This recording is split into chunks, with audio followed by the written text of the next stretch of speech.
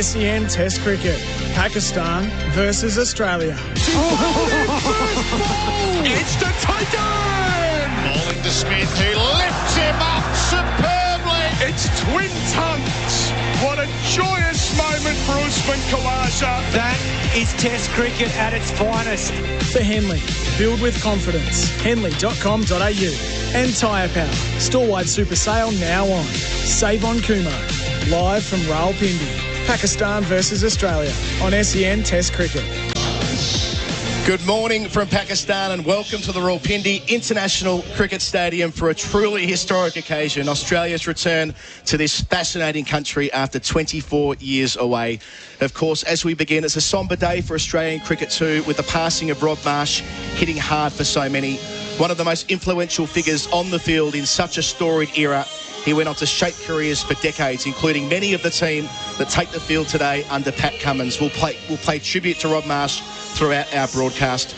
It's a team that thrashed England at home but haven't won a series on foreign soil for 6 long years. Indeed, this is the first time they've played Test away from Australia since September 2019, when the world was a very different place.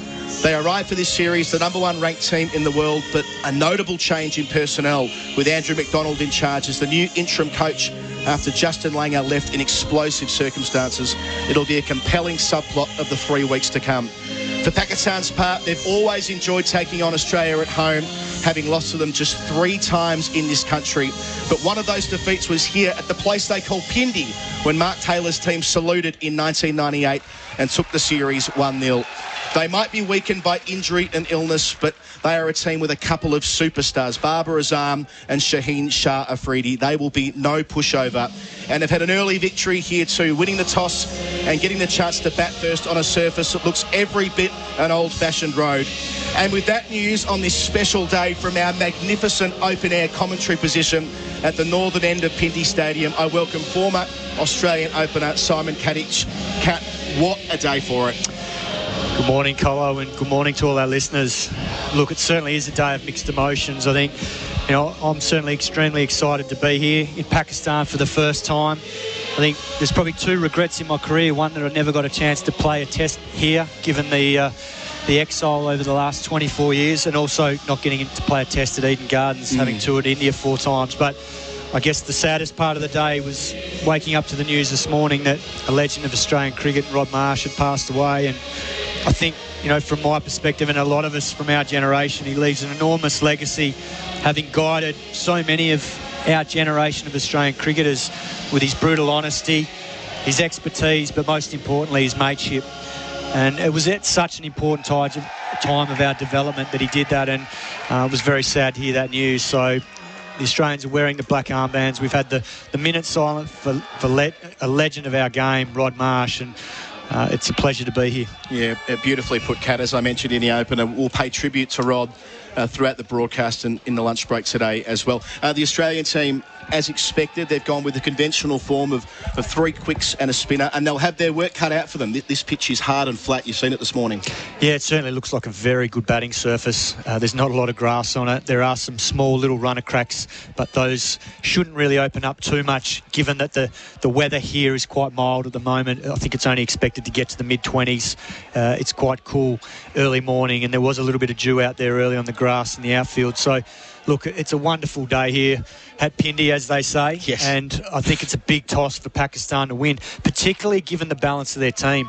I think Australia are very well balanced. I think they picked the right team for this track, given that the last test that was played here last year against South Africa, Pakistan, the quicks took 14 wickets of the 20 when they won that. I think Hassan Ali took 5 in each innings, and Shaheen Shah Afridi took 4 in the second innings as well. So there's no doubt there will be some assistance for the quicks, maybe with some lower bounce and potentially some reverse swing later in the test. But I think Pakistan going in with only the 2 quicks and Nazim Shah and Shaheen Shah Afridi, I think they'll be very, very happy they've won the toss now and give potentially their bowlers, a chance to have a day off. Yeah, so that composition of Pakistan's side, they've got 2 specialist spinners in Norman Ali and Sajid Khan, and the all-rounder spinner in Iftikhar Ahmed. And they've recalled ul-Haq as well, who's making his way to the middle to open the batting. 12 test matches, averaging 25. He's been out of the team for a couple of years. He'll be opening alongside an extraordinary figure, really, in Abdullah Shafiq. He's only played 5 first-class games. 2 of them are test matches. Only 1 game of domestic first-class cricket. He's a quintessential Pakistani story. Well, he's averaging 50 in Test cricket, having got 150 runs in those 2 tests. So he's a young kid, right-hand batsman. It would have been an interesting decision for them because we saw Shan Masood open last tour in Australia, and he's had a very good PSL recently, but that's obviously in T20 cricket, and they've preferred bringing back ul-Haq. And then they go Azhar Ali, Babar Azam, Fawad Alam, Mohammad Rizwan, the wicketkeeper, at 6th, and the aforementioned Iftikhar Ahmed at 7, Norman Ali, Sajid Khan, and the 2 quicks, Naseem Shah and Shaheen Shah Afridi. Speaking of quicks, Mitchell Starc has the ball in his hand. 3 slips in a gully. He's ready to roll, on the way to Shafiq. The first ball in Pakistan for 24 years for Australian Test cricket. He delivers here, and well forward, defending out to the offside is Shafiq, no run. Well, not quite the same start as the Ashes at the Gabba, was it? Not as much swing there. Nicely played by Shafiq. Just pushed that nicely. Back to mid-off. Mitchell Starc. I think the big challenge for the Australian bowlers, particularly in these conditions in Pakistan, will be probably the lower bounce in these wickets compared to what they bowled on throughout the Australian summer. Obviously, there were heavily grassed tracks. They got a lot of nicks. There was a lot of bounce and carry. And they probably won't get that same assistance here in the subcontinent. 3 slips in a gully. Starc towards us and towards Shafiq. Bowls here full on middle stump, just shoved out towards the onside, no run. What an extraordinary commentary position as well, by the way, Simon. We are outdoors here. We're just working on the effects mic at the moment, so bear with us here. They're meant to have a sellout here, but we're sitting on top of the sight screen, more or less. And we're outdoors and it's magnificent. It's a remarkable view. I don't think you get much better than this, Colo. It almost feels like, we're not that far away from the slips, probably about maybe 50 metres or so. Yes. Had a guess? Yeah, the contrast to the last time these teams played in the UAE, when we were at Abu Dhabi, you're about 150 metres away there. So here is Starc delivering to Shafiq, who gets the first runs of the series, and it's a boundary off the front foot, opening the blade in between third slip and gully, and down to the rope, none for 4. Nicely played. Yeah, just looking at Cameron Green's body language there, I think he feels like that ball has just sort of bobbled a bit off the edge of the square, and it just went over his outstretched hands there. He's normally very, very difficult to get past there at gully, but that was nicely played by Shafiq. Went safely along the ground and raced away to third man. It's like a billiard table, this outfield here. Yeah, lush and green and gorgeous. Perfect day for it, not a cloud in the sky. Bit of early morning haze to start at 10 a.m. They're none for 4. Sometimes needing new tyres can catch us by surprise. That's why Tyre Power gives you the power of Zip Pay and Zip Money. It means you can get what you need now, get back on the road safely, and pay for it later, taking advantage of the interest-free periods. So if you need new tyres or mechanical repairs, don't wait till it gets worse. Get them now with Zip Pay or Zip Money at Tyre Power. No fuss, no wait, no worries. Terms and conditions apply. So visit tyrepower.com.au or call 13 21 91 for your local owner-operator. From beneath us at the northern end, it'll be Josh Hazlewood to open. And as you mentioned before, it feels like we can touch him. We are so close here. The crowd starting to make some noise. ul-Haq, as I mentioned, back into the test team ahead of Shan Masood, the left-hander. Was impressive on the opening day of the series, the corresponding series in Dubai in 2018 with a half-century. Hazlewood over the wicket to the left-hander, delivers here, 3 slips in a gully. Imam's forward, defending, no is the call. Well, once again, very comfortable forward defence there. His first ball from Imam, just pushed it back to mid-off. I think the worry we've got with our position, Colo, is if the quicks decide to come around the wicket to the left-hander, which they potentially will, we're sitting right above the extended sight screen, so we're going to have to be very, very careful of our movements here. We're going to have to be very still if Shaheen Shah Afridi gets thrown the ball from this end. That's okay, all part of the fun. Hazlewood to the crease and bowls to Imam, who's forward, defending to Labuschagne, who races in from mid-off, no run. So 3 series in Pakistan since They came out of exile in terms of hosting Test cricket. They've defeated Sri Lanka and Bangladesh and last year South Africa, yet to lose a Test match at home since their reintegration. So they might be a fraction light on. They don't have their first choice team all available. Abid Ali, of course, with that, I suppose you would call it heart illness at this stage. They're still working back and trying to find out exactly when he'll return to Test cricket. He was outstanding last year. Hazlewood delivers here. Imam plays from the crease out to cover no run. He certainly would have been opening the batting in this series if he was fit.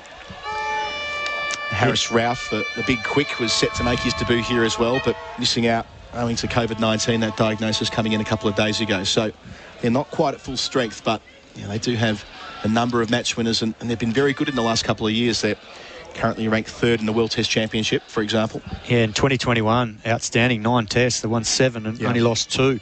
And one of those was in New Zealand and the other one was in the West Indies, and it was a tight finish. So they're coming in with some good form. Hazlewood bowls here. Imam clipping through the onside. He's off the mark. Down towards long leg. There'll be a couple there towards the Java Miandad enclosure. Mitchell Stark does the fielding. None for 6. Imam 2. Shafiq 4 rather. Yeah, Josh Hazlewood just losing his line there a little bit, straying into leg, and Imam just clipped that nicely behind square leg. Looks like a beautiful paced wicket. Just came onto the bat nicely and just used the line to his advantage there. I think the other thing with this Pakistan team is they've lost that balance with Fahim Ashraf being injured. Yeah. And Hassan Ali was brilliant here against South Africa last year. Hazlewood bowls and Imam plays late out towards Cameron Green at gully on the bounce, no run. They won that test by 95 runs, Pakistan, and he took 5 in each innings. So he's a big loss for them. And I think having won the toss, it's made a huge difference for them if they can get a big score on the board here. They're playing 3 spinners effectively with Iftikhar batting at 7. So would have put a huge workload on Nazim Shah and Shaheen Afridi. And given they're just coming off T20 cricket from the recently completed PSL, so big challenge for them to get their loads up in a short space of time. Hazlewood to complete his over, delivers to Imam, again on leg stump and more runs. There'll be, oh no, there won't be rather. There look to be a single in the offing, but not to be. They'll be content to stay put. The end of the second over on SEN Test cricket here in Rawalpindi. Pakistan none for 6. From AFL to NRL, A-League to horse racing. For all the big moments, expert commentary and the latest breaking news. When it happens in sport, SEN has you covered. Find your channel on the SEN app today. Tyre Power's store-wide super sale gives you the power to save on a huge range of Kumho tyres. You can buy 3 and get 1 free on selected Kumho passenger car and SUV tyres. Tyre Power's store-wide super sale is now on. Visit tyrepower.com.au or call 13 21 91. SEN Test cricket for Henley Holmes, delivering affordability with Adam Collins and Simon Katich here at the northern end of the Pindi Stadium. Pakistan none for 6 after winning the toss. A nice flat track, cool morning, not a cloud in the sky as Stark makes his way to Shafiq. Left arm over, bowls here Shafiq. Pushes out towards the onside where there is no run to square leg. Yes, the Benaud-Qadir trophy that was announced in the lead up to the series as well, Simon. We've been waiting for them to name this over the years. There are a few different combinations cited, but keeping with convention, one player from Australia, Richie Benaud, of course, and Abdul Qadir, who passed away a couple of years ago, recognised from Pakistan. Nice touch. Yeah, it certainly is. And 2 very, very good leg spin bowlers. And young Usman Qadir, Abdul's son, is playing back in Pakistan now after having spent some time in Australia. Stark again to the crease. Bowls to Shafiq, who defends off the front foot. Looked good so far in that part of the ground. Pushing out to Nathan Lyon. Is there at point. No run. Our umpires this week are Alim Dar, overseeing his 137th Test match, and Ashan Raza, his 3rd. Match referee Ranjani Managali, who's been a match referee now for 202 Test matches, would you believe? He's been doing the rounds all the way through your career and well before that as well. He certainly has. And Alim Dar, phenomenal career in terms of longevity. Still going strong. Stark again. 3 slips the gully, bowls here to Shafiq, who's able to leave alone well outside the off stump. So your first impressions of Islamabad? You've been here for a couple of days. Yeah, it was certainly quiet when we got in the other night. I think it was Wednesday night we flew in and then had to isolate yesterday at the hotel, and then managed to have a meeting late last night in preparation for today. And it's a quick trip to the ground. Everyone here's been very friendly, and I think what struck me was when we did get picked up from the airport, the excitement with the locals and how much this means to them, having Test cricket, particularly Australian Test cricket team back here playing for the first time in 24 years. Stark up to the crease, bowls here past the outside edge of Shafiq for the first time. Didn't have the carry you'd expect early on, but just a little bit of lateral movement, enough to go past the outside edge of the blade. Yeah, just played the wrong line there, Shafiq. Just played inside the line. Almost looked like it was a cross-seam delivery from the replay. And it just kept going across him with the angle. Just sparred at it a little bit, but managed to keep his hands pretty close to himself. Didn't push out at it too much and catch that outside edge. So he survives. And that's the first real blemish in this Pakistan innings. Otherwise, they've looked very comfortable so far. Stark delivers again, and Shafiq plays off the back foot, punching between point and gully, does it well. A lot of work for Green to do, and just hauls it in a couple of yards before the rope. They had a couple. Pakistan none for 8 with one ball to come in the third over. Nicely played again. Good transfer of weight. Yeah, he looks well organised, this young man. That was a beautiful back foot punch. Just used the pace and the angle nicely. Didn't try and overhit it. Let the ball come to him. Played it very late. And then the outfield did the rest for him. It probably pulled up maybe 5 metres from the boundary, but they managed to get the 2. So a conventional 6-3 field for Stark. Running away from the southern end. So the crease and bowls, and leaving alone this time is Shafiq. It's the end of the over on SEN Test Cricket for Tyre Power, your trusted tyre experts, with Pakistan none for 8. Sometimes needing new tyres can catch us by...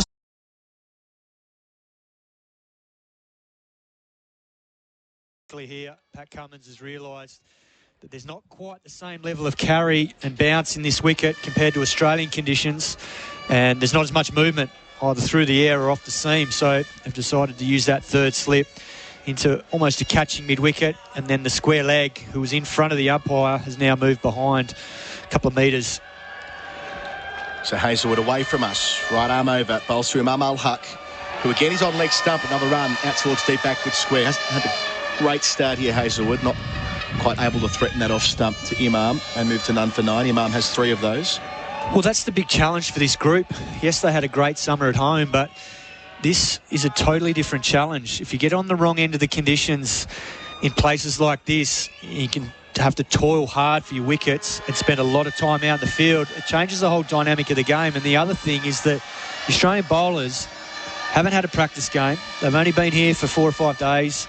And yesterday there was rain around. So in terms of the work they've been able to get in, you'd say they're probably a little bit underdone. So it'll be interesting to see how they go today, getting back into the flow of Test cricket and bowling repeat spells and spending a full day out in the field and all that sort of challenge. Yeah, we've seen teams around the world through COVID opting not to play tour games, as Hazlewood has a third slip now. His first ball to Shafiq, plays off the back foot out towards point again, opting for back of a length up at 129 kilometres an hour. No run in that direction towards Nathan Lyon. So they were going to play a 3-day game in Rawalpindi and elected to warm up in Melbourne instead. So it's not the ideal prep, it must be said.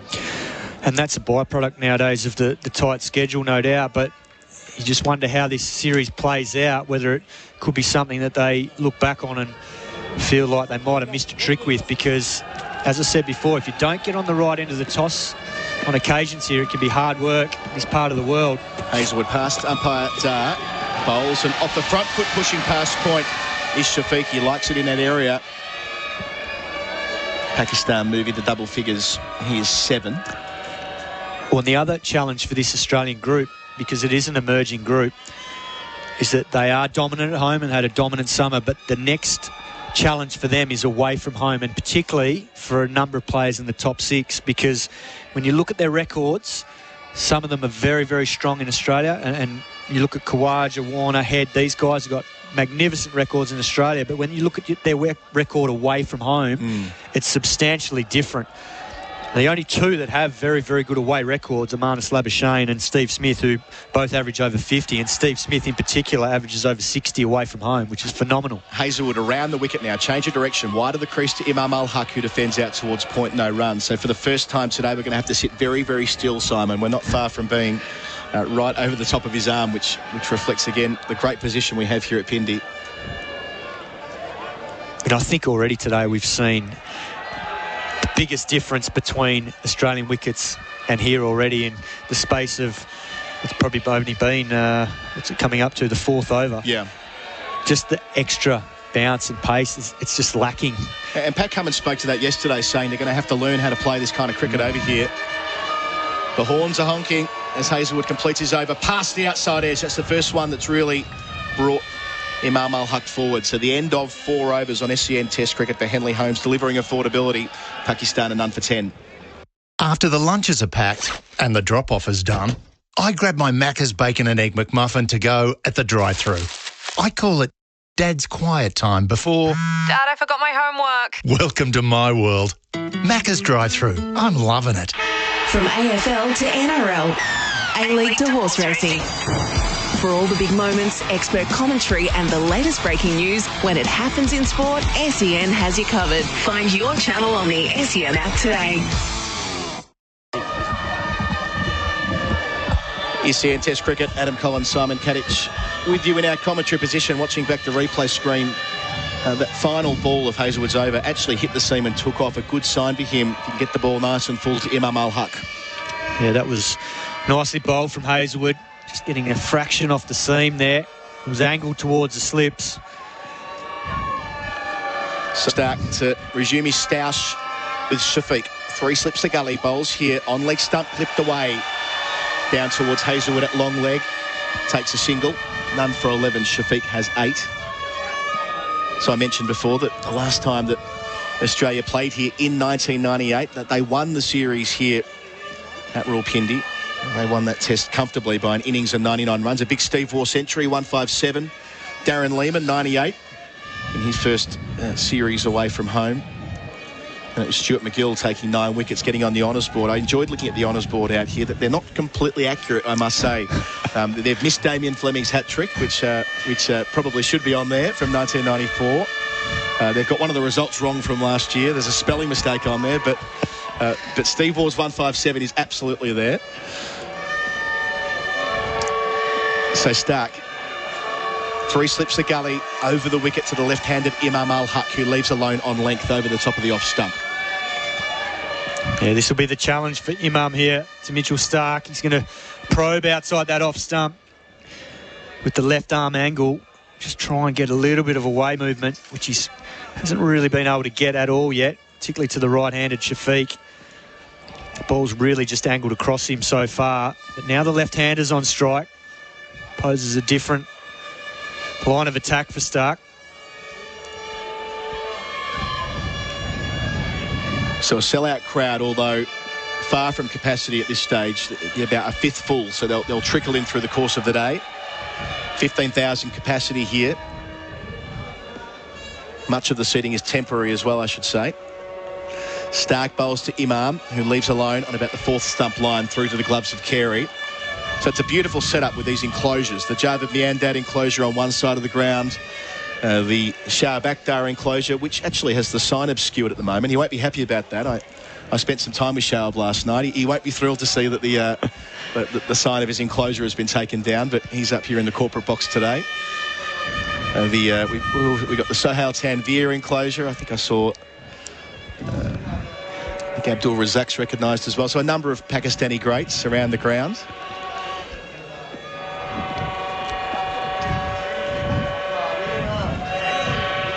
Here is Stark. Familiar approach. Bowls here to Imam, who defends back down the pitch, no run. You're right, though. You could feel it, couldn't you? Arriving in this city, I got in at 2:30 in the morning, and there were people everywhere, of course. And the response when they realised that I was here for the cricket was extraordinary, as it's been everywhere I've gone. There is a serious gratitude towards the players, of course, Cricket Australia, the travelling press, commentators, the works, that we all want to be here.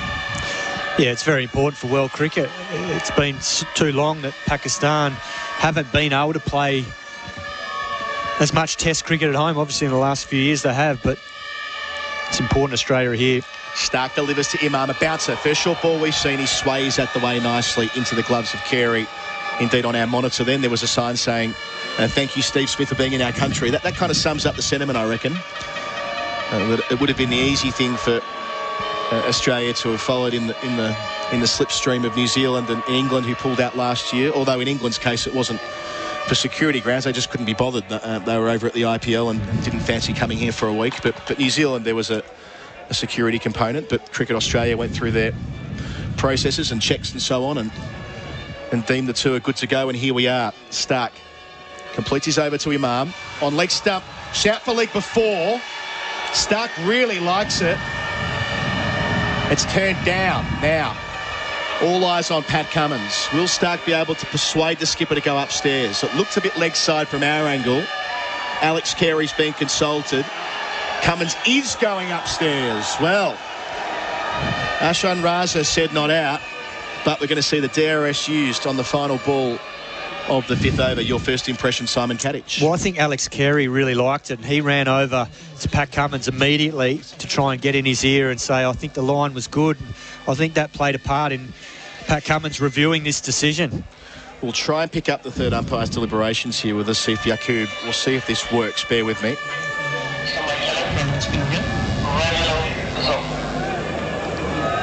So we're getting a first replay here. Talk us through it, Simon. It just kept coming back in. It's just, whether it's drifting down or high. Pete Lawler says a bit high. He'll be joining us shortly. Stark loved it. Almost down on his knees by the time he finished his appeal, a la Dennis Lilly. Might turn down the third umpire. There a bit of interference coming through from television. But we'll be able to make our own conclusions here in our commentary box. I'll tell you what, it's got to be height if it's anything, isn't it? I think so. I don't think the line. I think it's going to be the height. So it's hit him above the knee roll. Ultra edge rather says all clear. So on to ball tracking we go. It's pitched in line and it's going over the top of Midland leg comfortably in the end. So Australia lose their first DRS review. And at the end of 5 overs, we're going to have a commentary change. SEN Test Cricket for Henley Holmes delivering affordability. At the end of the over, or the start of the next over, it'll be Isabel Westbury with Pakistan none for 11. Go into Tyre Power and say, "G'day mate, got some tyres?" And they'll say, 100% we do. The store-wide super sale is now on. You can buy 3, get 1 free on Kumho tyres. And that's why they're experts in tyres. tyrepower.com.au. From AFL to NRL, A-League to horse racing. For all the big moments, expert commentary and the latest breaking news, when it happens in sport, SEN has you covered. Find your channel on the SEN app today. Well then, Pakistan 11 without loss. Josh Hazlewood is climbing into his action, right arm over, and a nice defensive shot on what looks like to be a bit of a road at the moment. That was a bit unfortunate with the over the top. I thought it was a bit closer than it might have been. I agree. I definitely agree. I think it certainly looked like it might go over, but not as much as the ball tracking suggested. Well, as you said, it was Carey who sort of shot out from behind the stumps to go and talk to Cummins and essentially say, I think that's a pretty good shout. And the umpire as well took a really long time just to give that not out, but the replay showed as though it was going pretty far over. It's Hazlewood in again. There's an outside edge. No, there's not. There was a good flasher, that one. Nice take from Carey. A bit of shape. The first bit of shape really we've seen so far this morning, because it's been pretty true, the ball coming on to bat so far. Hazlewood, looking at that replay, nice seam as well, and a full-on blooded drive there from Abdullah Shafiq. Finds thin air.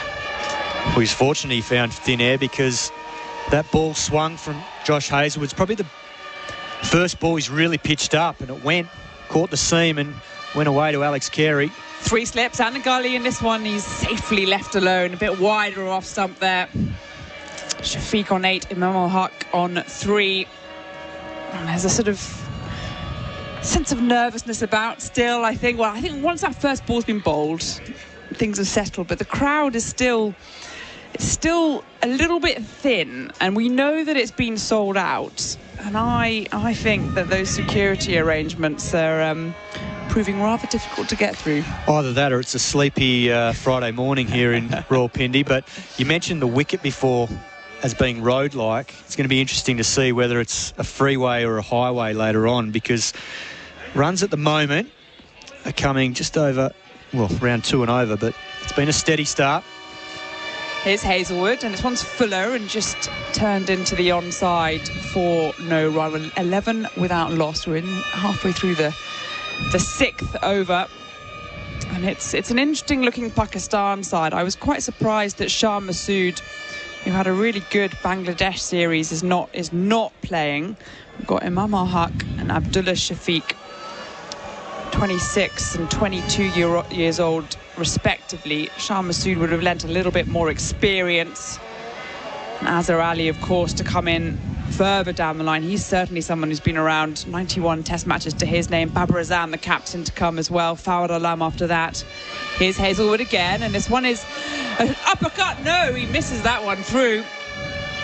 A bouncer, and he had a shy at it there, Shafiq.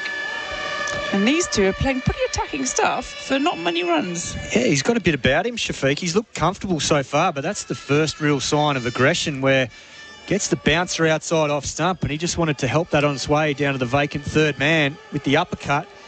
But it just got a bit too big on him from Hazlewood with the extra bounce.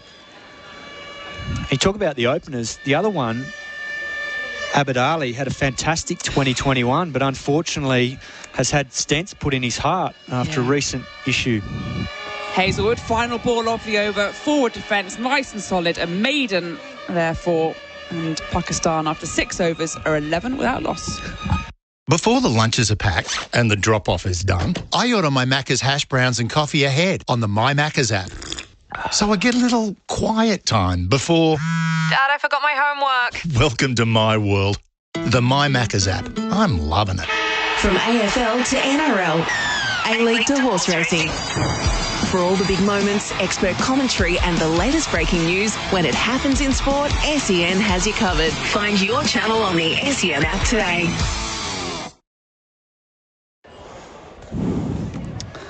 Said goodbye to Simon for the time being, and Pete Lawler of the Australian is here to my right. Pakistan 11 without loss, 6 overs gone. I'm Isabel Westbury here on SEN. Live cricket from Rawalpindi in Pakistan. And Stark, at the top of his mark, is having a bit of a chat to his captain, a bit of a chat around the field. Pete, what are your thoughts after this first half hour of play? Oh, good morning, Isabel. Pretty exciting, isn't it? My heart rate hasn't slowed down. I think that's just the event. But a few hairy moments there for the Pakistan batsman, the LBW against ul-Haq, and then a few windy woofs from Abdullah in that first spell there. I got a feeling here, the batsmen are going to have to get themselves out. It's a little bit of a road. It's going to be hard work for the fast bowlers, but I tell you what, Aussie fast bowlers are masochists. They don't mind this sort of stuff because they like to earn a wicket. They don't like to be given one, so they won't be too upset. That's the Australian way. Here comes Stark, and this one swings away from the left-handed ul-Haq. 26 years old, 11 tests to his name. Abdullah Shafiq at the other end is 22 with 2 tests. So this is a real test of the opening batters, Pete. Once you reach 21, you're in your middle ages as a Pakistan batsman, Isabel. I think they've had 13 batters debut before they were 18. We've got that, and you've got Azhar Ali coming in at number 3. He's 37. Yes, there is that too. So what was that, about 120 in real life years? In dog years, yeah. Here comes Stark, left arm over, and this one's forward, full, and pushing into the offside, a shy of the non-striker's end. And it's wide, and that was a quick, nervous single there from the Pakistan duo. 12 for no wicket. So it brings the right-handed Abdullah Shafiq on strike.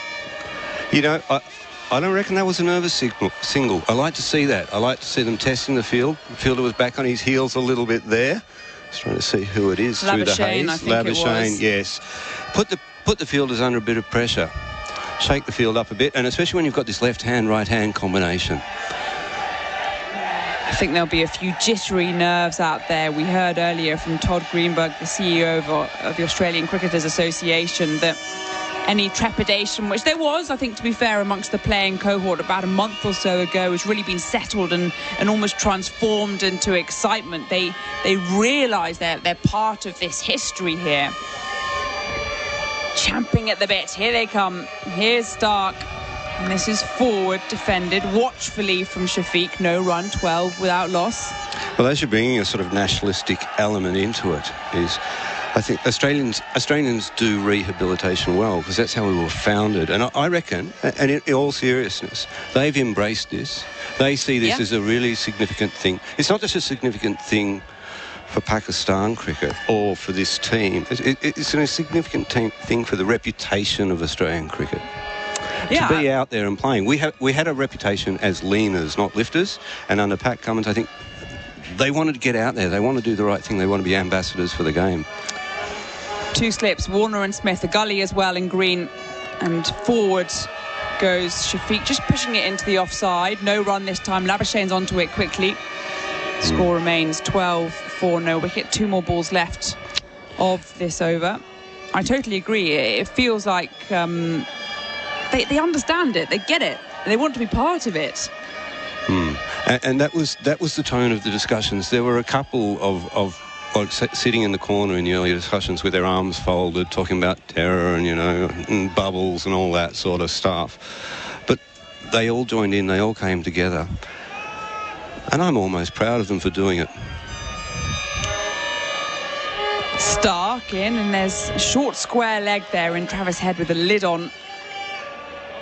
It's played that nice and safely, and there is no run. And it's been a real sort of team effort when you think about the different corners of Australian cricket that have been involved. Cricket Australia itself, there's the ACA, there's the other past player. I mean, Shane Watson, of course, is president of the ACA, but also somebody that's played a lot of cricket in Pakistan, in the Pakistan Super League. Then even go back to sort of your Darren Lehmans and your older cohort who did play Test cricket in Pakistan in the 1990s. It's all been part of getting these players comfortable. Final ball of the over, and this is forward, depending on the bounce to Head there. But he's played it safely in the end, and it means at the end of the over, Pakistan at 12 for no wicket for Henley Holmes, delivering affordability. Tyre Power Storewide Super Sale gives you the power to save on a huge range of Kumho tyres. You can buy 3 and get 1 free on selected Kumho passenger car and SUV tyres. Tyre Power Storewide Super Sale is now on. Visit tyrepower.com.au or call 13 21 91. From AFL to NRL, A-League to horse racing. For all the big moments, expert commentary and the latest breaking news, when it happens in sport, SEN has you covered. Find your channel on the SEN app today. You can hear the vuvuzelas, that's what it's called, aren't they, going off in the crowd. We're going to have a change of bowling, and already, wow, this is pretty early on. I'm trying to think, we've had 7 overs bowled, and Nathan Lyon, we heard a few days ago saying you didn't reckon there'd be much spin on this track. Yeah, has been brought into the attack. Yeah, well, I've got a suspicion they will want to see whether this track will turn, but there's a bit of bounce out there. And yes. Nathan is a spinner who exploits the bounce over the top, as the cliche goes. So this will be fascinating to see.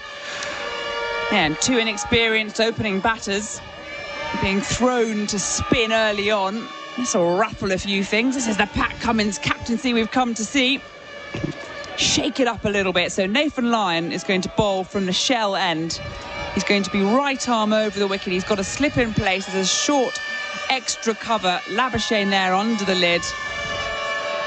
As Lyon is into his stride, right arm around the wicket. This is cut nicely into the offside, only so far as green at point, but a bit of bounce already, as we've said. Yeah, and possibly a little bit of turn there, but a good bounce. Happy with that. I think Lyon's going to enjoy himself out here. Yeah. Nice seam position, about 40 degrees, something like that.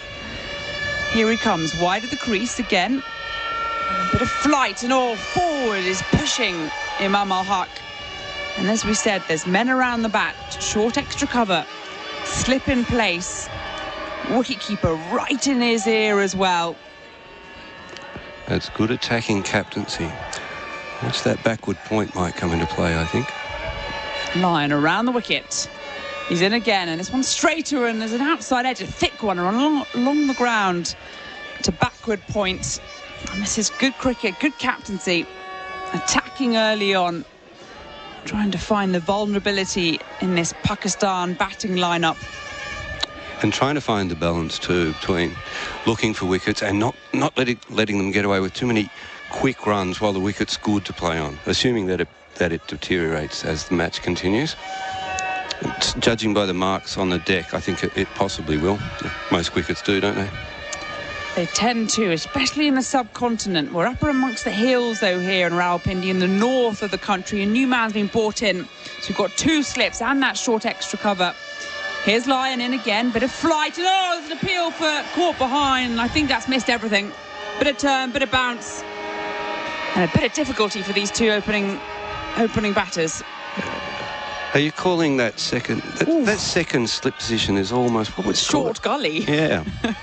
Yeah, it really is right up against it. Here's Lyon again, and forward defending is Imam ul-Haq, and they're really crowding the batters here, getting right in their face. Yep, showing Nathan Lyon the respect he deserves. He's got 400 Test wickets. Oh, you don't get them being a plotter.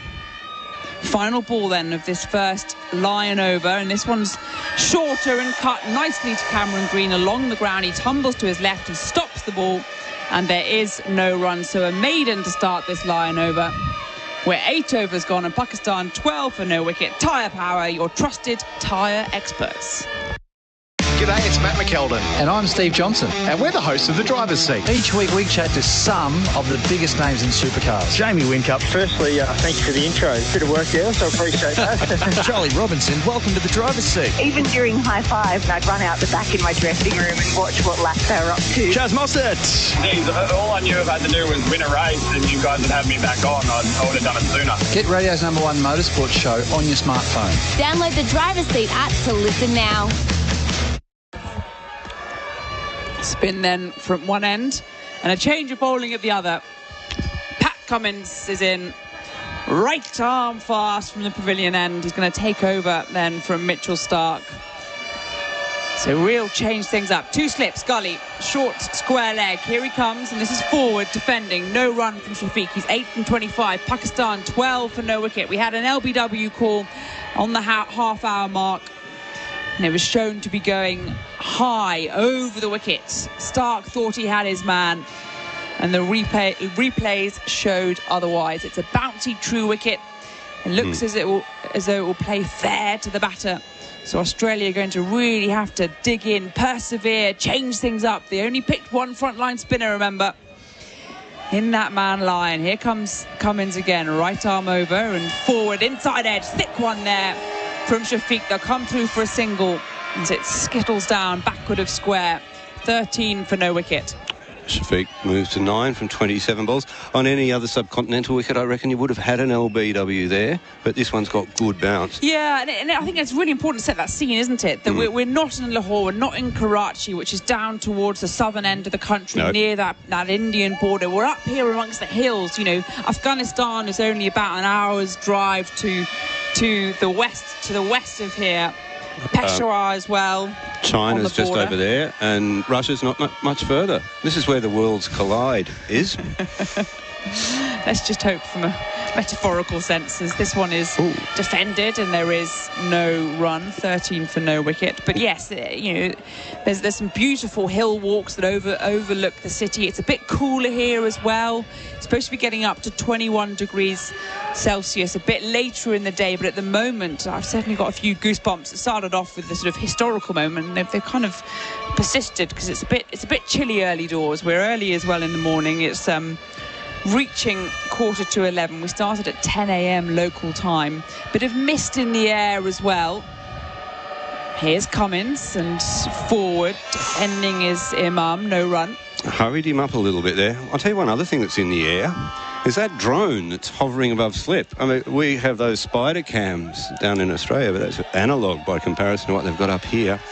Getting back to the history is, listening to Faisal Hasnain this morning, the chief executive, I think you were there, and he said this series is about more than cricket. It's about mutual respect, understanding and admiration. It's about working together toward a common objective with sincere intent. Now, that last bit is a little pointed. Like the first bit... Cummins in, ducks underneath it, does Imam, and there is no run. A bit rusty, talked right through the delivery. But with sincere intent. I mean, it was a relief to see the two teams come out on the ground for the Pakistan authorities and Pakistan people, because New Zealand were due to play here, 4 or 5 months ago, and the bus did a U-turn and went to the airport and they went home. So that's another box ticked. It's a significant moment. It absolutely was. Once that first ball got sent down, here comes Cummins again, running towards us.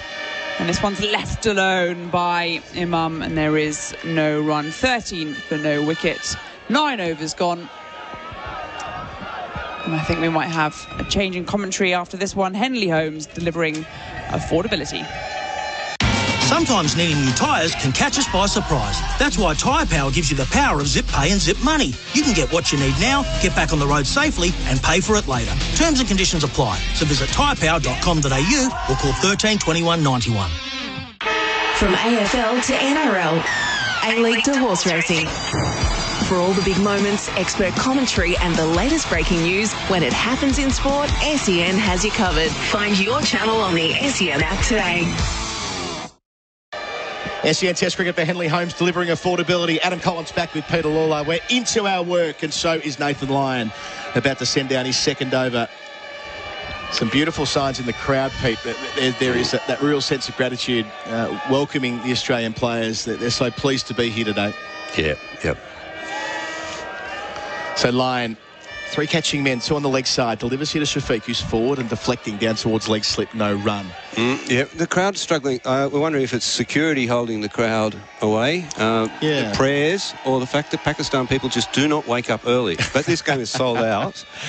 It's great to see Lukey Sparrow and a couple of his mates over there to the right. They got here. I did not know they got here. Here's Nathan Lyon bowling with a slip, a short leg and a leg slip, and defending out past Marnus Labuschagne. That leg slip is Shafiq, no run. One of Australia's greatest cricket fans, Lukey Sparrow. Is it Wave the Flag? Is it what he calls himself? Yep, yes. Was a permanent fixture at international Test matches for Australia over many, many, many years.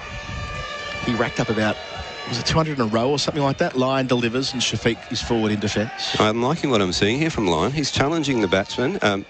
They're treating him with respect. They haven't really tried to hit him over the top or do anything like that yet, and that's... Reminds me of the Test match between these teams at Abu Dhabi in 2018. Lyon delivers wide of the crease. Shafiq's forward and clipping out towards deep square leg where there is a sweeper in position. Shafiq into double figures. He's 10 with 31 deliveries, none for 14. Lyon got brought on at a similar time in that Test match, and he took 4 wickets before lunch. Now, it got worse for Australia from there. They lost inside 4 days, but it was exciting while it lasted. And then Babar Azam and Fakhr Zaman got into their work, and the rest is history. Lyon around the wicket to Imam, 3 catching men on the offside, and he bisects the silly point and let's call it the gully. There's no single out towards Usman Khawaja at conventional point. Well, there's perfect bowling conditions for Lyon. There's bounce and there's turn.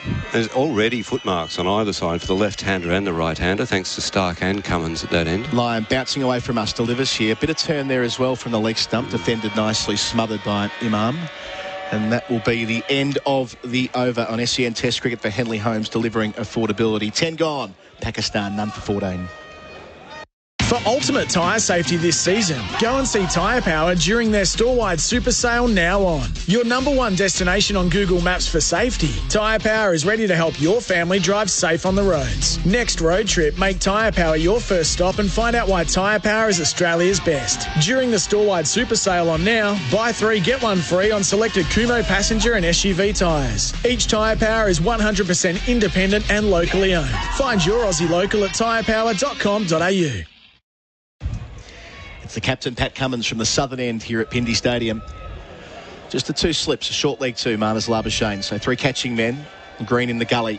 on the way to Shafiq on 10. Delivers here, edged, but falls short of first slip and goes for 4. So it was Warner moving to his left, but not quite. It'll make for an interesting replay. Where was Alex Carey in that equation? Shafiq adds a second boundary. It's none for 18. He has 14 of them. He looked to move slowly then, Warner. Like he's a bit surprised by that, but, well, it's fallen well short of him. But he's put one hand out there to try and feel the ball on the bounce, and it's got past him. It would have taken something spectacular from Carey to get all the way over, and they have that widened wasn't out. a catch. No. That's what I'm saying. It would have. They've widened their stagger as well. I mean, where Warner was fielding at some points during the Ashes, he was almost behind Carey. Cummins bowls, and off the hip this time goes Shafiq down towards deep backwards square. Josh Hazlewood does the tidying up. Shafiq 15. Pakistan none for 19. Sorry, Adam. It is interesting that you bring that up, isn't it? There feels like there's a lack of coordination between Carey and the first slip. We saw that a bit in the summer, didn't we? There was a lack of understanding. And they put some work into it at Hobart. We were following that on SEN Test cricket at Bellerive Oval, where before play, I think on day 3, some of the former greats, Shane Warne, Adam Gilchrist, Mike Hutchie, got involved in doing a bit of a session with the Australian cordon, and they have got a bit of extra spacing here for this one. So it's Warner at first, Smith at second, and Cameron Green in the gully. Cummins now around the wicket, gets his first chance at Imam ul-Haq, wide of the crease, nicely punched off the back foot, pass line at point. They'll get 1, they'll take 2. Imam up to 6 from 30 deliveries. Pakistan none for 21, steady so far. I think David Warner will be looking at this thing, gee, I wouldn't mind batting out there. This is a David Warner kind of pitch. Just enough bounce, no movement, no significant movement off it. I think he'd really like to punch the ball around a bit and be off to a bit of a flyer here. Yeah, he's missed that opportunity. Warner spoke a lot about batting on day 1 and the advice he received from batting coach Michael Divinito when he went through that wonderful period from about 2015 to 2017. He couldn't stop making tons. Here's Cummins, full and straight and defended by Imam, out to extra cover, no run. He said a big part of the runs he scored in that era were forcing through point. That's right. And being able to do so without much risk. There's so much excitement here. It feels like, that the first day of an Ashes test, even bigger than that. We've got the great Mike Hazeman just leaning on the balcony onto our left now. And speaking of Hazy, how about the outfit the TV guys have? They've had their suits tailored for them with the PCB logo on the crest, and also it looks like the shirt as well. Yep, Narrowly got hers made overnight. She's looking great too. I want one. Wide of the crease again. Bouncer from Cummins over the lid of Imam ul-Haq. Does well to duck it. All done inside 24 hours, the tailoring, allegedly. Rob Key, who's joining our broadcast next, I think, the former England international, he had his done in 4 hours, the tailoring, which is just extraordinary. So maybe we can get one, Pete. Well, let's get on that. Yeah. I look like mine was done in about 25 minutes, mate.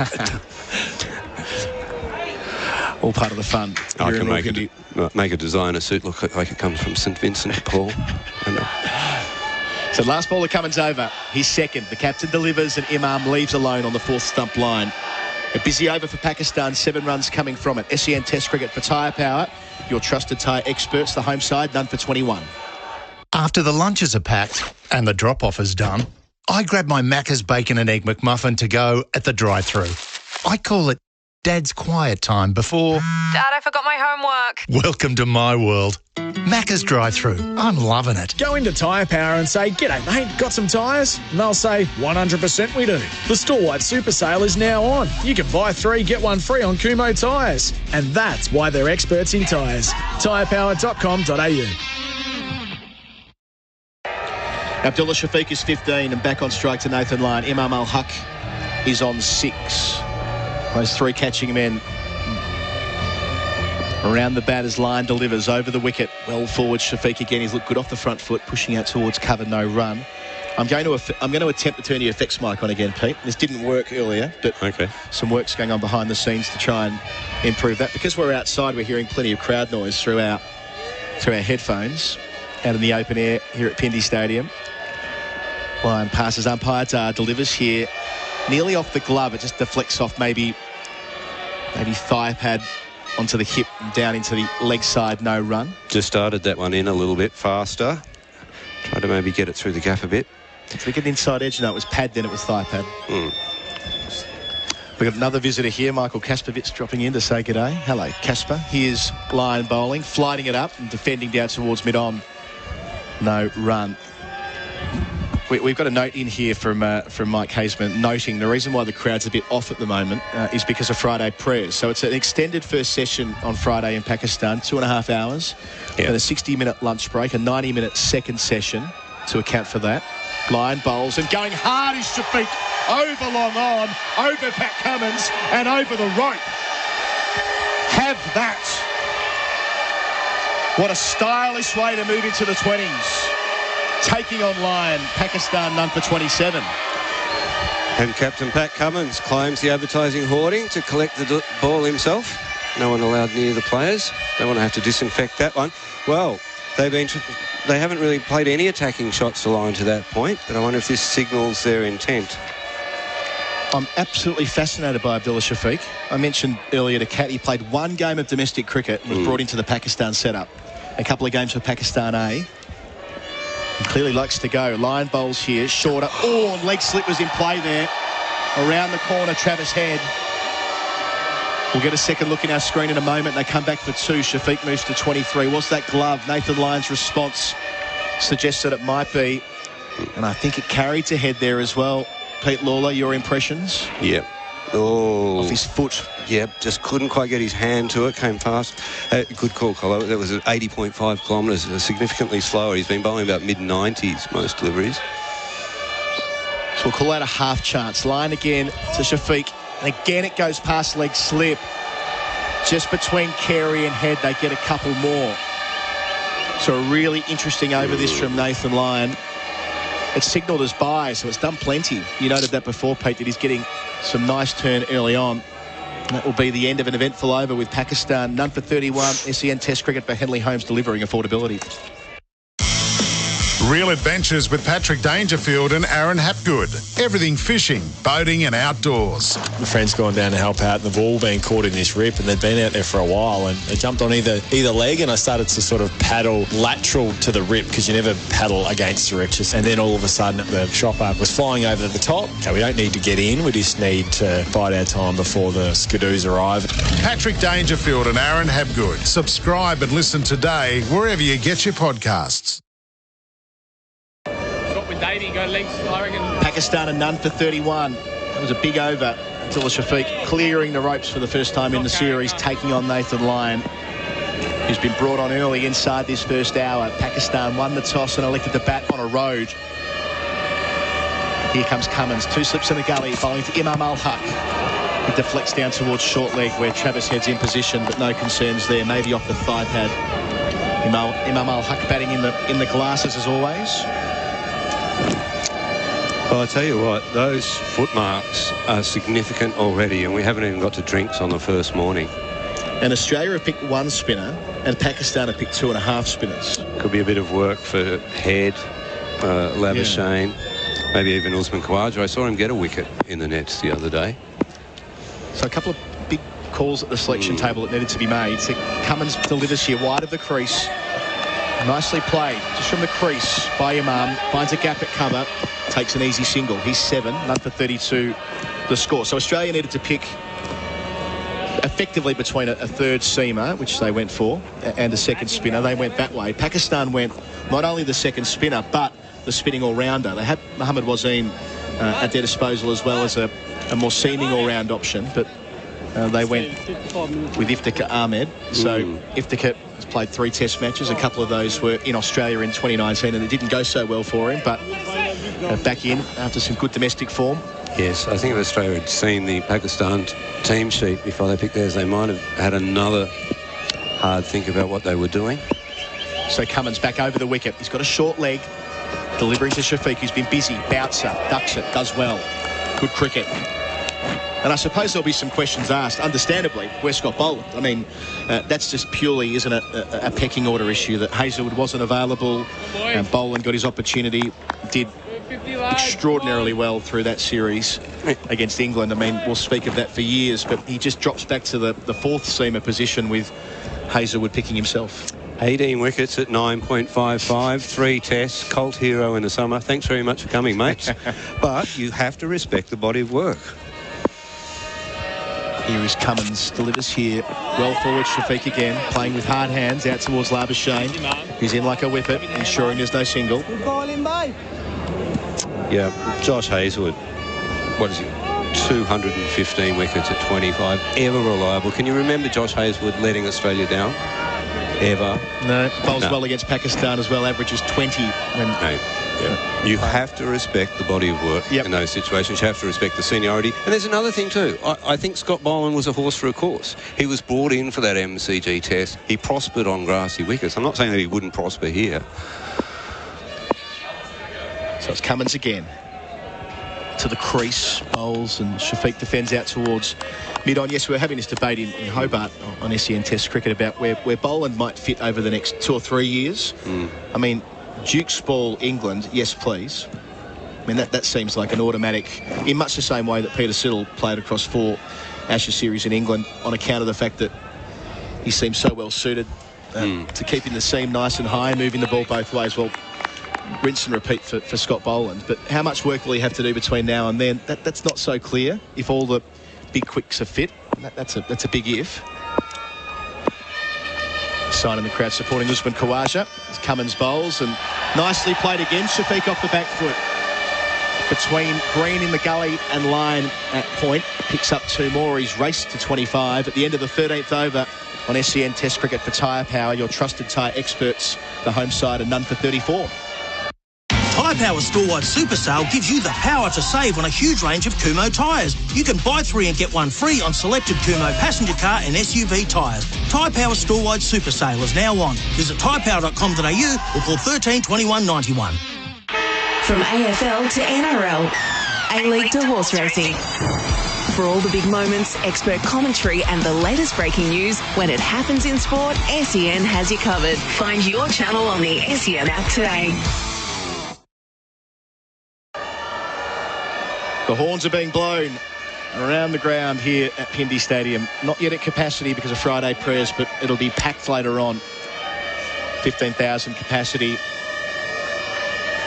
All the tickets sold out for all 5 days. It's Nathan Lyon about to start his 4th over as we begin the second hour. Delivers to Imam, who's forward defending to mid-on. Ordinarily, that would be the drinks break, but as we mentioned before, 2.5 hours for the first session on Friday in Pakistan, owing to Friday prayers. They'll have a 60-minute lunch break instead of 40 minutes, and play will be extended by 20 further minutes later in the day. Lyon delivers, flights it up, and forward again is Imam defending to the bowler. But you've been to Pakistan before, haven't you, Pete? Yes, yeah. Thanks for asking, Adam. I was here 28 years ago as a backpacker, sort of in this region up around here, up in that border region up around Afghanistan. Lyon again wide of the crease. Imam dances and tries to drive, but Lyon collects in his follow through. No run, no concerns. Threatens to throw at the stumps. I mean, pushes him back into his crease. We've both had the chance to get out a little bit in the last couple of days. I suppose there's a big element of the unknown. We just don't know much about Pakistan in recent years. Lyon again. Bowls to Imam, who dances again. Off the pad, kicks it away. Lyon likes the leg before shout. Nobody else does. There'll be no review. Well, he's about halfway down the wicket when he thrusts his pad at it, so I don't know what you're asking for there. Look, Australians have the world has a distorted view of Pakistan because you only hear about the bad things. Yeah. I've been here before. I'm not saying that bad things haven't happened here. Lyon to Imam, who defends to the onside. You will not find a more welcoming, hospitable group of people anywhere in the world. I mean that with all sincerity. I've travelled a lot, and doubly so now because of the gratitude for Australia showing up and the thankfulness that Australia are back here after 24 years. Lyon to complete his over, the 16th of the innings, and again Imam is forward. We're going to have a change in commentary. We might have a double change. First and foremost, though, Isabel Westbury will be coming in to replace me with Pakistan. None for 34, SEN Test Cricket for Henley Holmes, delivering affordability. Before the lunches are packed and the drop-off is done, I order my Macca's hash browns and coffee ahead on the My Macca's app. So I get a little quiet time before... Dad, I forgot my homework. Welcome to my world. The My Macca's app. I'm loving it. From AFL to NRL, A-League to horse racing. For all the big moments, expert commentary and the latest breaking news, when it happens in sport, SEN has you covered. Find your channel on the SEN app today.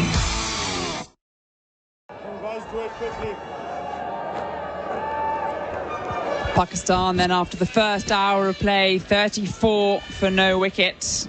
We've seen a bit of defence, bit of attack against a spinner. Nathan Lyon in early. Here comes Cummins, bowling right arm over towards us, and onto the back foot goes Abdullah Shafiq, and there is no run down to backward point. You've got two English voices on at the moment. Isabel Westbury and Rob Key to my right, the intrepid explorers from Blighty.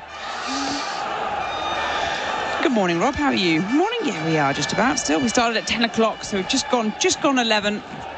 Now we're into play. 34 for no wicket, and the deck looks a good one. Looks absolutely beautiful for batting, apart from one thing where we've just started to see a little bit of spin. Cummins towards us, right arm over again, and Fulham pushing it back at the bowler. Nathan Lyon was inserted about, half an hour into play, I reckon. And of course Australia have decided to opt for their normal bowling options of three-pronged seam attack plus Cameron Green and just the one spinner in line. No Swepson, nobody else to come on with their specialist spin. Head can bowl a bit of off spin as well. Of course, Marnus Labuschagne, he always likes a few leggies as well. But just the one spinner, and I just wonder, it rained yesterday. Here comes Cummins towards us, two slips and a gully. And this is full and turned into the onside. They're going to come through for a quick single, and that's well taken. The score moves to 35 for no wicket. I wonder, in not having seen the pitch for a couple of days, that might be part of it, or just wanting to go with your strongest 11, whatever happens. Are they going to rue it to the end of this day, the end of day 3, 4? Well, this is the problem. When teams come out to places like Pakistan, you sort of you have that dilemma of what do you do? Do you try and go for what happens normally in this part of the world, where you go with the extra spinner, which isn't what you're used to doing back home? And you're right, it hammered down yesterday. They didn't get to see the pitch, but I reckon they talk about this surface in particular.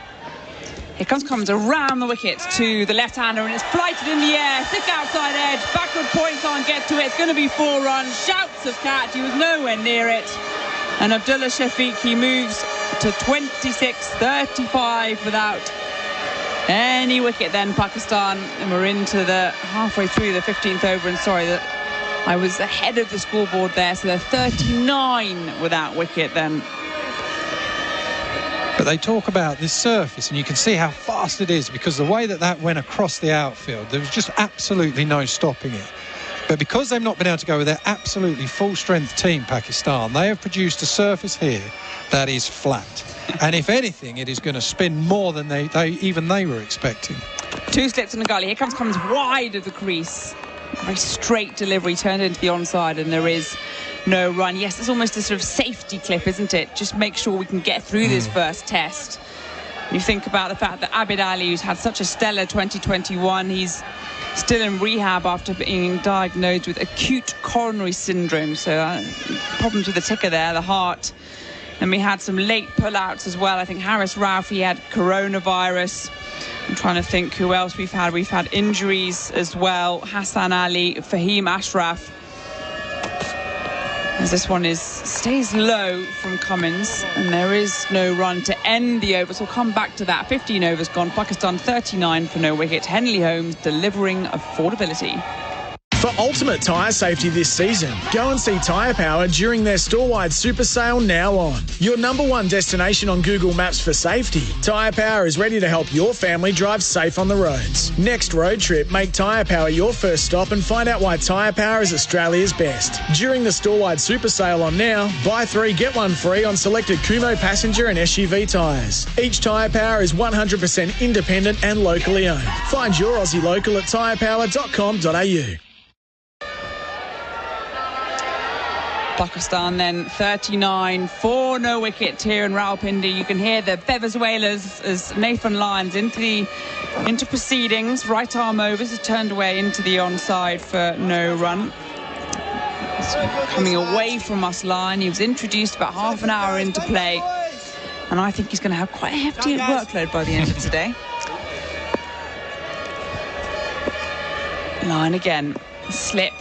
2 men on the onside catching as is pushed back at the bowler. No run.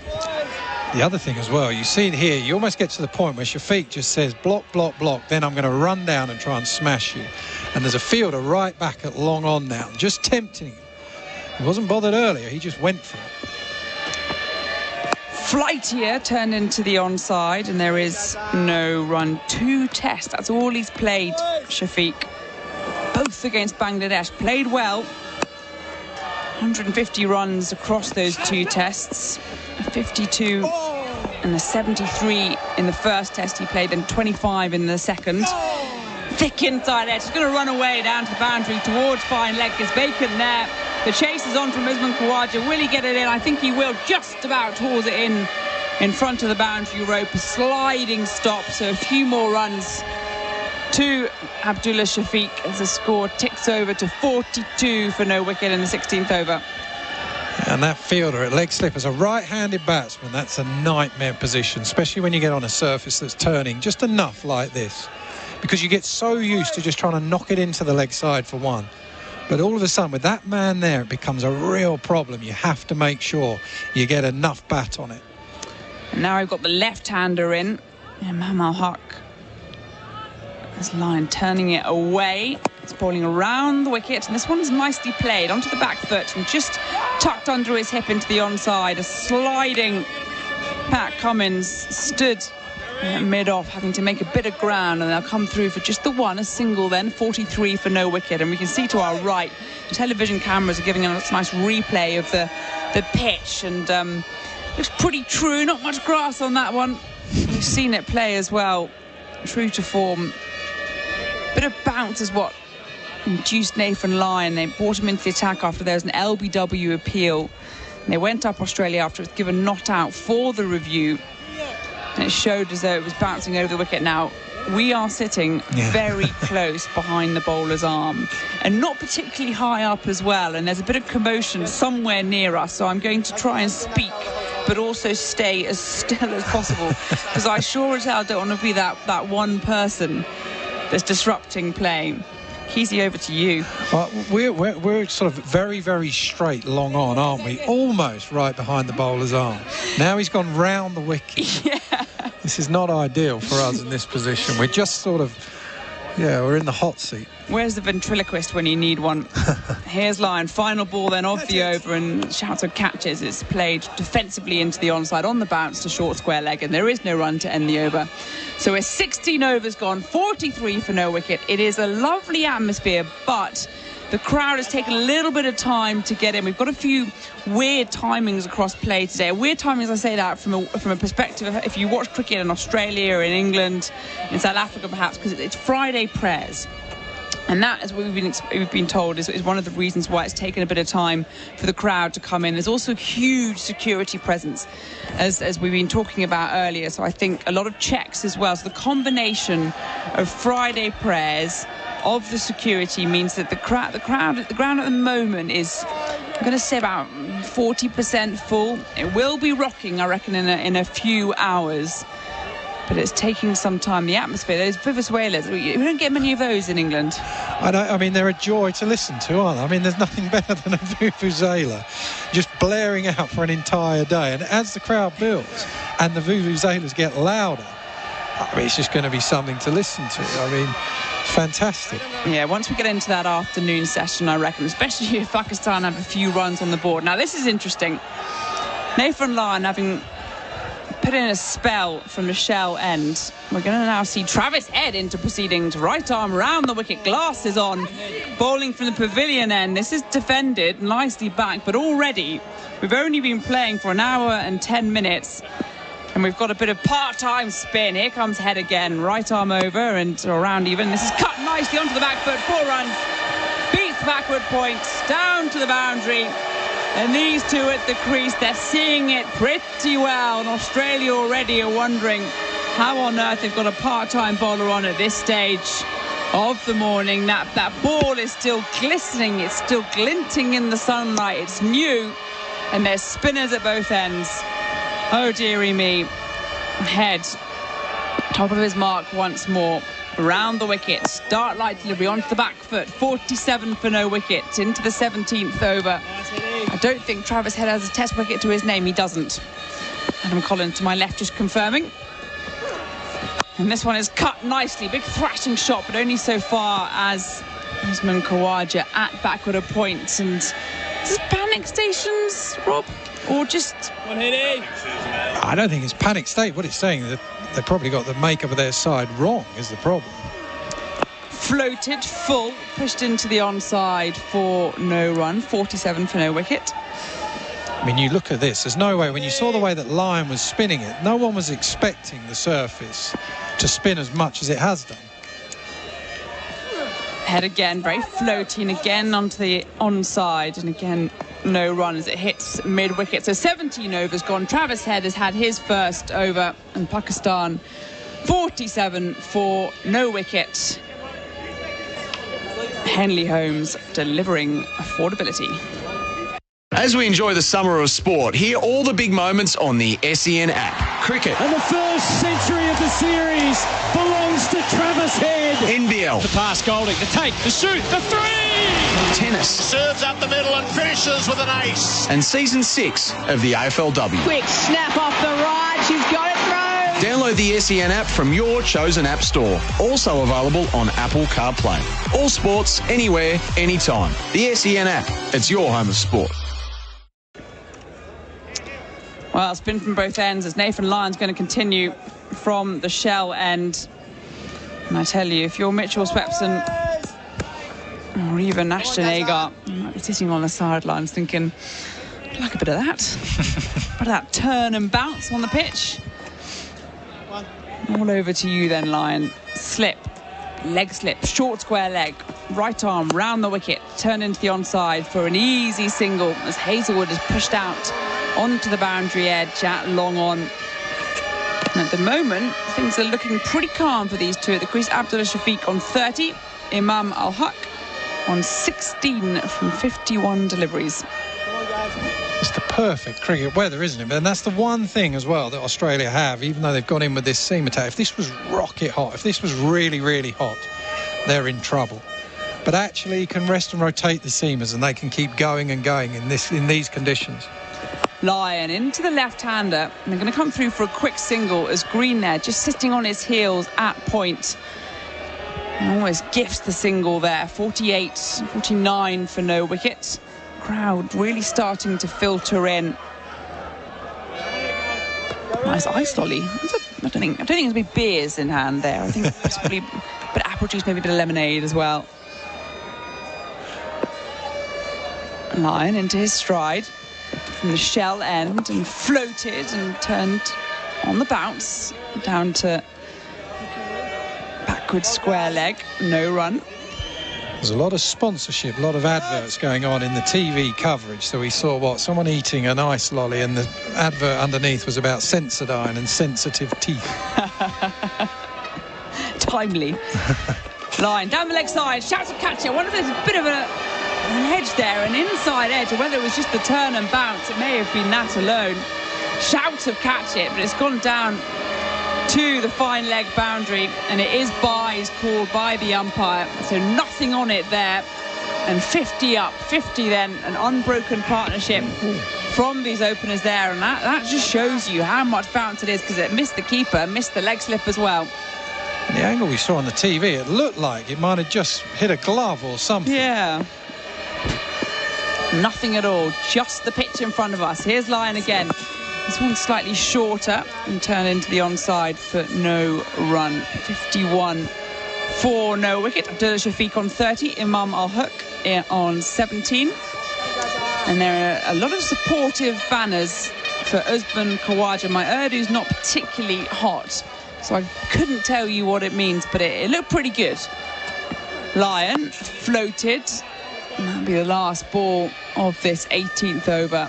So it means that after 18, Pakistan 51 for no wicket. And this pretty inexperienced duo looking pretty good at this stage, Rob.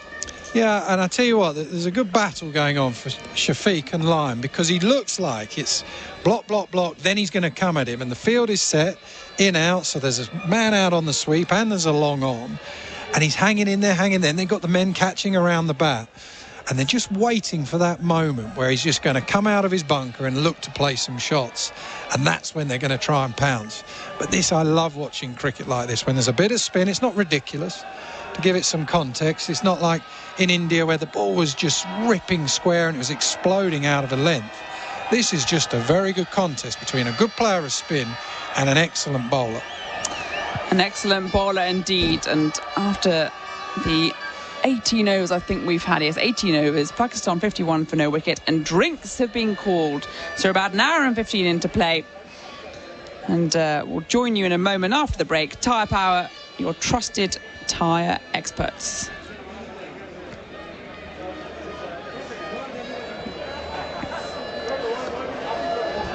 Or we might be talking through the drinks break at the moment. There's 3 men with their yellow bibs on.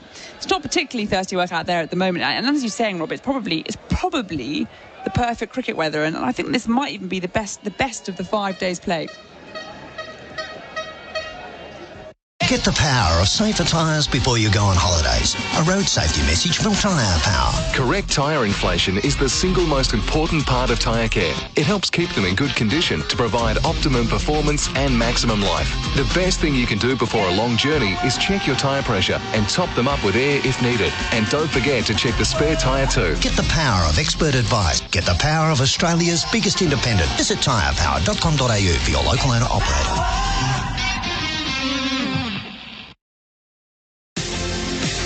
Delivering to Shafiq, who gets the first runs of the series, and it's a boundary off the front foot, opening the blade on leg stump.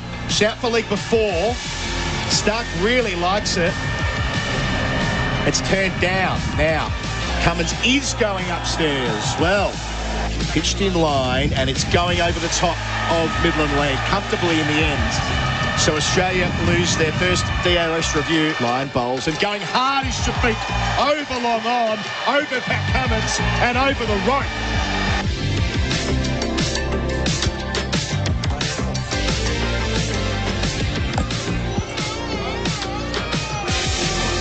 All right then, Australia have bowled 18 overs for the morning so far. Abdullah Shafiq there on 30. Imam ul-Haq on 17. The 2 Pakistani openers are still intact. 51 for no wicket. We've gone for about an hour and 20. I'm Isabel Westbury. Rob Key, former England batter to my right, out here in Rawalpindi. For the first time in 24 years, Australia's men's test team are touring Pakistan.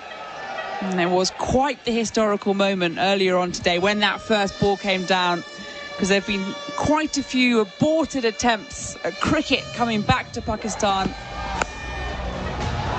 And Australia's men are out there. And I think they've been enjoying being part of that little bit of history. Yeah, I think so. And it's been a great contest so far. This is what Test cricket's about. Test cricket is a better game when you have 2 highly skilled teams going at it. And that's exactly what we've seen. 2 good batsmen.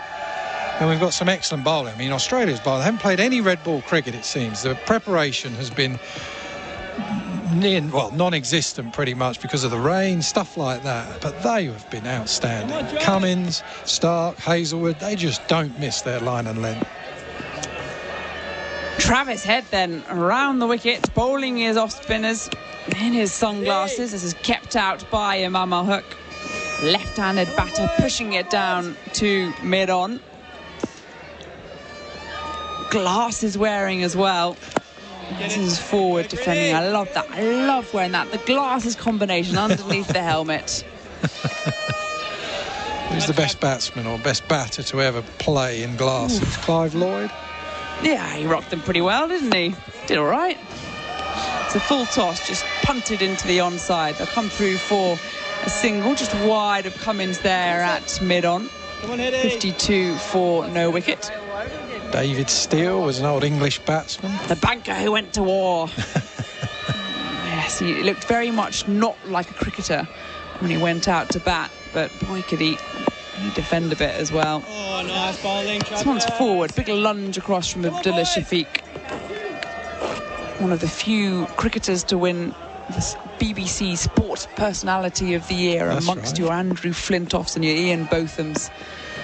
Here's Head, floated full, turned into the onside, nicely stopped by mid-wicket, no run. See, I don't mind the fact that Head's bowling now. Part-time off-spin. Sometimes captains are too stubborn and they don't do that. One slip in place, there is spread-legged Steve Smith as the end of the over is called. 19 overs gone, 52 for no wicket. It's going to be a change in commentary as Adam Collins is going to take over from me. In the commentary box, Henley Holmes delivering affordability.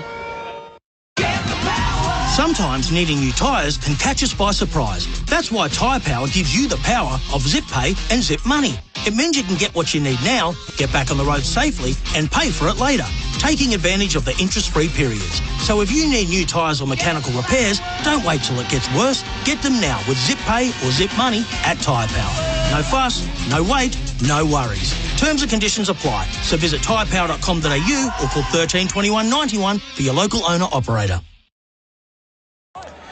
Oh dear, Australia have played 3 quicks and a seaming all-rounder. Pakistan have played 2.5 spinners. It's ragging on morning one. And Travis Head's bowled a couple of overs already. Goodness me. Nathan Lyon away from us, bowls to Imam ul-Haq. He's on 18, defending down the strip, no run. Pakistan none for 52. Hello, Keezy. Hello, mate. I think ragging on day one is not quite right. It's not, you know. But it is turning. The question is it going to continue to turn more and more? Or actually, is it just going to stay like this? Nathan Lyon's had a couple that have really gone, though. Dancing is Imam ul-Haq and over the top of long off. Well struck, 1 bounce, 4 runs. Imam ul-Haq moves into the 20s, 22 to be precise. Pakistan none for 56. He likes using his feet. See, I love that batting. I think that is so good. So many times, batters, what they do, they see the ball spinning and they just stay in their crease and say, no, I'm just going to survive. He's not done that. He's had the odd one that's spun past the bat, and every opportunity he's looked to use his feet, and he's played a beautiful shot there. So it's Lyon with a slip, a second slip and a short leg rather, and past short leg goes Imam to deep backward square in front of the Jab of the Andad enclosure. Mitchell Stark collects it, none for 57. Imam up to 22. 23 make that. See, Moeen Ali always spoke about Pakistan batsmen being the hardest to bowl at. For that reason, that they've got good defence, and then all of a sudden they jump out at you and they hit you a long way. And that's what makes it so tough, but that's what makes it such compelling viewing. So Lyon to the crease. Northern end bowls here. Going back in the crease is Shafiq on 30, defending the short leg, no run. We saw this 4 years ago in his corresponding series in the UAE when Fakhar Zaman hit a brisk century, again using his feet mostly to Lyon. He's not really in contention for Test cricket right now, but it's a solid approach. Lyon delivers, a fraction more flighted here, defended into the onside by Shafiq, no run. But that's what you need to do, isn't it? You play that one shot, it's risk reward. So you use your feet, you hit a 4 or 6, whatever it is down the ground, the man goes back, then all of a sudden you've got your singles, you can rotate the strike. Last ball of Lyon's over. Passes umpire Dar, bowls here, and again it's flighted better. Defended by Shafiq. End of the over, SEN Test cricket for Henley Holmes delivering affordability.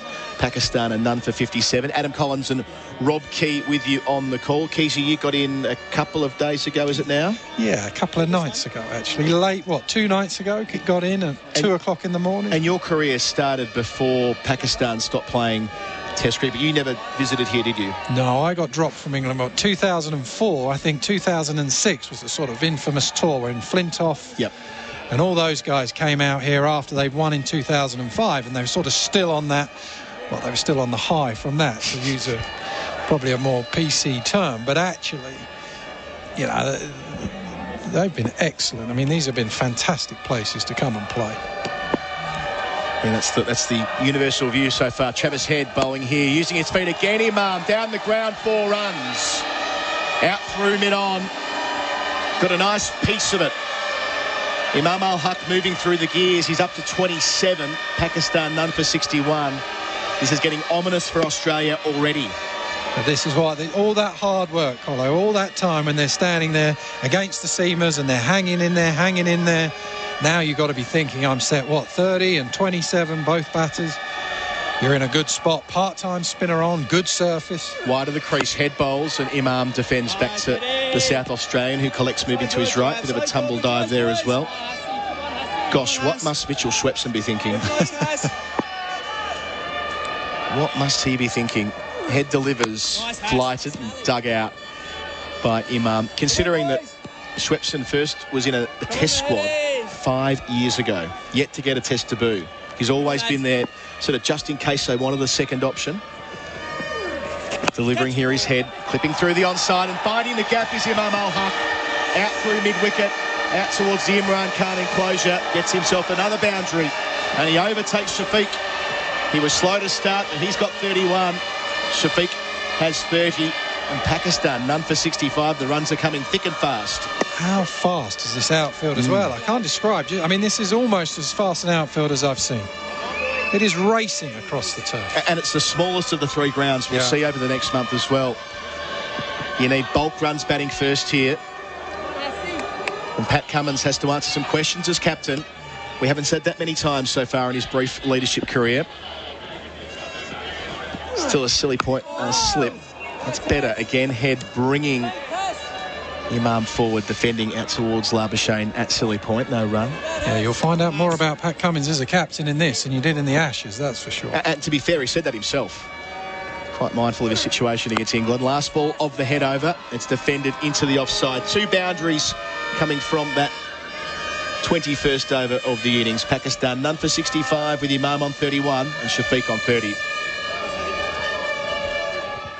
Get the power of safer tyres before you go on holidays. A road safety message from Tyre Power. Having out-of-balance tyres causes uneven tread wear and an uncomfortable ride. You'll also cop excess wear on your suspension and other parts of your vehicle. If you experience severe vibration while driving, especially highway speeds, get your tyres dynamically balanced at your local Tyre Power store straight away. Get the power of expert advice. Get the power of Australia's biggest independent. Tyre Power. Get the power.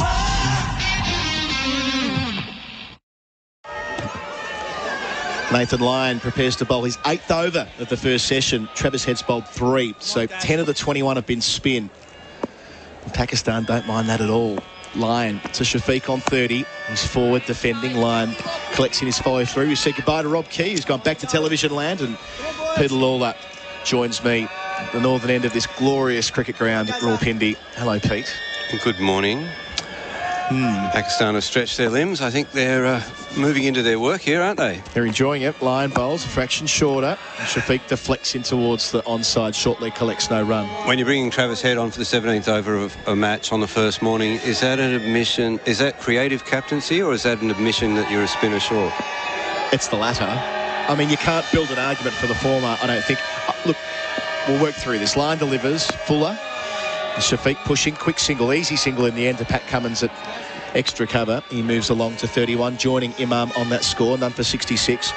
The reality of the situation is Pakistan have gone for 2.5 spinners. We were saying, Keezy and I before, and Australia have got, I wouldn't call it 1.5, because Head doesn't bowl too often in Test cricket. He hasn't got a wicket at Test level. It's not as though he's a part-timer who's a partnership breaker or something like that. Lyon delivers around the wicket. Imam comes forward defending. Well, and that's no slight on Head, by the way. It's just that's not been his role in this team. Well, Iftikhar Alam bowls right arm off spin. He does. Fawad Alam left arm off spin. So it's well, yeah, Fawad does. Yeah, part-time option there. Yeah, part-time option there. He'd be a like for like with Head. Yeah. Iftikhar's a proper spinner. Here's Lyon. Turned into the onside by Imam for 1. Labuschagne does the fielding. Now, none for 67. If I may borrow a little bit of wisdom from Simon Katich, who I crossed on the stairs there, he said, however, this is just with the new ball. You know, the new ball, you've got the proud seam, you're getting a little bit of grip, but once it softens off a bit, things might change. But I reckon it's a mistake. Well, we've seen how much Lyon's got it to turn as well. And you mentioned the footmarks in your previous commentary stint. Lyon to finish this over. Bowls to Shafiq. Pushes out towards mid-wicket. End of the over. Pakistan none for 67. Shafiq 31. Imam ul-Haq 32. SEN Test cricket for Tyre Power. Your trusted tyre experts. The very fact that Australia, I understand, by the way, you talk about body of work and Josh Hazlewood commanding a spot in the side, and you're spot on with that. But they do have 2 other specialist spinners in this touring party. I mean, it's not as though they are needing to go to the 1.5 model. I mean, Mitchell Schwepson and Ashton Agar are here for this reason.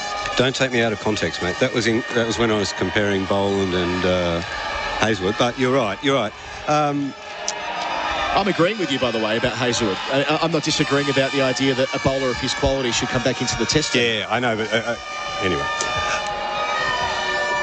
Yeah, this is a concern to me.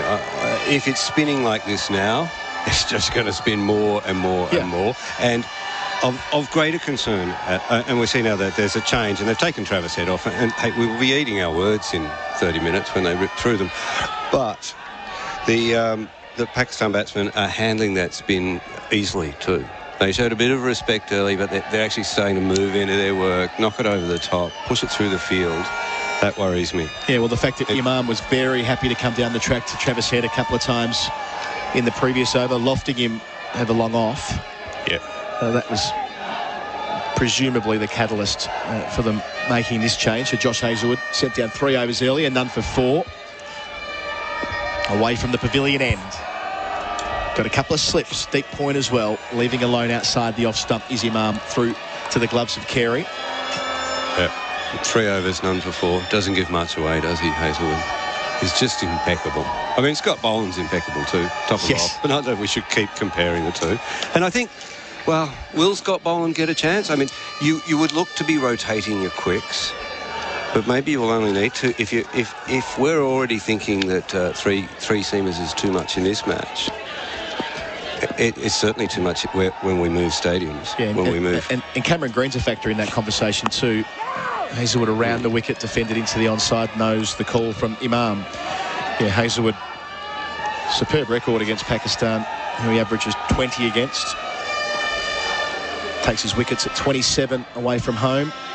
He's played 8 test matches in Asia for a best of 6 for 67 at Bangalore back in 2017, a test match that we were covering together, Pete. So he's an accomplished cricketer around the world, no doubt. And he'll be relieved to be back in the team, having to sit out. Was it 3 matches in the Ashes? 4. 4. Hazelwood wide of the crease, bowls to Imam, who's comfortable on the back foot, defending out to mid-on. Bowlers don't like, nobody likes missing out on test matches, do they? But you especially don't like missing out on a series like that Ashes series where you're filling your pockets with wickets. These perfect conditions for a guy like Michael Kaspervitz, who's the subcontinental specialist, bowl all day. But as I said earlier in the commentary, these guys, fast bowlers love these challenges. They don't hate these flat wickets. They take pride in their profession when the going's tough. Hazelwood to Imam, who defends out to cover, no run, collected by mid-off. Usman Khawaja doing the work out there. I always remember when Mitchell Johnson had that fantastic Ashes series, and he ripped through them in Brisbane, but he was most proud of his work in Adelaide, where he always found it more difficult, where the conditions didn't suit him. So wickets there were more valuable to him. Anyway, a wicket would be very valuable for Australia right now. None for 67 off 22.4 Yeah, overs. wouldn't just. It's a long first session, of course. Hazelwood bowls, and off the hip goes Imam. He's got it fine. He's got 4 more. Really nicely played. Imam ul-Haq moves up to 36, and Pakistan none for 71. That's his 6th boundary. He's got 4 of them in the last 10 minutes, moving through the gears. You give a bloke a rap, and then he bowls a ball like that. It's short, leggish, easy.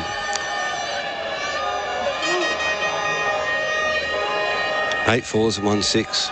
22 overs in on the first morning. Yeah, reminiscent of 4 years ago in Dubai, actually.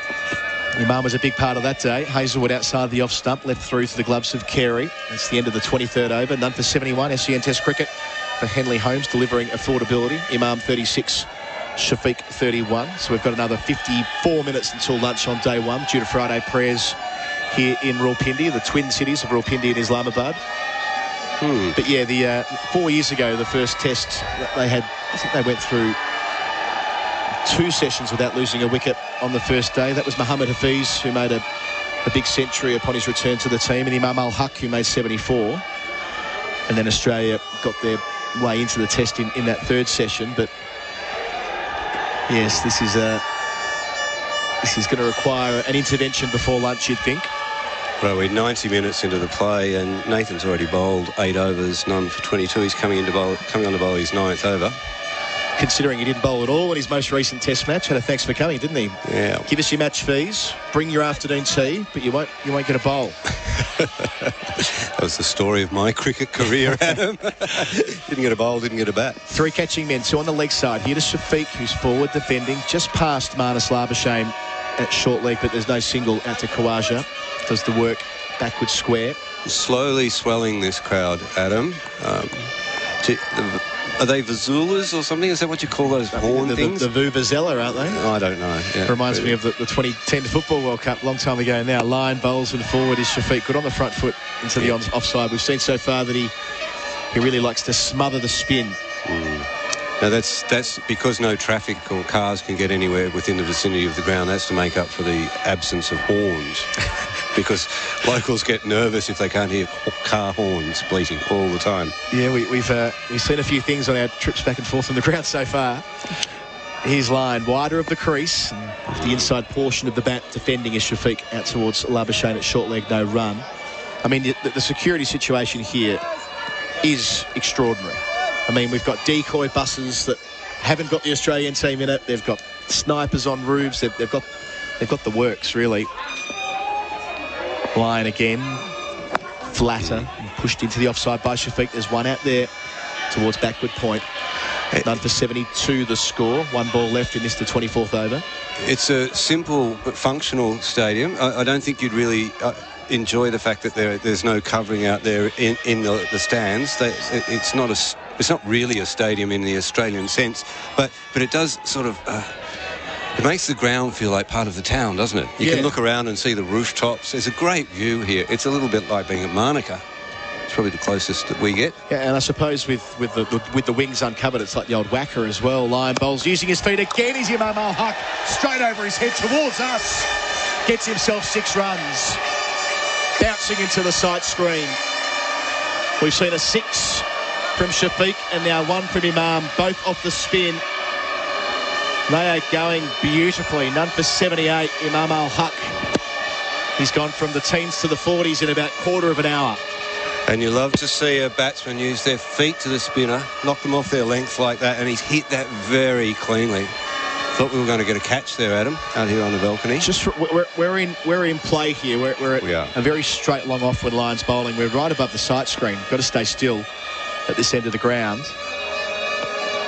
It was in our direction. Last ball of Lions over, wider of the crease, a bit more flight. Imam comes forward, defends to Labuschagne at short leg. End of the over, 7 runs from it. Pakistan none for 78 with Shafiq on 32, ul-Haq on 42. Why don't we do a commentary change? Isabel Westbury will replace me after a few further words from Peter Lawler on SEN Test Cricket for Henley Homes, delivering affordability. Yeah, well, as I said, I think the game, when we started, I think probably 10% full, this crowd, but it's probably moving towards 40% now. They're gathered together in little sort of almost like enthusiastic mobs, waving Pakistan and Australian flags. There's a sense of joint ownership of this event, isn't there, Izzy? It's a lot of Pakistan fans saying that they'd be just as happy for Australia to win this game. They're just happy to have some crickets and a big-name international team here. I don't know how happy they'd be for Australia to win that. I think, do well, put up a fight, maybe 100 from Usman Khawaja, but I still think they want to smash them. Well, I saw at least one person on Twitter say they didn't care. That'll do me. All right. Small sample group. One amongst a sea of many. So we've got only the one slip in, and it's Steve Smith sort of standing at a second slip, isn't it? Which almost guarantees that a ball's going to fly between that where David Warner was.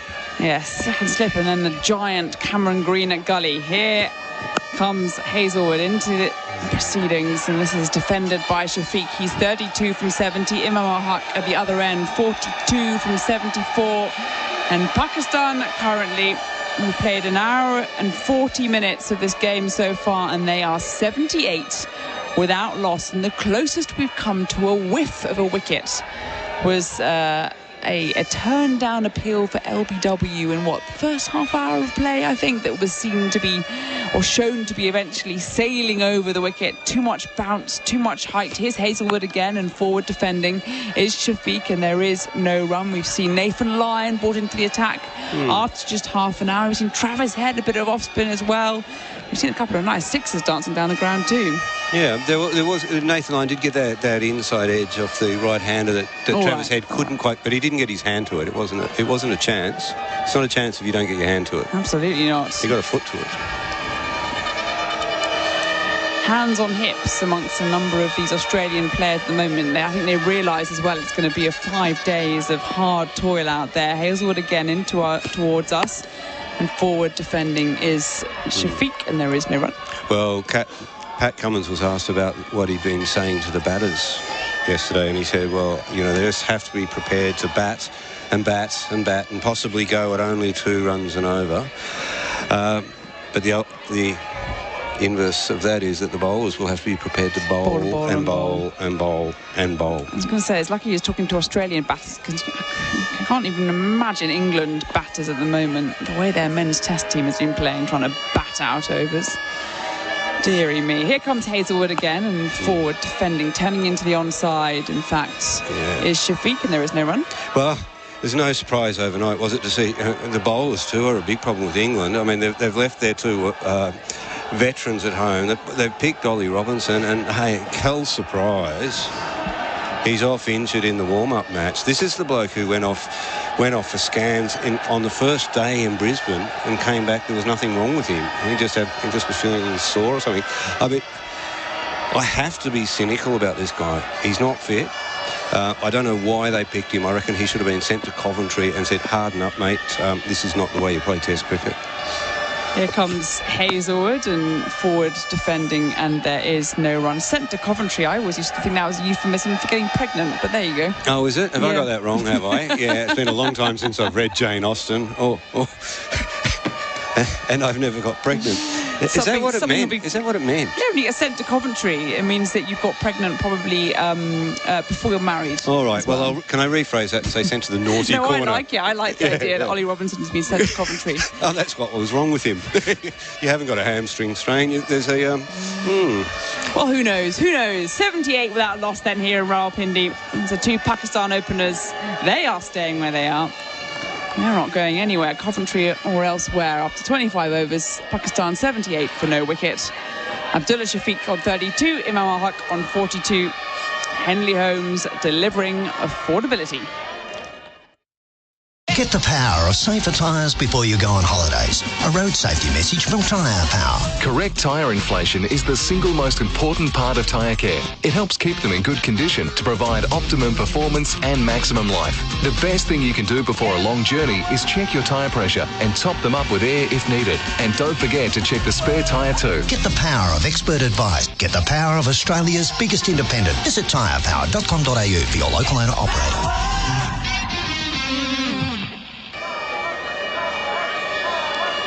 Pakistan then 78 for no wicket, 25 overs gone. As Nathan Lyon around the wicket, bowling to Imam ul-Haq, and there is no run, turns it into the onside. And they've put Mitchell Starc down at the boundary at a long off position. As Imam ul-Haq's happy to go over the top here. Lyon around the wicket again, and Imam defending once more. 42 from 76 balls. Show that delivery a little more respect. Does like to dance down on occasion. We've seen a few flying our way. He's behind the bowler's arm here as Lyon is in, and this one's flatter and defended once more. I think the drone's anticipating a big hit too. It's moved from the slip position to up above the boundary rope. Might be in danger there. It's quite impressive to be. I'm enjoying the drone. Normally it's a spider cam on show. This one's cut into the offside. 4 runs in between point. And Usman Khawaja, the sort of short third man, and you can hear the crowd, the Venezuelans, the flag's flying as well. 4 runs then to the total. 4 to ul-Haq. He moves to 46. Pakistan 82 for no wicket. Real concerns here for Australia. Spin's not bothering these 2 opening batters, and the seamers aren't getting any assistance at all. Now and again, 3 men around the bat, and forward defending is Imam. There is no run. One more ball left then of the 26th over. There's a slip, there's a short cover, and then there's a short square leg. And these last 2 both in pads and helmets. Here comes Lyon, final ball then of his over, and forward comes Imam. No run to the total, 82 for no wicket, 26 overs gone. And things at the moment looking a little bit flat out there for Australia, Pete. They are. Imam ul-Haq, 46 runs from 80 deliveries. Shafiq, 32 from 76. You've got to put money in the bank early in these sorts of games when the batting conditions are good, and those 82 runs are going to be worth a hell of a lot more as the game goes on. You're right, I think I can see a few furrowed brows out there from the Australians. It's not something you like to see before lunch. It's when the teapot comes out, the hands on hips already early on, sort of standing in the slip in the gully cordon. A little bit of frustration, and you know, I mean, it's difficult really for Australia, because I think when we've been here for the last 3 days, the day before the test started, it was raining. I didn't really get much of a look at the pitch, but you do think when you come into an unknown, and you're in Rawalpindi as well, which is probably of all the pitches in Pakistan the one that's least likely to turn, the least likely to deteriorate. It has a good track record with seam bowlers. Here's one coming towards us. Hazelwood, right arm over, and forward defending is Abdullah Shafiq, and there is no run. You go with your strongest team, the team that did the business back at home, and that is your Josh Hazelwood, Pat Cummins, Mitchell Stark to lead the attack. Cameron Green has come into his own as that seam bowling all-rounder, and then you know that Nathan Lyon, 400 test wickets to his name. That's your strongest attack. Yeah. And it's heart-wrenching half an hour into it to think, heart-wrenching. Heart-wrenching. Well, this is, I thought this was the team they should have picked. So I'll criticise George Bailey later, but Hazelwood in, and onto the back foot jumps Abdullah and into the onside, no run. They're scoring a lot of runs from boundaries, these two, but they're also alert for the single, which I really like to see in opening batters. As I said earlier, with the left-handers and the right-handers, it keeps it's annoying to have to keep swapping the field. It's also very annoying to get caught on your heels and have a single taken against you. And it's a gamble for Pakistan as well in playing these 2 opening batters. They decided against Shan Masood, who's a 32-year-old, 25 test matches to his name, and they've opted for relative inexperience of Imam and Abdullah. And forward comes Abdullah Shafiq, and he's defending once more. He's only played those 2 tests. He's only played against Bangladesh, but he's played well. Well, this is a sweet spot for the opening batters. You know, really, the field is not an attacking field anymore. It's not exactly a defensive field either. But there are runs out there to be made. There's not too much danger. I reckon both of them have got their eyes set on 100 at least.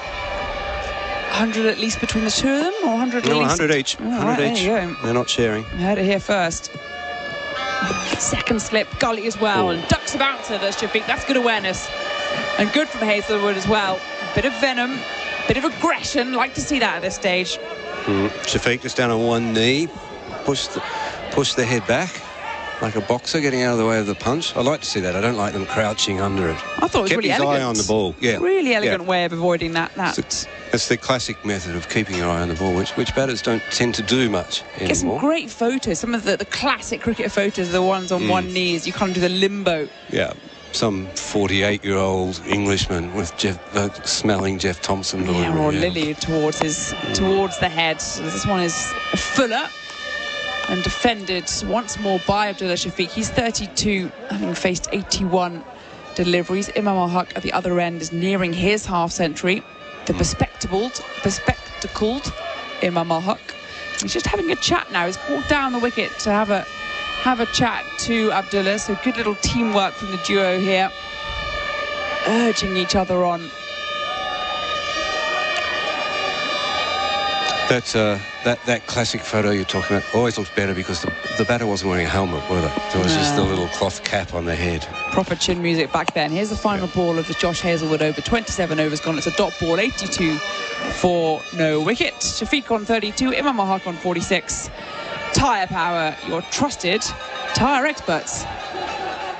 On the SEN app, check out the SENW channel with stars of women's sport at home and abroad. Daisy Pearce, Katie Brown, Stephanie Brance. Plus, on the SENW channel, we cover AFLW, Rugby League, W League, netball, cricket, and track the female stars of horse racing and more. For the latest news, interviews, and catch-up podcasts with the biggest names in women's sport, jump on the SENW channel. Download the SEN app now. 27 overs gone here in Rawalpindi. SEN Test Cricket, Pakistan 82 without loss. And there's going to be a change of bowler from the shell end, and Pat Cummins has brought himself back on. Yeah, captain's prerogative there. Thanks for coming. Nathan Lyon looked good early, not so good later in the spell. I think that's always the danger of bowling a spinner early, is the batters sometimes have that freedom to attack, and I thought they played him really well, respecting those good ones. There's a bit of flight, some turn and bounce we've seen already, but using their feet and down the track and a couple of sixes already against Nathan Lyon. So Cummins has bowled 4 overs. He's had 16 runs scored against him, and he's got a lot on his place, this old captain. Well, early in his spell, we had all the fielders around the bat. I mean, there's half a dozen helmets out there behind Alex Carey, which has to move every over. Cummins in. This is pulled nicely into the onside. Straight away, 4 runs from it. He went for the short ball, and Imam ul-Haq was the better for it. He's got 4 runs. He's got his 50 as well, as he throws his head to the heavens. And that is a good knock to start things off. You can hear the Pakistan, the Rawalpindi crowd out here. They've been enjoying that. The stadium is starting to fill up after those Friday prayers. Lots of Pakistani flags being waved around the ground. And I tell you what, Pat Cummins, best bowler in the format in the world. Thanks for coming. Yeah, Imam ul-Haq handled that easily, didn't he? Got on top of it, played it down, played over the top of the ball. That's just his 4th half century in 12 tests. Doesn't have a great average, but he's looking like a very good batter out there right now. Around the wickets to the left-hander, and this one's more watchful. In danger for a moment of playing onto his stumps on the back foot there. But got on top of it nicely. No run, 86 for no wicket. I think Cummins might have just bent his back a little bit more. A little bit annoyed about being dispatched so easily to the boundary there. But that's another bad sign, isn't it? When you can get on top of the quicks like that and steer it down. So Imam ul-Haq, his last test match before this one was against Australia, but it was back in December 2019. And that was a good old while ago. Here comes Cummins around the wicket once more and forward defending. Bit of an inside edge onto the pad there from Imam. But it's been a little while for the left-handed batter to play Test cricket. He was vying for that opening spot really with Shan Masood. Both of them having not played Test cricket for a little while. Played 5 first-class matches this season in the Quaid-e-Azam first-class trophy in Pakistan. 531 runs and an average of 106. So he's doing well in the domestic front as Imam is turning this onto the onside. Nice flick of the wrist down to fine leg on the boundary for a single. 87 for no wicket. Cummins conceded 21 runs in just his 5th over. He's not normally so profligate. Is that the right word? You're better educated than me. I don't normally associate it with Pat Cummins. That's the difference, really. Profligate Pat. Profligate Pat. It's not delivering at the moment. No. Lots of commotion in the field, lots of changes happening. What are we going to see? Right-hander is on strike in the form of Abdullah. And they're going to bring in another slip into the cordon. So first slip, second slip, gully as well. Backward point on the boundary, extra cover, mid-off, mid-on, mid-wicket, deep backward square. And this is forward, pushing into the offside. Bit of ground to make up from the backward point on the boundary. Just the single then, 88 for no wicket. Cummins coming back, having a little bit of a look at those marks. It's changed colour, hasn't it, this pitch already? They've really done some damage to the bowlers with their spikes. I think the Australian opening batsmen hoped that they were wearing ballet slippers, wouldn't they? Something like that, because I was just thinking about Lyon and the workload that he's going to have on his shoulders. Cummins then to finish his over is going to bowl around the wicket to Imam, the left-hander. Here he is on strike, running away from us. Right arm around the wicket, and this one's played into the onside, nicely turned away off the hips. And they'll get at least a single, and now settle for that, in fact, in the end. So after 28 overs, Pakistan 89 for no. We're going to have a change in commentary. Henley Holmes delivering affordability. On the SEN app, check out the SENW channel with stars of women's sport at home and abroad. Daisy Pearce, Katie Brown, Stephanie Brance. Plus, on the SENW channel, we cover AFLW, Rugby League, W League, netball, cricket, and track the female stars of horse racing and more. For the latest news, interviews, and catch-up podcasts with the biggest names in women's sport, jump on the SENW channel. Download the SEN app now. SEN Test Cricket, Pakistan, none for 89. Adam Collins joining Peter Lawler in the commentary position. We've got about 32 minutes until the scheduled lunch break here at Pindi Stadium. And it's going to be Josh Hazlewood to continue the 7th over. None for 8 so far. They need to stem a little bit of this scoring, Adam. I think Pakistan have been moving on at almost 4 runs and over for the last 10 overs. Yeah, they're ticking over beautifully. Just one slip. Hazlewood around the wicket. Imam leaving alone outside the off stump. Big morning for Imam ul-Haq, that half-century. 81 deliveries. I mean, the fact that he was on, I think he was on 4 when Shafiq got to 25. Yeah. And now he's going at a strike rate of 61 per 100 deliveries. Though he's only faced 85. How do they work those things out? It's voodoo, that stuff.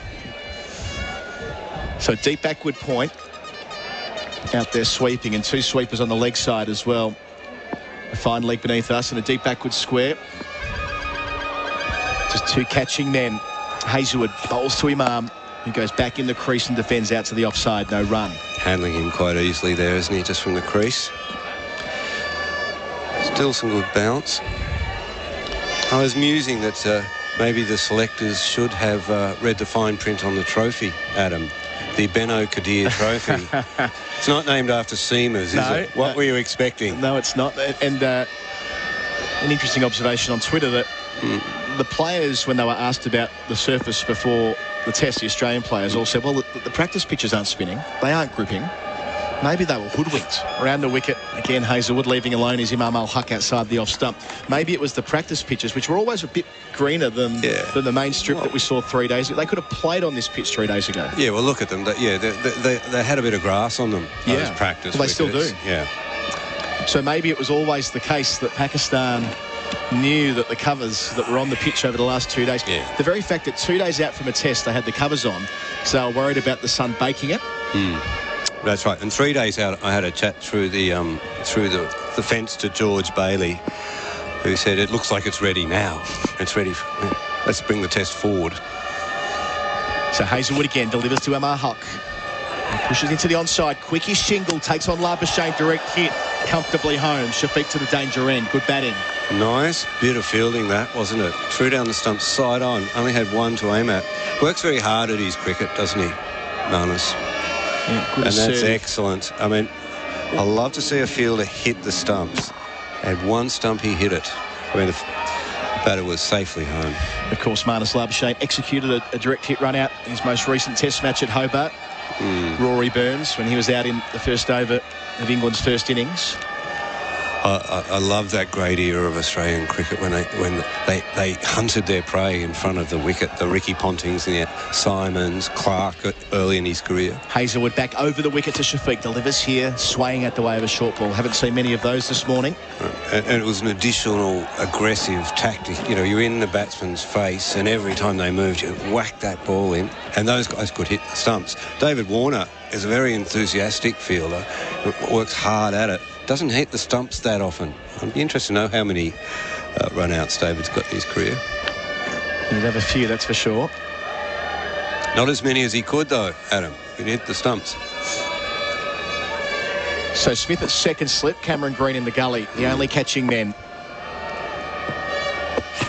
To the crease, Hazelwood, but down the leg side, a wasted delivery on the bounce through to Carey. End of the over.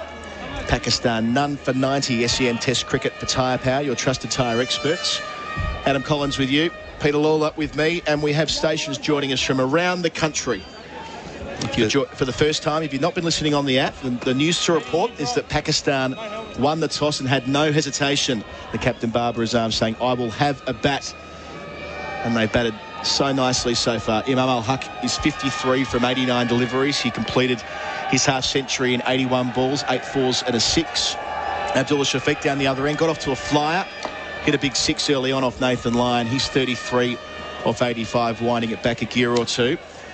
But a most productive partnership so far. They're going to be joining Waqar Younis, rather, is going to be joining us in a moment, with the clock having just struck midday. In fact, Pete, why don't we just say goodbye to you for a while? As much as we love you, we want to hear from Waqar.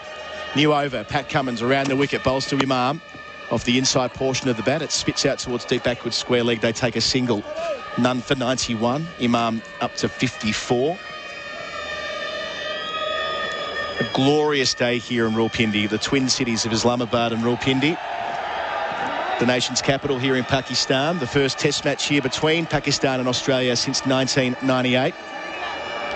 And a major part of test cricket here at Rawalpindi. No one has taken more test wickets at this ground than the man joining me at the northern end of Pindi Stadium. It's Waqar Younis. G'day, Waqar. What a great morning this has been.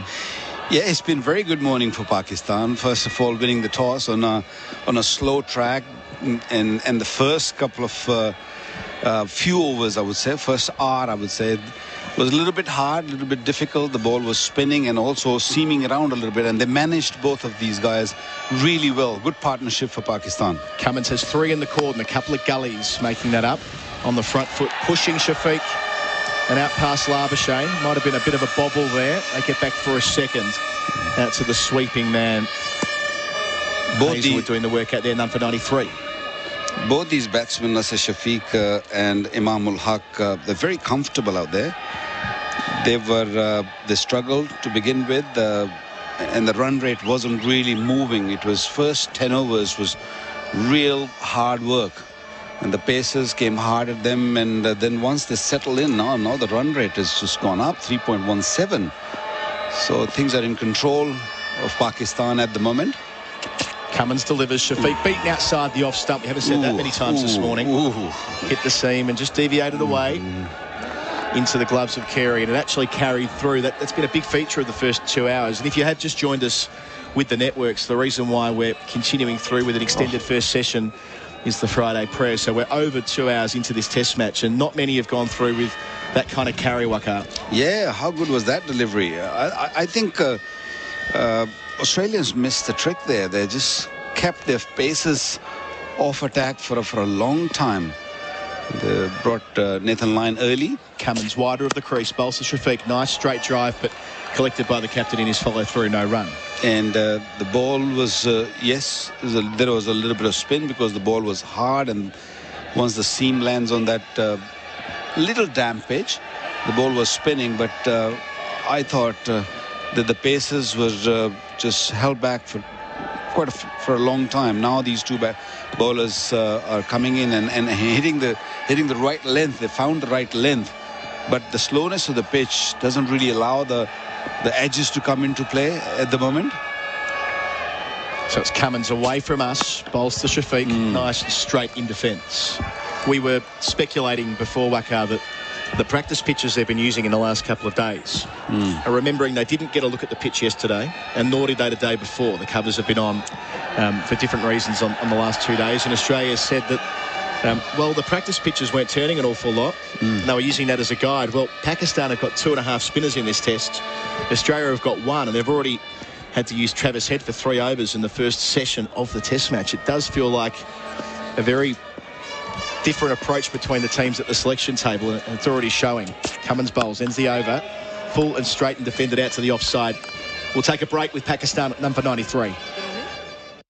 The AFL Record Season Guide is the footy lover's stats Bible, and the 2022 edition is on sale now. It's packed with all key stats, facts and figures. Plus there's profiles on every AFL player, from rookies to superstars, and a history of all finals, award winners, and a comprehensive look at the 2021 draft. Thanks to 4 and 20, Australia's original fan food.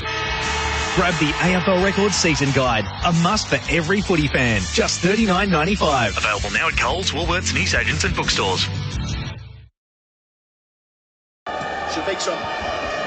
Shafiq's on 35, Imam ul-Haq's on 54, none for 93 the score. Pakistan, after winning the toss and batting SEN Test cricket. For tyre power, your trusted tyre experts.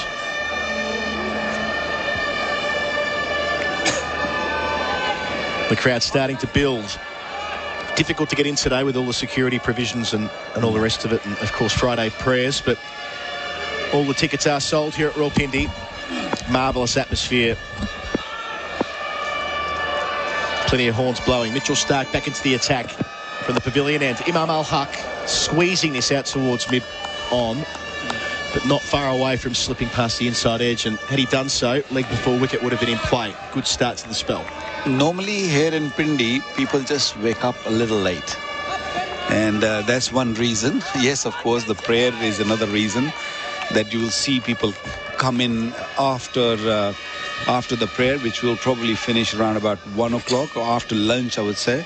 So the last two sessions, this ground will be more noisy, I would say.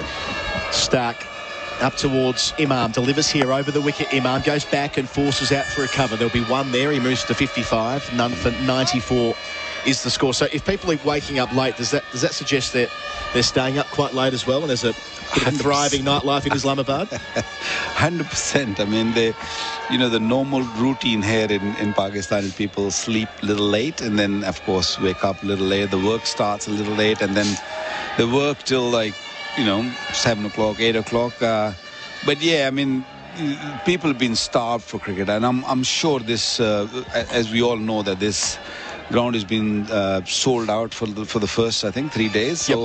So this is going to be fill up very nicely. People are craving for cricket, and nothing better than Australia playing Pakistan here in Pindi. Absolutely. 2 out for the hook shot. Starc bowls to Shafiq, who times this beautifully, and he's placed it even better. That is a splendid stroke out to the jab of the Andad enclosure. That's Shafiq's third boundary. He's up to 39. He's quite the player. Yeah. None for 98 the score. Yeah, very new at this level. He's only playing his 4th test match, I think, and this ball a little on the leg, a little bit fuller, but very elegantly played on the onside. Didn't really have to do much. Let the bat do the talking, or the bat do the job. Beautiful stroke. Yeah, just his 6th first-class game, and 3 of them are test matches. Yes, he's been, he played his first game and he got 100, and he was spotted straight away that he's one for the future, he's one for test match cricket. Back to Starc, bowls down the leg side, and Shafiq elects not to try and catch up with it. He has worked really hard on his game. I've been part of the team when he was brought in, and worked on his fitness, and his fielding has been outstanding. So a wonderful talent, as Shafiq, and of course Imam ul-Haq with him. I think they complement each other very nicely, left and right hand combination, and they did not allow any of the bowlers to sort of dominate them at any stage. So this partnership nearing triple figures to start the test series. Starc delivers and doesn't quite go back there, Shafiq, but gets a little bit of an inside edge, and it falls about 2 metres away from the crease, and they rush through for a quick single. So assertive running, none for 99. Shafiq has 40 of those. It was Shafiq who got out of the blocks. He was 25 within the first 20 minutes of the test match, and Imam ul-Haq down the other end only had 4, but then Imam overtook him in style. Big 6 off Nathan Lyon, back over his head. We're in play here, our commentary position outdoors and just on top of the sight screen. A marvellous place to watch test cricket. Yeah, you can't ask for a better view where we are at the moment. Quite privileged to be here. Start to complete his over to Imam. It's full and straight and dug out towards mid-on. End of the over. Pakistan, none for 99 SEN Test cricket for tyre power. Get your free 5-minute safety check with ul-Haq on 55 and Shafiq on 40.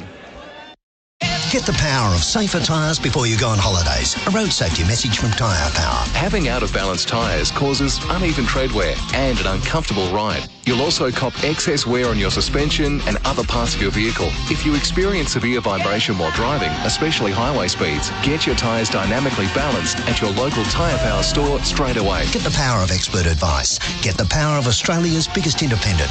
Tyre Power. There's a power. SEN Test Cricket for Henley. Build with confidence. Henley.com.au. Adam Collins and Waqar Younis at the northern end of this marvellous Pindi cricket ground in Rawalpindi. The first test of this historic series, the first for 24 years in Pakistan between these countries. That's going to be the captain Cummins to go again. He's got a slip, and let's call it a fifth slip or a fourth slip, and a gully. Cameron Green in there.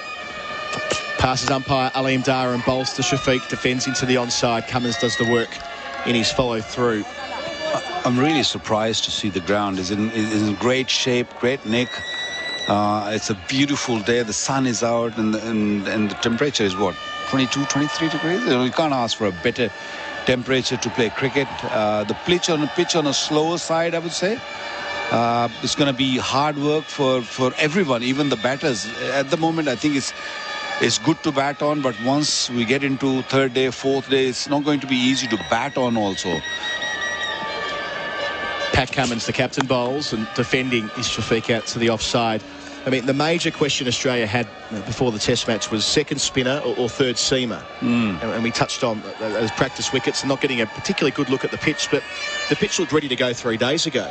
Yeah. Which, I mean, Pakistan have read the tea leaves on that one and gone for two finger spinners plus Iftikhar Ahmed, the all-rounder, who also bowls off spin. Yeah, Pakistan normally plays with two spinners. Not only here, but even overseas, Pakistan look to play two spinners, and the biggest advantage Pakistan had was Fahim Ashraf.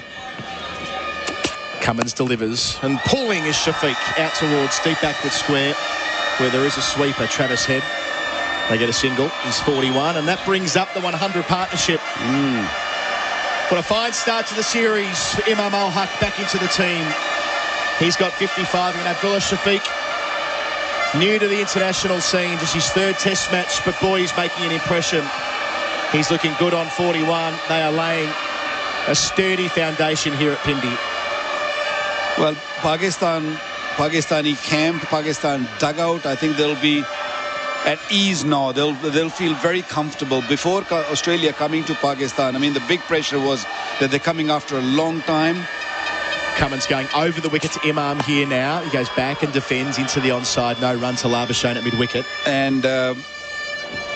And the pressure of Australians, because they won the series just recently, the Ashes, and they were on real high, and we all thought, even probably the Pakistani camp also, that it's going to be hard work. It's not going to be easy, but this 100-run partnership will make them feel really good. 11 fours and 2 sixes, so they've been able to transfer pressure back onto the Australian bowlers. A lot of spin before lunch too. The extended first session. Cummins bowls, and it's short, but it dies on the way through to Carey. Swaying out the way is ul-Haq. Now, you talk about playing another spinner. The Australians, they're not used to playing two spinners, isn't it? I've hardly seen them playing two spinners. Maybe in India, Indian pitch is a little bit different. Don't forget that. Indian pitch is a little bit different to what you get here in Pakistan. Well, they did play two spinners in the UAE 4 years ago. John Holland joined Nathan Lyon as the second option. But, yeah, that's the last time that they've gone for that configuration in their Test 11. Cummins to Imam, who's playing off leg stump out towards mid-on, where Usman Khawaja does the fielding. That is the end of the over. An even 100 on the scoreboard for Pakistan. They're yet to lose a wicket, with Imam on 55 and Shafiq on 41. SEN Test Cricket for Tyre Power, your trusted tyre experts.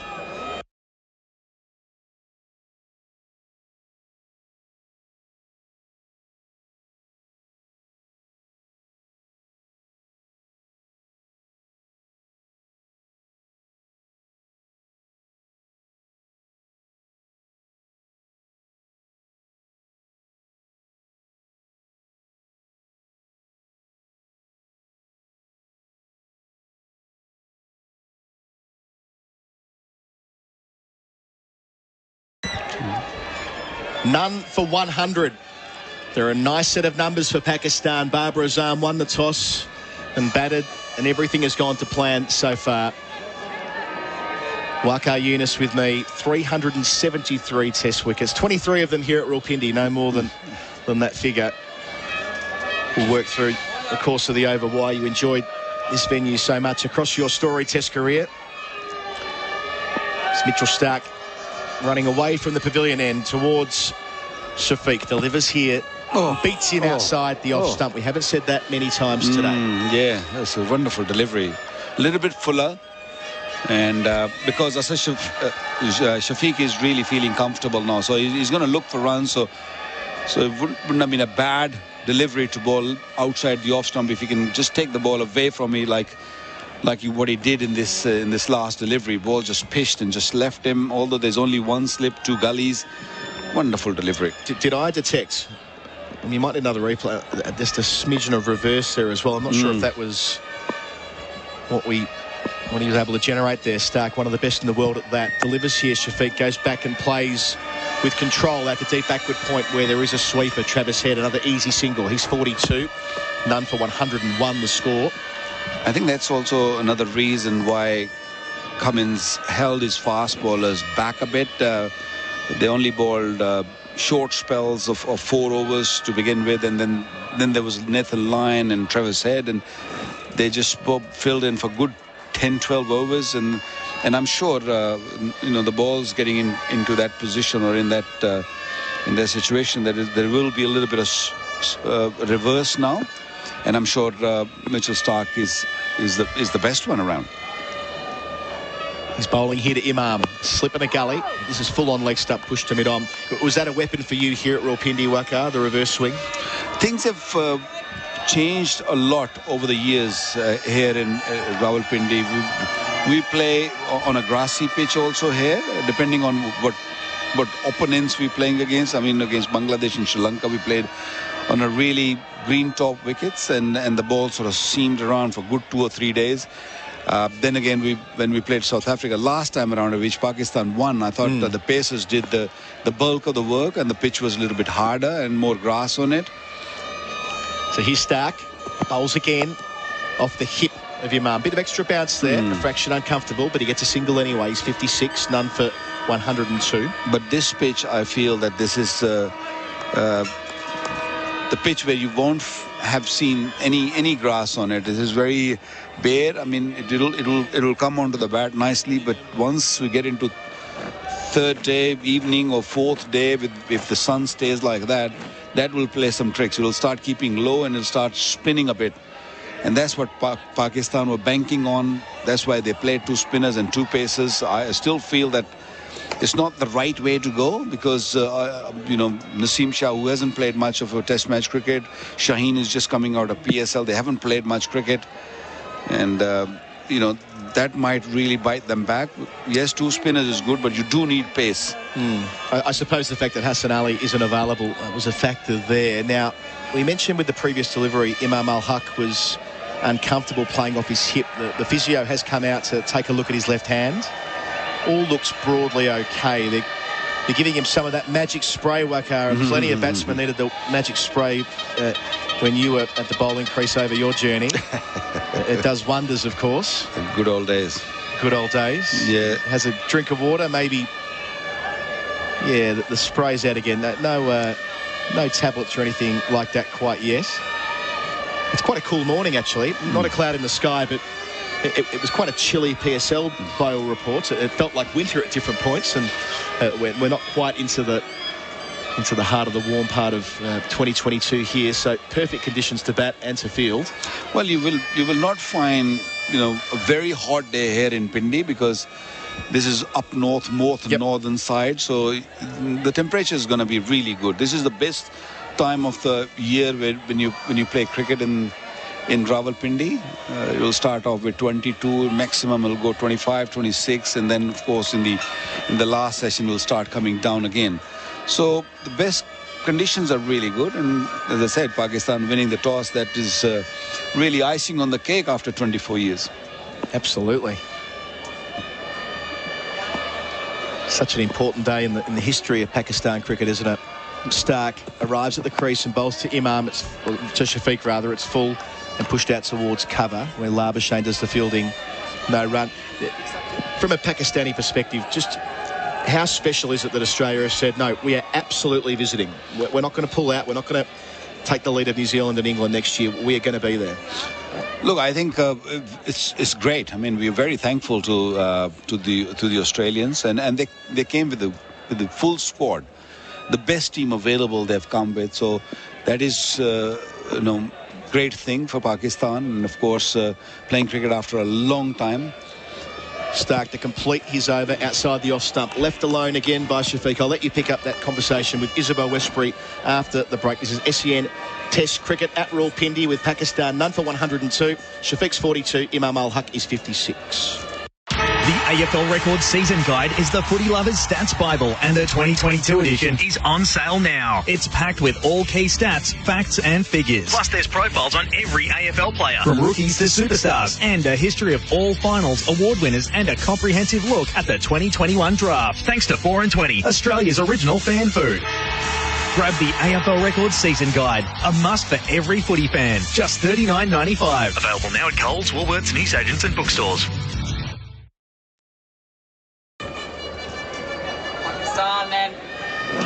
Pakistan 102 without loss, and we're nearing lunch on the first day's play of this momentous first test in Rawalpindi. And I tell you what, Waqar, I've been in Australia. I was in Australia about 3 months trying to find an opening stand that went past 100. Any England batters? Any of them, please. And Pakistan do it at the first time of asking. Nathan Lyon is around the wicket, and nicely down the track comes Imam, dancing down. He's done that really well throughout this morning session so far, and pushes it to Hazelwood at the long off boundary for a single, 103 for no wicket.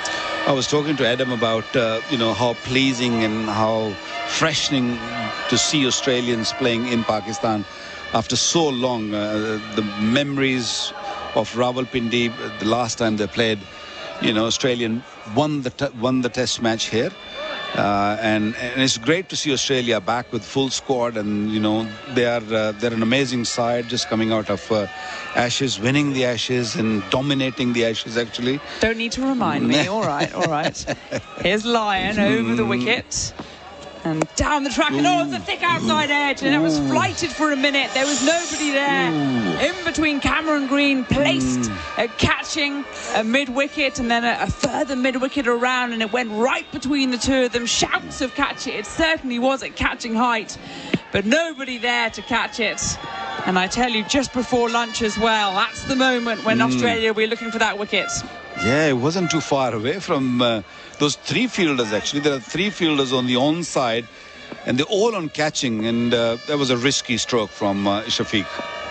Lyon in again, and this one's defended more watchfully this time from Abdullah, and there is no run. So you've got David Warner, who's on the next pitch across, who's standing at catching at a very straight mid-wicket. Then Travis Head is further around a few yards back, also at catching, and it flew straight between the two of them. Here comes Lyon again, right arm over, and floated up, watchfully again defended by Abdullah. No run, 105 for no wicket. But what an encouraging opening stand from two relatively inexperienced batters as well. Imam ul-Haq, his last test was against Australia in December 2019. Abdullah Shafiq very early in his test career as he's onto his back foot, turning it into the onside, no run. It's it's a good sight to watch and good for Pakistan's future. Yeah, Pakistan just lost both their openers coming into the series.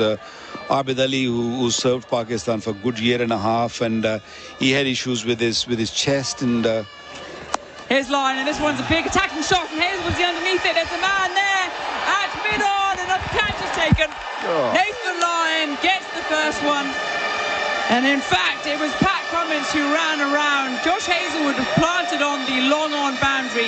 Pat Cummins was stood there at mid-off, and it hung in the air for a long time, hazy up there, difficult to see, swirling around. He steadied himself and in fact fell onto the ground, but had it with him, the ball, and it means that Pakistan have lost their first wicket. Abdullah Shafiq, he falls for 44 runs from 105 deliveries. And it's from that man, Nathan Lyon. Well, he played really well. One must give him credit for that. He's went through the tough period and he just gave it away. I mean, he looked really good. Just a delivery or two balls earlier also, he just chipped one in the air, and this time he couldn't really help himself. Wanted to go over the top, wanted to go for a 6, and trying to hit it too hard, got the top edge, and what a wonderful catch. I mean, it's never easy when you, especially coming from mid-off to mid-on, running across and just keeping your fingers upward and Australian way, and took it quite nicely at the end.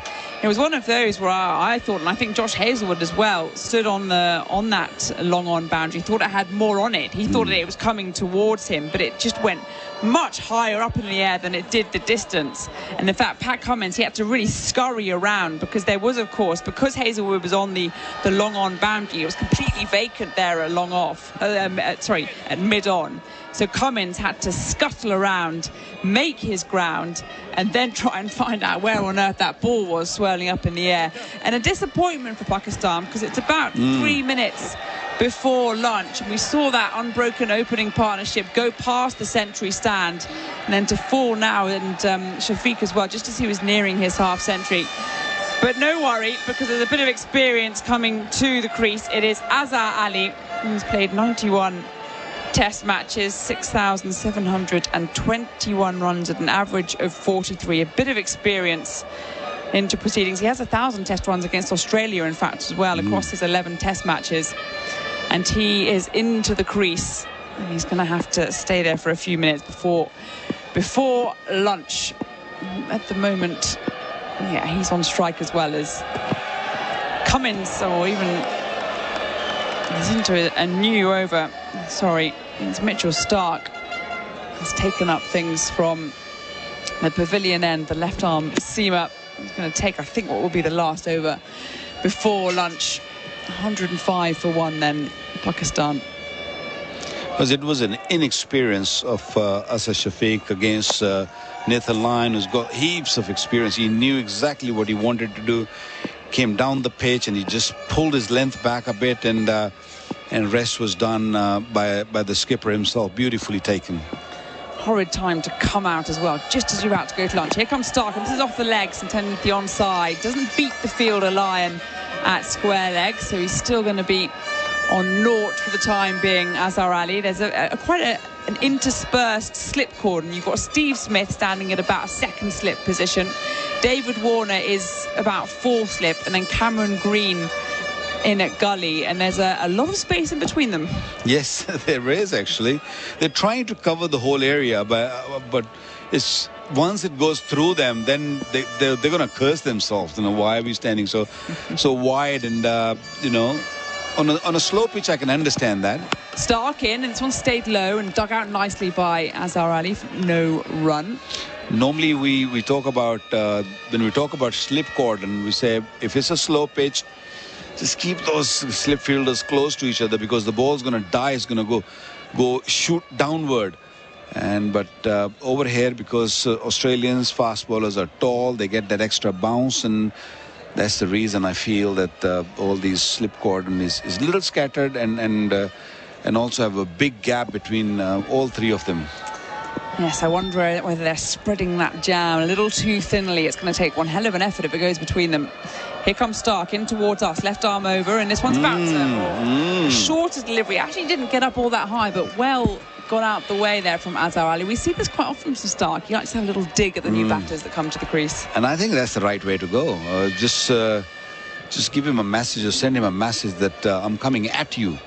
And that's what Test cricket is all about. That's the beauty of the game. Just, you know, try to unsettle him early on, because he's still struggling to, you know, look at the ball and assess the conditions. So feet are not really moving that well. So it's a perfect delivery.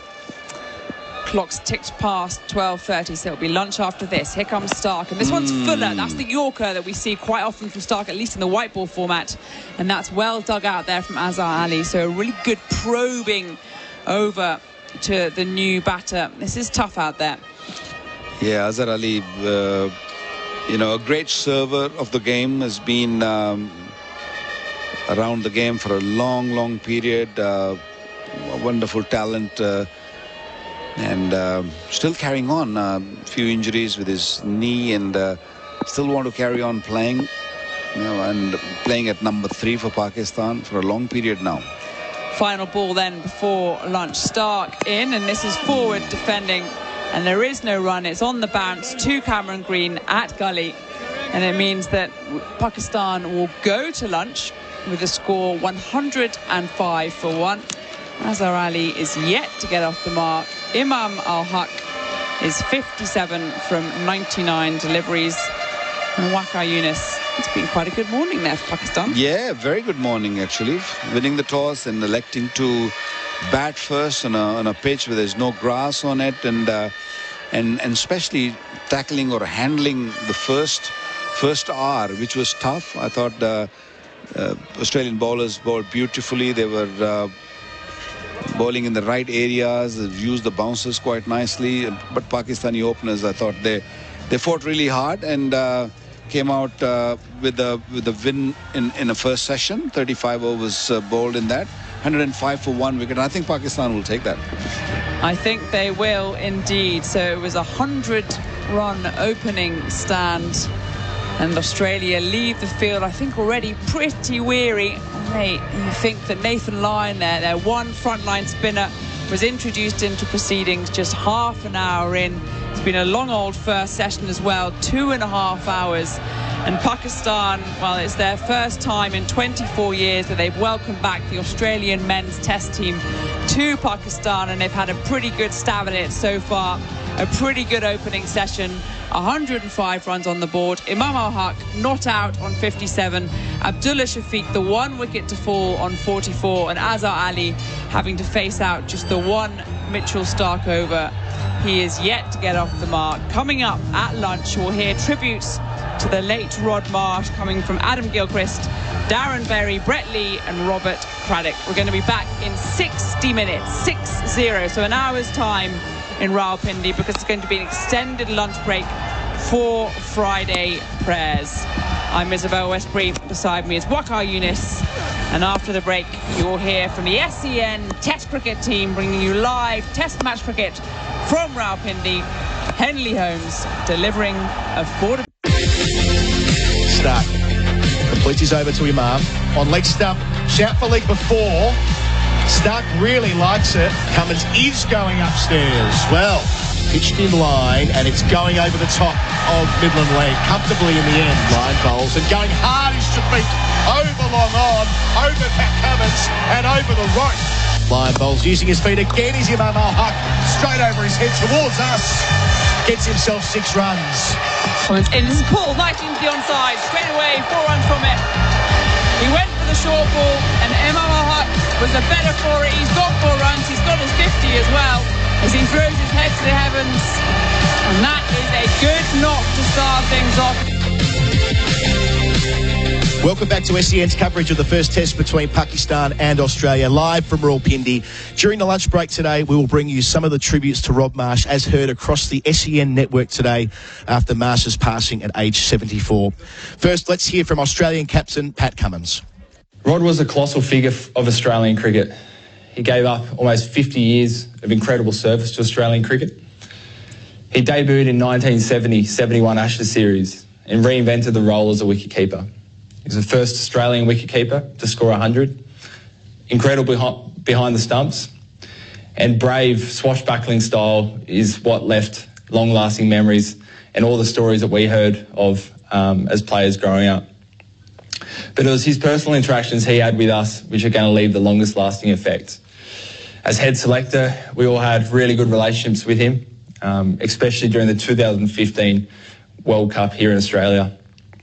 He was always incredibly personable, a larger-than-life, life-loving character to be around.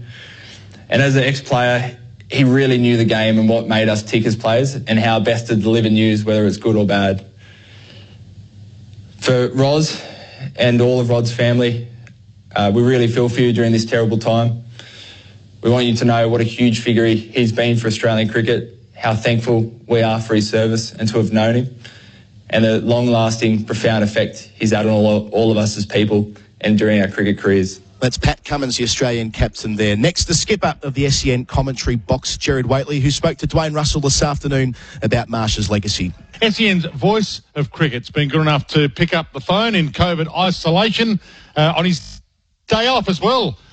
Gerard Whateley, welcome to you, Gerard, but extraordinary circumstances and the passing of a man who had a big impact on all of us that loved cricket over time.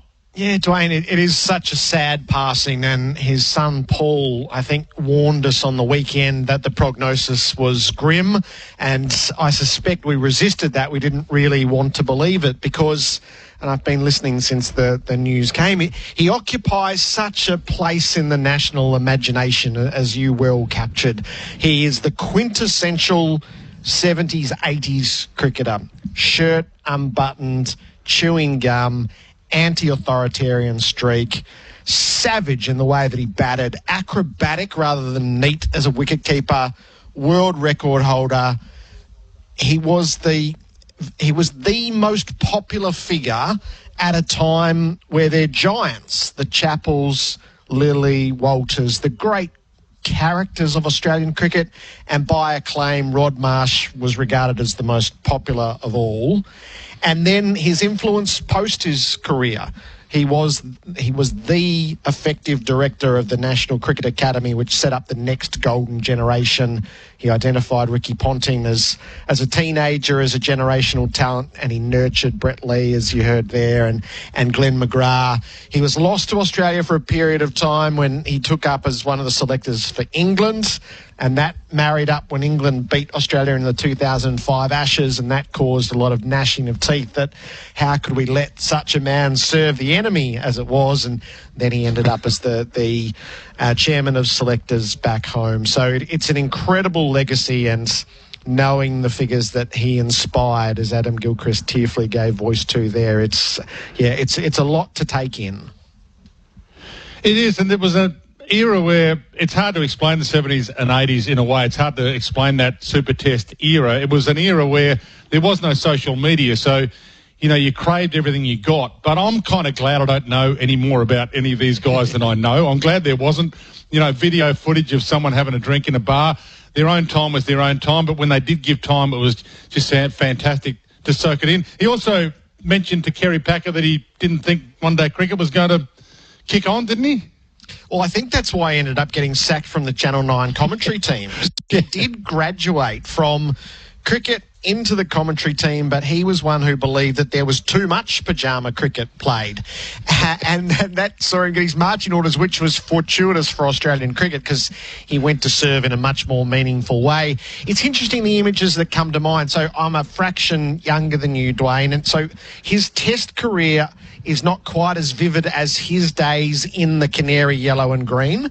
So that the image that I've been just reaching for throughout the day has been, there was a day against New Zealand. It's that early 80s Australian strip, canary yellow with the green patches on the side and the collar and the gold helmet. He's so ferocious. He backs away and he plays. He's so ferocious in his backswing that his Duncan Fearnley blade splits off the handle and comes flying down towards the New Zealand bowler. And if my memory serves, one of the New Zealanders comes in and fields the bat and goes up to Rod and pushes it back on the handle as if to say, oh, go back and bat with it now. And he's frantically calling to the dressing room. So his forearms were immensely powerful. He had a savage pull shot and a vicious drive. And yes, he struck the ball in such a way that he could split the bat straight off the handle. And for all that he did as a keeper, he redefined wicket-keeper batting. He was the first Australian keeper to make a Test century. He did so on 3 occasions. That incredible hitting at the start of 50-over cricket, and he redefined what it was. And in a way, he changed the landscape for first Ian Healy and then Adam Gilchrist. And that lineage stretches through to what we search for in a wicketkeeper now. Yeah, it is nice to even just talk about it with you, to be honest, because it was a different era. It was an era where kids of 14 or 15 or 13 years of age were allowed by their parents to go and catch a bus to the Test, and you said goodbye to your parents at 9 in the morning, and they didn't see you until, well, the rule was back in those days with no mobile phones, be home before the streetlights come on. And you would go and you'd sit there and you'd watch. I've still got a cricket ball signed by Asif Iqbal that I got from the practice nets one afternoon during that Super Test practice at Football Park. So I think it was an era where you felt like you were close to them as well. For some reason, you felt like you can touch them. You knew them. They were just like you. Yeah, and he was a warrior. So I think it's Greg Chappell who's got the quote that he played with a lot of men who would die for the baggy green, but only two who would kill for the baggy green. That was Rod Marsh and Ian Redpath, your great friend. And there is something to that. So he was a deep thinker. He was a great lieutenant to have there for his captains, Ian Chappell and Greg Chappell. But if you needed the very last ounce out of somebody, that's what Rodney Marsh was prepared to give you. And he would joke that he took the punishment for the bowling of Dennis Lilly and Jeff Thompson, and they absolutely battered his hands. And I think one of the iconic images is of Rod holding up his hands, all taped up, all bar one finger, some taped together, some taped individually just from the punishment. And every now and then when Tomo really got one to fly, they would chuckle in the slips and ask him, how did that feel? And he said, it hurt like hell, but I love it. So he was all in for that Australian team. And then, the character side of it, he could spin a great yarn. He held the record for the most beers on the way across to an Ashes series. So he had that absolute anti-authoritarian streak to him as well, which is part of the wicketkeeper. And I do love that story. So Iron gloves was a term of derision from his start. He was an unpopular choice in parts of the country who were lobbying for other wicketkeepers at the time, who couldn't believe that this roly-poly figure had been parachuted in to be Australia's wicketkeeper. He got booed in Sydney, I think, at one stage early in his career, but he progressively won the nation over. And he leaves us as, I think, one of the most loved cricketers in history. That's Gerard Whateley paying tribute there to Rod Marsh. This is SEN Test Cricket live from Rawalpindi. We'll hear more tributes after the break. For ultimate tyre safety this season, go and see Tyre Power during their store-wide super sale now on. Your #1 destination on Google Maps for safety, Tyre Power is ready to help your family drive safe on the roads. Next road trip, make Tyre Power your first stop and find out why Tyre Power is Australia's best. During the store-wide super sale on now, buy 3, get 1 free on selected Kumho passenger and SUV tyres. Each Tyre Power is 100% independent and locally owned. Find your Aussie local at tyrepower.com.au. Choosing new flooring or a new rug for your home? Choices Flooring Room View makes it easy to find what you've been searching for. Simply take a photo of the area in your home, select your flooring styles or rugs from the thousands of colour, style and texture options. Using Choices Flooring's Room View, you can then see your favourites right in your own home. Send your favourite options to your local Choices Flooring store to book a free measuring quote, and you're on your way to finding the floor you've been searching for. G'day, it's Miles Fitzner here. Come join us for Trackside live at the Morford Arms. Tags will be in the house, so come along next Sunday, March 13th. Thanks to Cooper's Brewery, come join us for an exclusive Adelaide Cup Day preview and get the early mail as we settle in at the Morphy Arms front bar. You could even win a carton of Cooper's just by being there. Pre-register at morfordarms.com.au. Always drink responsibly, 18 plus only. Gamble responsibly. Call 1-800-858-858. You haven't seen garage doors like this before. Smarter, quieter, safer. Beautifully refined custom finishes with endless possibilities. 4D Doors. Garage doors redefined. Discover more at 4ddoors.com.au. Callaway's new Rogue ST drivers represent a breakthrough in driver performance. The Rogue ST drivers are Callaway's fastest, most stable drivers ever. Callaway's industry-leading innovations include the tungsten speed cartridge, jailbreak speed frame and AI-designed flash face are engineered for maximum speed with exceptional levels of forgiveness. Think speed, go Rogue with Callaway, the kings of distance. To find out which Rogue ST driver is right for you, visit callawaygolf.com.au. The road can be a little frightening sometimes. Conquer your road fears in the new Volkswagen Tiguan with Travel Assist. Test drive the new Volkswagen Tiguan now at Solitaire Volkswagen, Hawthorne and Medindi, DL65541. The AFL Record Season Guide is the Footy Lovers Stats Bible, and the 2022 edition is on sale now. It's packed with all key stats, facts and figures. Plus there's profiles on every AFL player, from rookies to superstars, and a history of all finals, award winners, and a comprehensive look at the 2021 draft. Thanks to 4 and 20, Australia's original fan food. Grab the AFL Record Season Guide, a must for every footy fan. Just $39.95. Available now at Coles, Woolworths, newsagents and bookstores. Australia's making positive energy, and there's more on the way. It's all part of our plan to reach net zero by 2050. We're rolling out rooftop solar at record levels, expanding snowy hydro, so it's the biggest battery in the Southern Hemisphere, and investing billions in projects like hydrogen hubs and seaweed for feed, which means more jobs and even less emissions, helping us reach net zero by 2050. Find out more at positiveenergy.gov.au. Authorised by the Australian Government, Canberra. Prefer Australian owned? Want to support local businesses? Believe in community spirit? Want a deal on your energy? Of course you do. So, should you switch to Lumo SA? Of course you should. We're 100% Australian owned with a rewards program full of local finds. We're actively helping communities and offering amazing energy deals to boot. Call 131 5866 or search Lumo. SA residential customers only. Lumo Energy SA not available in all areas. Eligibility criteria and conditions apply. See website for details. For Henley, build with confidence. Henley.com.au. And Tyre Power. Store-wide super sale now on. Save on Kumo. Live from Rawalpindi. Pakistan versus Australia on SEN Test Cricket. Welcome back to SEN's coverage of the first test between Pakistan and Australia from Rawalpindi. During the lunch break today, we're bringing you some tributes to Rod Marsh, as heard across the SEN network today after Marsh's passing at age 74. Let's hear from Adam Gilchrist, who spoke to Tim Gossage on SEN WA shortly after the news was announced. Oh, good morning, Goss. Yeah, Ash. Just shattered. Absolutely shattered. Can't quite believe it. I just thought he was invincible. He was my absolute hero and, I guess, inspiration for all that I set out to achieve and had a crack at. And it really was him. He was just an idol who, helped me, as I say, pursue what I wanted to do, and then to have him come into my life and have such a profound effect on my life and sporting life and then personal life as a mate. I still can't believe that.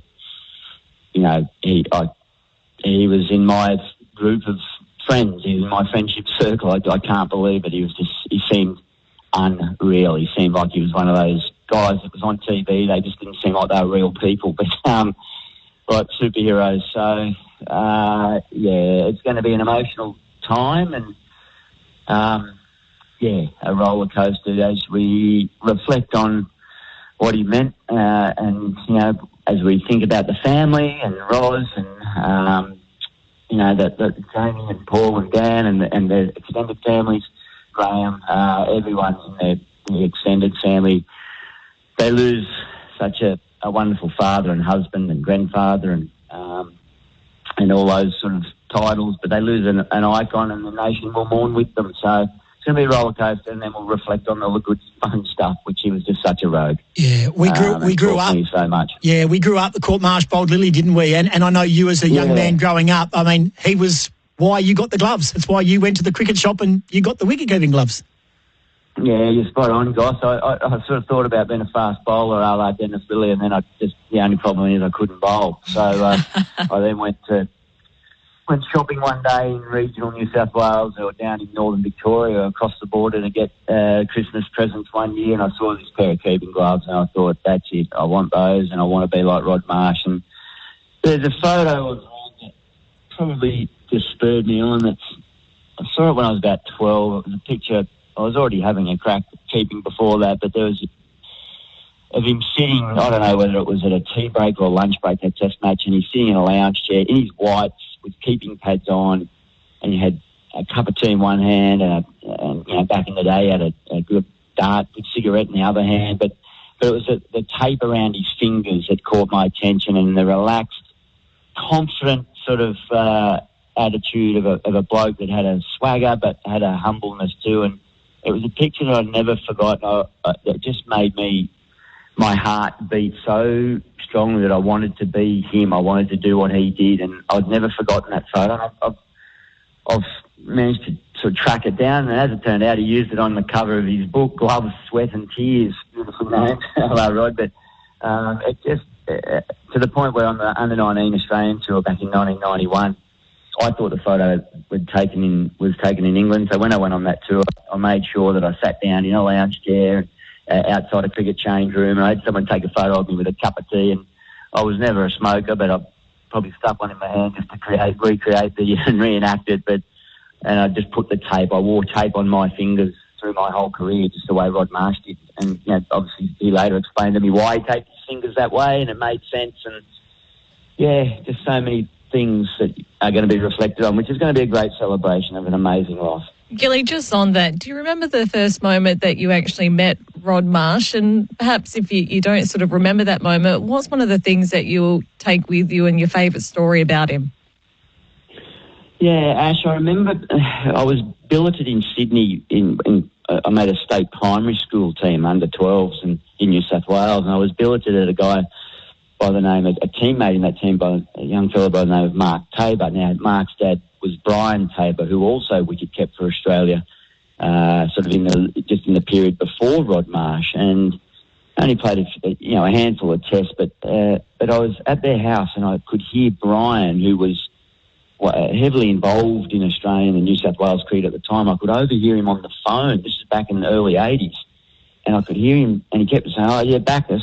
No, mate, I'm going to do this." Anyway, I realised he was on the phone to Rod Marsh. That was the biggest buzz I'd had to that point in my life, the fact that I was in the house of someone talking to Rod Marsh. I wasn't even talking to him, but it gave me such a buzz that I met Rod in and around our under-19 carnivals, and then he became head coach of the Cricket Academy in my year. His first year as head coach in Adelaide at AIS, Institute of Sport Cricket Academy, was my intake year. So life couldn't get any better. It was just extraordinary to have my hero as my coach. And I did get a bit excited at the first barbecue he put on for us as a team at his house. Roz put on a big spread, everything, and I got a bit excited. I thought the courageous thing to do would be to, every time Rod had a beer, I should have a beer out of respect. And I worked out that he holds his beer a lot better than I do. And it ended pretty ugly in the lounge room, and I got thrown into one of their spare rooms and slept it off. But he never let me forget that. But yeah, that was, I just remember exactly. I thought he was invincible. I thought he was like a superhero, and that never changed. I learned that he had a beautiful, soft heart. He just loved his family and loved my family, and everyone who he comes in contact with. He's just a wonderful person. He is, on a very sad day for Australian sport and a very sad day for Australia, and also the cricket fraternity and also the Wicketkeepers Club, of which you are a proud member of, and he certainly was probably the president. In fact, his last test match was against Pakistan in 1984, and today Australia starts their test series in Pakistan, so let's hope, and I'm sure they will, pay tribute to the great Rod Marsh. Gilly, thanks for taking our call. It's pretty raw, it's very sad, but again, thank you for sharing some of the great memories of your cricket the icon that is Rod Marsh and your cricket idol. Thanks for joining us this morning. Yeah, thanks, Gosh. Thanks, Ash. It's really nice to be able to talk about it and amongst friends and help get through it all. So I appreciate it. Take care. Have a good day.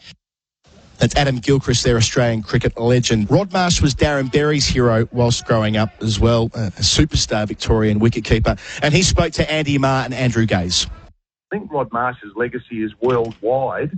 Don't forget he did some fine work in England, ironically, given his hatred of the country when he wore the green baggie. But, I was at work when I heard the news. I was coaching a group of young cricketers out at the Rowville Sports Academy, and the news came through, and it was one of those moments I just had to remove myself, and I felt, boys, like, and I don't want to over-dramatise this, but like a part of me died today because as a kid, I idolised Rod Marsh. And in an era, and you two are just a couple of years older than me, we used to have posters on our wall, and my bedroom was full of Rodney Marsh because I just wanted to be like him. I get it. Hey, Chuck, talk us through just how great a keeper he was, because for me, it was the spectacular. He had this knack to pull off some of the most miraculous catches that other keepers at the time didn't seem to do, or certainly not as regularly as he did. Great call, Gazy. He was a great catch, and anyone listening or anyone who grew up, and you guys have said it, in the 70s and the 80s, if you were a wicket keeper, you know, and there's been plenty today and there'll be plenty more that come out, and even the wonderful gloveman like Andrew Gaze, who took on the gloves, which I've never seen a giraffe on ice. Eastern Road Primary, it must have been quite something to see. Yep. He's mentioned it to me a few times. He was a great catch, Gazy. Left hand, right hand, full stretch. On my Twitter post, if you have a look at it, look at the catch that he's taken there. He's taking it to the right-hand side of Ian Chappell. That's going towards second slip. He did it regularly. He did it regularly. Yes. And yet, Chuck, there was, and you'll hate me doing this, but you were a beautiful gloveman. You were a beautiful technician, and maybe it was runs that stopped you from going to the next level, but at first class level, you were a pure and beautiful keeper. From the moment you arrived, that was the case. I remember my mate was Mick DiMartina, and you followed, and so I had a real eye on Victorian keeping at the time, and you were a spectacularly beautiful technician behind the stumps. That clearly wasn't always the case for Rodney. I mean, Iron Gloves was a nickname that followed him throughout his career and was put on him early. He clearly wasn't a magnificent technician early, but the fact that you talk about him being a great catcher, therein lies a bit of a difference, I reckon, in the art of wicket keeping. Yep, no, good call. Thanks for the kind words, Andy. But it's true. It comes from the bottom of my heart. I mean, you were a beautiful wicketkeeper. I'm sitting in my study at home, and I've got all my sporting books, and I love them. And I've got Andrew Gaze's there, personally signed. I've read it a few times. I'm not just saying. But there's the gloves of Inie, the inside edge. I've got the Rod Marsh collection, and I read them religiously as a boy growing up. And I know what you've just said there. He was known as Iron Gloves, and when he first started, he was a bit of a thrashing left-handed batsman. Maybe a few parallels with Adam Gilchrist, who I know you guys debated before. Gilly went on to be the greatest because what he did was amazing with the bat and the gloves. But the most loved, and the Aussie larrikin, the unbuttoned shirt, have a beer, have a ciggy with Dougie, and then launch yourself to the right and to the left. He made himself an iconic figure. And I just know growing up, summer, World Series cricket, you know, that song, Marshy's taking wickets, he's clearing wickets. It's embedded in my memory. And as I said today, when I heard the sad news and I knew Rod was in trouble being in an induced coma, I just had to sort of walk away, and because I felt, gee whiz, my youth, you know, and I was lucky enough to meet him in my older years and talk cricket with him, learn from him, and I thought this was my hero. This was my idol. And now I'm in the same sort of room and talking with him. I just, again, he wasn't my great mate because he's much older than me, but he was my hero, and we lost him today. And he was the hero to many. Marsh, Chappell, Lilly, that era, you guys said it when I was driving home, that was Australia's team. That was it. It was. It really was. Absolutely. The other thing the thing that I remember, perhaps for one of the more uncomfortable situations, is the famous underarm bowling. It was him at the back, and he was like, had his arms crossed, and he said, no, I don't want anything to do with this. So he had there was something in the moral fibre as well that stuck out. 100%, Gazy. So you think of Marsh and you think hard, tough, you know, Aussie larrikin, we want him, and you know, the tributes will flow for one of Australia's greats and the passion, but also what you just said, I think the fairness and don't cross the line. And my understanding is he fell out at that time with Greg over that incident to say, mate, you've gone beyond the limits here. So you're right. A man of integrity, a man that loved the game, and we're referring to him as his playing days. He gave a lot as a selector, as a coach, cricket academy, went to England, a selector. He's devoted, 50 years of his life that's tragically cut short. to the game of cricket. And, yeah, many go, we lose friends. We do. And but this is, I think, a legendary, iconic figure of the game. Well, you mentioned Greg Chappell, Chuck, and I think it was Jared earlier today who reminded us all of one of the, I know there's so many great quotes in Australian cricket, but I think it was Greg Chappell who said that he knows hundreds of players who die for the baggy green, but he knows only 2 who'd kill for it. And Rodney Marsh was one who would. And when you think about that, and he's talking metaphorically, of course, but when you think about that, it sums up, and you're talking about Greg Chappell, you're talking about the Chappells, and you're talking about Dennis Lillee, and you're talking about some of the,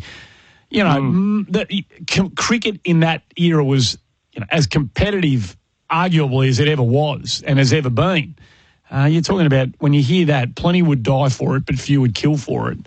He was one of them. That says a bit about the man, I reckon.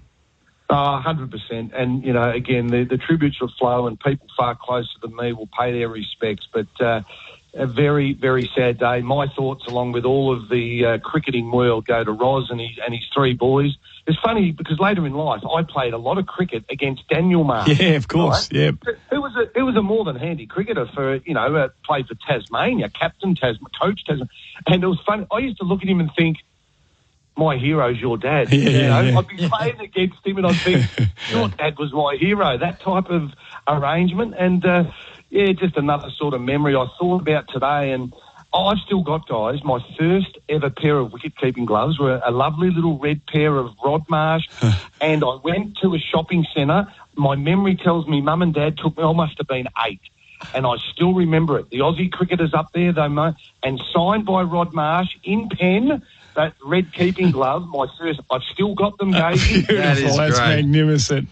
And they just take a bit more meaning. And then my first real pair of Kookaburra black Rod Marsh gloves with the silver trimming under the Christmas tree, one of my most prized possessions. Darren Berry there. We'll hear more tributes to the late Rod Marsh after the break. This is SEN Test Cricket. We're in the lunch break of the first test between Pakistan and Australia. Live from Rawalpindi. Back shortly. Sometimes needing new tyres can catch us by surprise. That's why Tyre Power gives you the power of Zip Pay and Zip Money. It means you can get what you need now, get back on the road safely, and pay for it later, taking advantage of the interest-free periods. So if you need new tyres or mechanical repairs, don't wait till it gets worse. Get them now with Zip Pay or Zip Money at Tyre Power. No fuss, no wait, no worries. Terms and conditions apply. So visit tyrepower.com.au or call 13 21 91 for your local owner-operator. Bred on a Kimberley cattle station to withstand the Aussie life, Ringer's Western clothing looks great in the city while toughing it out on the land. From tees and jackets to boots and denim, Ringer's Western. Shop now at ringerswestern.com. Join Caroline Wilson and Corey Perkin for their weekly podcast, Don't Shoot the Messenger, filled with their insights into the latest news and a little sport, good local tips, and plenty of recommendations on what they're reading, watching, and whipping up in the kitchen. Did you see the gathering of women on the streets who were making their own Molotov cocktails with the YouTube on their phone, teaching them how to do it? That's just raw and real. It's almost like the trauma for some people of COVID is very, very quickly been completely translated into a much more terrifying trauma, really, of the possibility of nuclear war. The power of real-time reporting, there is nothing like it. It was one of the more scary departures from anywhere that I have ever experienced. The drive to Ballina was in the most torrential rain I think I've ever driven in. You'll find the Don't Shoot the Messenger podcast on the SEN app or subscribe wherever you listen to podcasts. Thanks to Red Energy, 100% Australian electricity and gas. G'day, it's Miles Fitzner here. Come join us for Trackside live at the Morford Arms. Tags will be in the house, so come along next Sunday, March 13th. Thanks to Cooper's Brewery, come join us for an exclusive Adelaide Cup Day preview and get the early mail as we settle in at the Morphy Arms front bar. You could even win a carton of Cooper's just by being there. Pre-register at morfordarms.com.au. Always drink responsibly, 18 plus only. Gamble responsibly. Call 1-800-858-858. On the SEN app, check out the SENW channel with stars of women's sport at home and abroad. Daisy Pearce, Katie Brown, Stephanie Brands. Plus, on the SENW SENW channel, we cover AFLW, Rugby League, W League, netball, cricket, and track the female styles of horse racing and more. For the latest news, interviews, and catch-up podcasts with the biggest names in women's sport, jump on the SENW channel. Download the SEN app now. At Balfour's, we're for South Australian footy. Whatever scarf you wrap around your neck, whatever beanie's warming your scone, we'll scream every club song and cheer every player, man, woman and child, as they pull on their team colours and step onto that hallowed field for love and glory. We're for the umps who go from hero to villain with one dodgy call. And above all, the fans who make this great game even greater. Wind, rain or shine. Yes, when it comes to footy, Balfour's is for the game.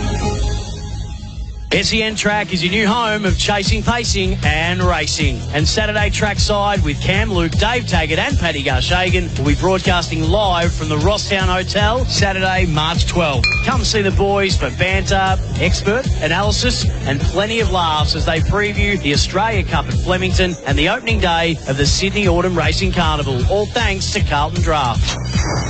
Saturday Trackside, live Saturday, March 12th from midday at the Rosstown Hotel and on SEN Track. SEN SA's studio on King William Street is powered by Lumo Energy. Join SEN and power your home or business with energy from an Australian-owned company, Lumo Energy SA. Learn more. Head to lumoenergy.com.au today. For Henley, build with confidence. Henley.com.au. And Tyre Power. Store-wide super sale now on. Save on Kumo. Live from Rawalpindi. Pakistan versus Australia on SEN Test Cricket. Welcome back to SEN's coverage of the first test between Pakistan and Australia, live from Rawalpindi. Welcome back to SEN's coverage of the first test between Pakistan and Australia, live from Rawalpindi. During the lunch break today, we're bringing you some tributes to the late Rod Marsh, as heard across the SEN network today after his passing today at age 74. Veteran cricket writer Robert Craddock spoke to Matty Johns and the Morning Glory crew on SEN Sydney to discuss Rod Marsh's legacy. Crash, how you travelling, mate? I know you were close to Rod. Yeah, look, Matty, it's, I guess for all, the real shock was last week when he had a heart attack in Bundaberg. He never regained consciousness. He was flown home to Adelaide and passed away at 6 a.m. this morning. Yeah, look, there's only ever one Rod Marsh, wasn't there? You know, people trot out statistics like, you know, at one stage he was a world record dismissal taking Gloveman, 355 and all that. But it was the style, the panache, the moustache, the swagger, the sideburns, the floppy hair at the back, and the big throw the ball through the ozone layer when you took a dismissal. It was the character and flair that meant as much as what he did. I only saw Rod Marsh, the cricketer. What type of man was he? No nonsense. Like he was a guy who had a great, piercingly direct with his captains, Greg Chappell and Ian Chappell, would often tell them what they didn't want to hear. Had a nice sense of humour. I remember once I was in a bar in Hobart and he said he was ordering a drink as well. He said, "Who's that with you over there?" And I said, "That's my father." And he said, "What? He's come down to watch you write." You know what I mean? And I just thought that's it was just his typical Marsh, like just a bit funny and a bit unusual. But what he was a no-nonsense disciplinarian in terms of, like, while his own life was in the free-swinging, sizzling 70s, he knew how to get young players going and what those sacrifices they had to make. Very good judge of talent. He said a 16-year-old Ricky Ponting would be a once-in-a-generation player. And he'd say to journalists, have a look at this kid in the nets. He is the next big thing. And, of course, he was right. When he took charge of England's academy, he said, "I've got a young bloke here, Kevin Peterson." Everyone's saying he's a white ball player. No. He's a future Test champion. And he was right. Crash, how important was he to World Series cricket? Well, he was really important because whether it was a major sacrifice to go there, he was Australian vice captain and Greg Chappell signed up to World Series. Had he went there to World Series, had he stayed with Australia, he would have been Australian captain. And that was a huge honour, which he did want. But he went with his mates to World Series and said later he was really glad he did. He said, "I just feel we were doing something for the greater good of cricket. We were shaking the cobwebs off the game." And so he had no regrets. But without Marsh in World Series, it wouldn't have quite looked the same. It would have looked like the Beatles without Ringo on the drums, you know? And I think that's why it had the Chappells, it had Marsh, it had Lilly. So he was influential wherever he went. Just to piggyback on that, Crash, you know, what kind of legacy do you think is echoing down to the players of today from such a great man in the cricketing world? Well, I think there's a few different ones. I mean, I'm just off the phone to Adam Gilchrist, who was in tears, who he said, look, when I was a 12-year-old boy, I picked up Rod's book, you know, Blood, Sweat and Tears. And he said, that photo just enchanted me. He said, I got a photo taken of myself in a similar fashion. So if you were a young wicketkeeper in the 70s and 80s, you had only one hero then, and that was Rod Marsh. He was the man that everyone wanted to be. And that's the sign of cut-through, isn't it? You know, players can star, you know, in different forms, and many are forgotten as soon as they finish playing the game, but not Rod Marsh. He left you only had to see him a few times and you realise that he just had a presence and a magnetism about him that few cricketers possess.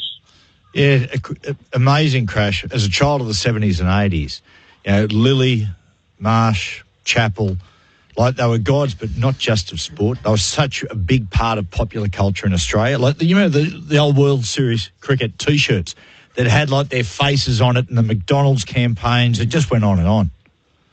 Well, it's a good point, Matty. And Court Marsh bowled Lilly 95 times in Test. And as Rodney Hogg said, it was the best Test cricket ever got, was Court Marsh bowled Lilly. Look, they were two country kids, really, although Marsh was raised in the very outskirts of Perth, in a suburb there. 20 kilometres down the track was Dennis Lilly, both sons of truck drivers. Dennis Lilly worked in a bank. Rod was a teacher. They did not rely on cricket exclusively for their income early in their career. So you think of that, you know, in the 1970s, the teacher, the bank teller, sons of truck drivers, and they came through and be the glorious stars of the 70s and 80s. You know, the story is magnificent from all angles. Crash, are people surprised with today's news? Like, everyone knew that he had the heart attack last week. Yeah. Is there any hope that he was going to pull through, mate? Oh, look, Webby, I feel that he was... his heart stopped for between 4 and 7 minutes last Thursday afternoon. Now, I'm no doctor and I won't attempt to be one, but I know when they took an X-ray of his test on his brain, they said there's no bleeding on the brain, but that's not the end of it, because they said he was denied oxygen for a significant period of time. He did not regain consciousness. He died peacefully this morning. So, yeah, it's still a shock when you hear it. You never stop hoping, do you? Because, Webby, people have come from further back. There have been people who have been dead to say, or lost their pulse for longer than that and have come through, but unfortunately not in this case. Crash, going to put you on the spot here. Probably a question deserved a bit more notice, but you've interviewed Rod numerous times, and mate, by the way, congratulations on the Cricket Legends. It's, mate, awesome, mate. Do a great job on that. Anything in interviewing Rod that really caught you by surprise, shocked you? I think that he had a lovely splash of sort of what you might call a reverence. You know, he didn't sort of, you know, if your question was slightly askew, he'd come back at you hard, Matty. Yeah. Like, he was not an easy guy to interview in that respect, but he'd always say something that surprised you. Like, I remember once at a cricket conference, he just stood up and said, why isn't Australia producing more batsmen? We've got the best facilities in the world. I find that just doesn't, you know, something's not computing here.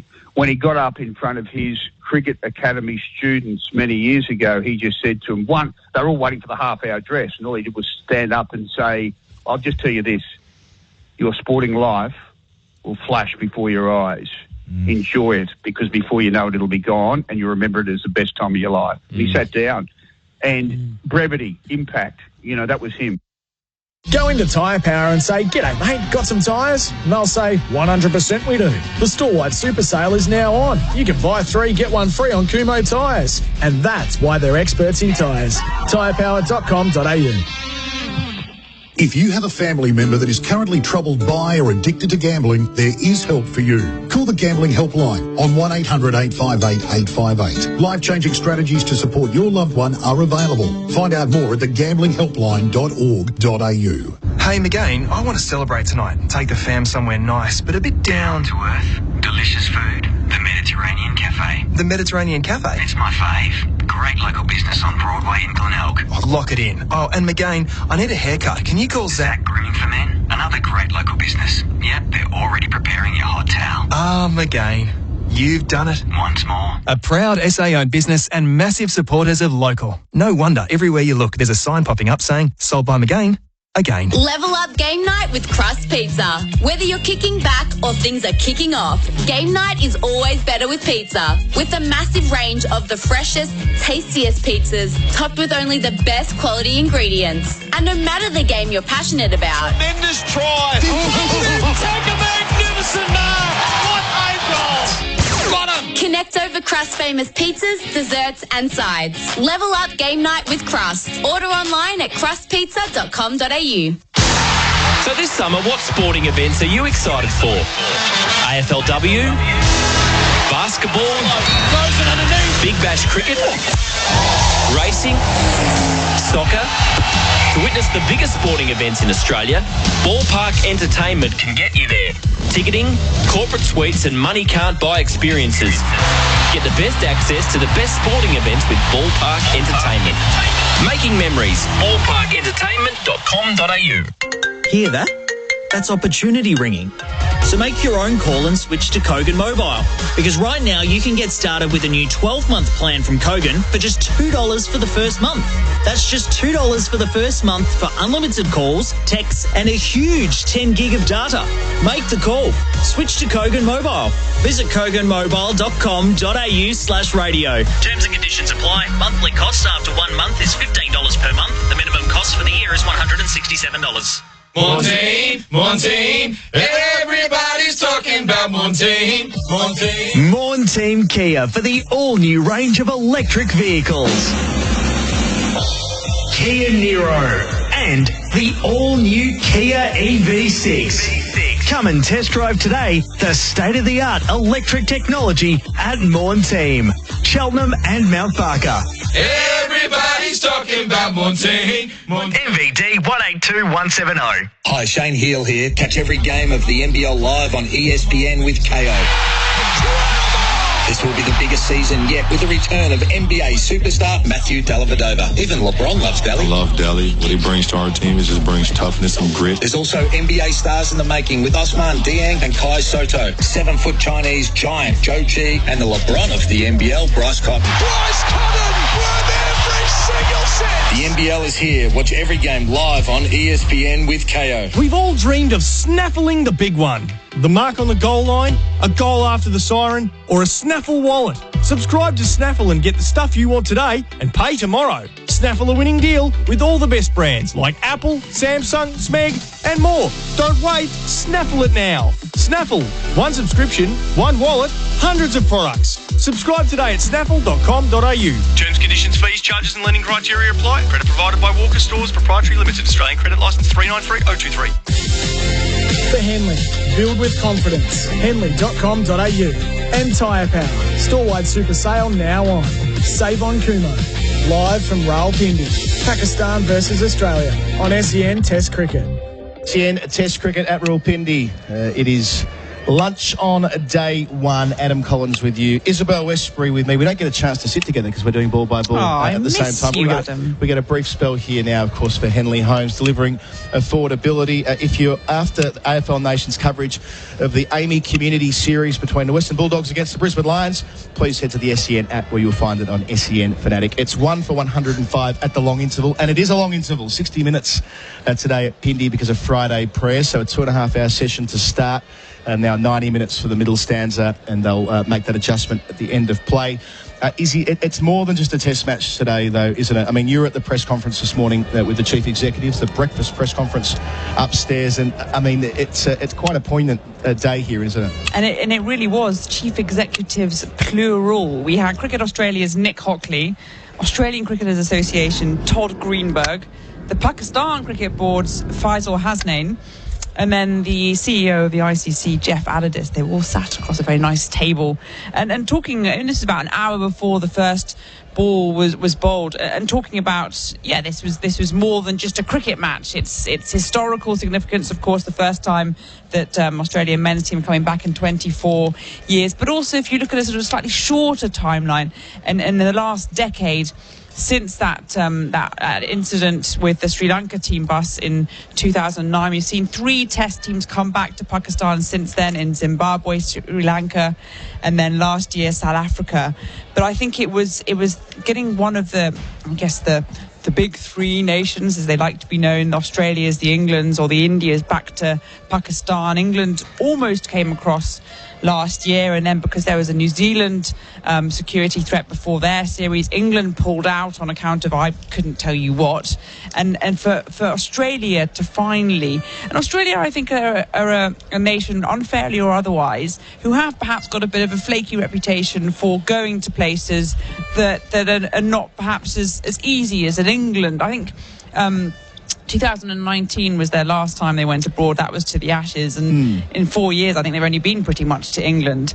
There's a reputation that they only go to the places that either there's a lot of money to be made or that aren't too taxing. So to come to Pakistan, it's a big deal in Australia, obviously, an even bigger deal in Pakistan. Yeah, and of course there's been mitigation through COVID, but it's been as much about countries that Australia host. I think it's been an issue as well. The last time Bangladesh came was 2003, likewise Zimbabwe, and it does build a bit of a drumbeat, doesn't it? When they pulled out of South Africa last year on COVID grounds, it was met with stiff resistance across the cricketing community. So I kind of think that counterintuitively, the reason we're here today, which I didn't think we would be 6 months ago, by the way, is a fact that it's a series of factors. One, they didn't go to South Africa. 2, New Zealand and England pulled out, which gave everyone the opportunity to criticise Australia and say, well, they won't go to Pakistan, they won't be there, which almost ratcheted up the pressure on why they had to be here. Yeah, and that was a really interesting time, because I think New Zealand had come here, they got on the ground, they'd done their training, they were about to play their first match, and it was about an hour, the morning of their first match, that there was a security threat. They decided that was enough to warrant the end of the series, and they left Pakistan. England then was supposed to come 2 weeks later. They were kind of looking for an excuse, to be honest, not to come, which I thought was... they were a little bit tired. They were a little bit tired. For many reasons, it was a heinous decision, and I really hope that they feel it for the next 5-6 years. But anyway, it meant New Zealand didn't go, England didn't go, and my immediate reaction was, well, this classic Australia, they won't come either. But actually, I think after a couple of weeks after that, you thought, actually, this is a really good and a really easy opportunity for Australia to score some really big brownie points, be the first nation, one of the big nations, to come back with a full tour as well. It's not just test matches, white ball series after this, and show, listen, Islamabad, Rawalpindi, Karachi, Lahore, Pakistan, it's as cosmopolitan as any other place in the world. We've been out as journalists to dinner and things. It's, you can... In England, we saw England against India, you and I, we were commentating with SEN. There were more pitch invasions there than I think I've ever seen on the subcontinent. So it's all about the perception versus the reality. And by coming here, by being here, by playing this cricket, all of the cricketers that have been here, whether it be in the Pakistan Super League or playing international cricket now, have talked about how much they've enjoyed it, how safe they've felt, and how vibrant the atmosphere has been, and the hospitality, the food, the culture. Once you get here, it is wonderful, and I hope this paves the way for many more teams to come. Yeah, it's a great combination, and everyone we've talked to in Pakistan so far wants to talk about the modern country they're building here, and of course we're in the capital. It's by extension cosmopolitan, and by the very nature of the capital city, but they have got a very good story to tell over the last few years. They're extremely proud of it. They're very gracious hosts, and they feel like that if they can nail this, it won't be a novelty for a team to come here. This is still a bit novel, right? Today is a novel event. It's been 24 years.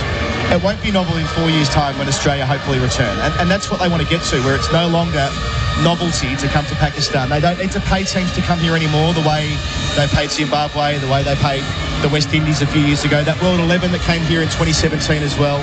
We've moved beyond that era to an era where it'll be stock standard for Pakistan to be part of the touring schedule. And already you can feel that change of attitude happening within the player camp as well. I think even just a month ago, there was certainly this trepidation, this idea that, putting our lives on the line a little bit, the security, etc.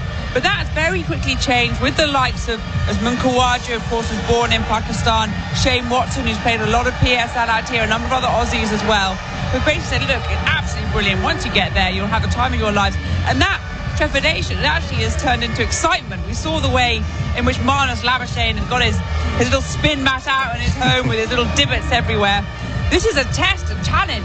These boys really want to take it on, and I think they're relishing that, and also probably quite reveling in the adoration they've got as well of being that first team back.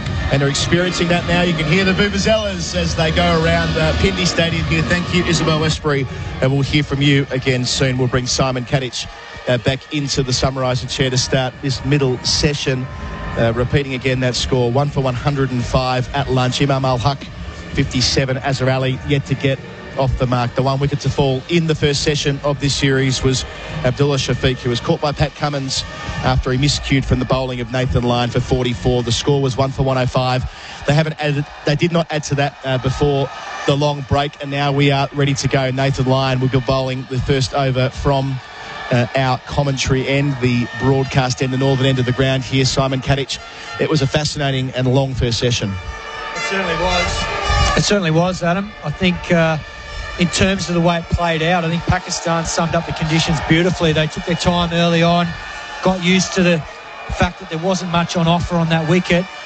And then early on, Nathan Lyon got some spin and bounce with that new ball with the hard seam, but I thought the intent of both openers was outstanding. He got hit over his head a couple of times for some big sixes, but then he struck back right before the break, getting Shafiq out, hold out. It was a very good catch taken by Pat Cummins, running around to sort of where mid-on would have been. It's loud and boisterous. The second session is starting on SEN Test Cricket for Henley Holmes, delivering affordability. Nathan Lyon around the wicket. Imam ul-Haq well forward, defending out to the offside. The crowd has definitely swelled during the lunch break as Friday prayers complete here for another week. That's why we had the 60-minute interval after the first session. Lyon again, he's got a slip and a short leg. Bowls here. Imam comes forward and defends out towards cover, where David Warner does the fielding. No run. David Warner fielding in the short sleeves. You don't see that too often. And yes, they have sold out every ticket, and it'll be full here by the time we reach tea, I'm certain. Lyon to the crease again, wide of the crease, bowls and forward is Imam once more. They've got the wedding style chairs in the enclosures here, which are just, well, as it says on the tin really, the chairs we're sitting in, which wouldn't look out of place in a wedding anywhere. It's normally standing room, but they've put seats in for the test match, and they doubled the number of seats yesterday when they lifted the COVID provisions here. Lyon bowls flatter, and the result's the same with Imam ul-Haq defending back down the pitch.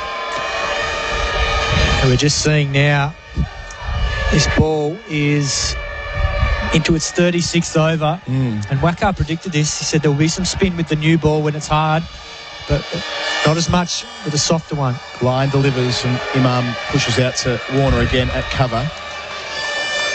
Yes, those Travis head overs were odd, but there was ample turn for Lyon. I mean, on face value, it was, well, if they got the wrong configuration here, given how much turn Nathan Lyon was generating. He finishes his over here with a flat delivery, pushed off the back foot by Imam ul-Haq. He stays on 57, a maiden to start this middle session. SEN Test Cricket for tyre power, 25% off Kumo tyres. Pakistan 1 for 105. Get the power of safer tyres before you go on holidays. A road safety message from Tyre Power. Having out-of-balance tyres causes uneven tread wear and an uncomfortable ride. You'll also cop excess wear on your suspension and other parts of your vehicle. If you experience severe vibration while driving, especially highway speeds, get your tyres dynamically balanced at your local Tyre Power store straight away. Get the power of expert advice. Get the power of Australia's biggest independent. Tyre Power.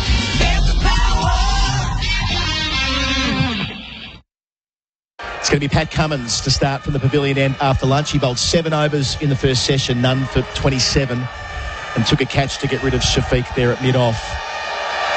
Yet to register a maiden. He's going to start with two slips, Warner and Smith, Green in the gully.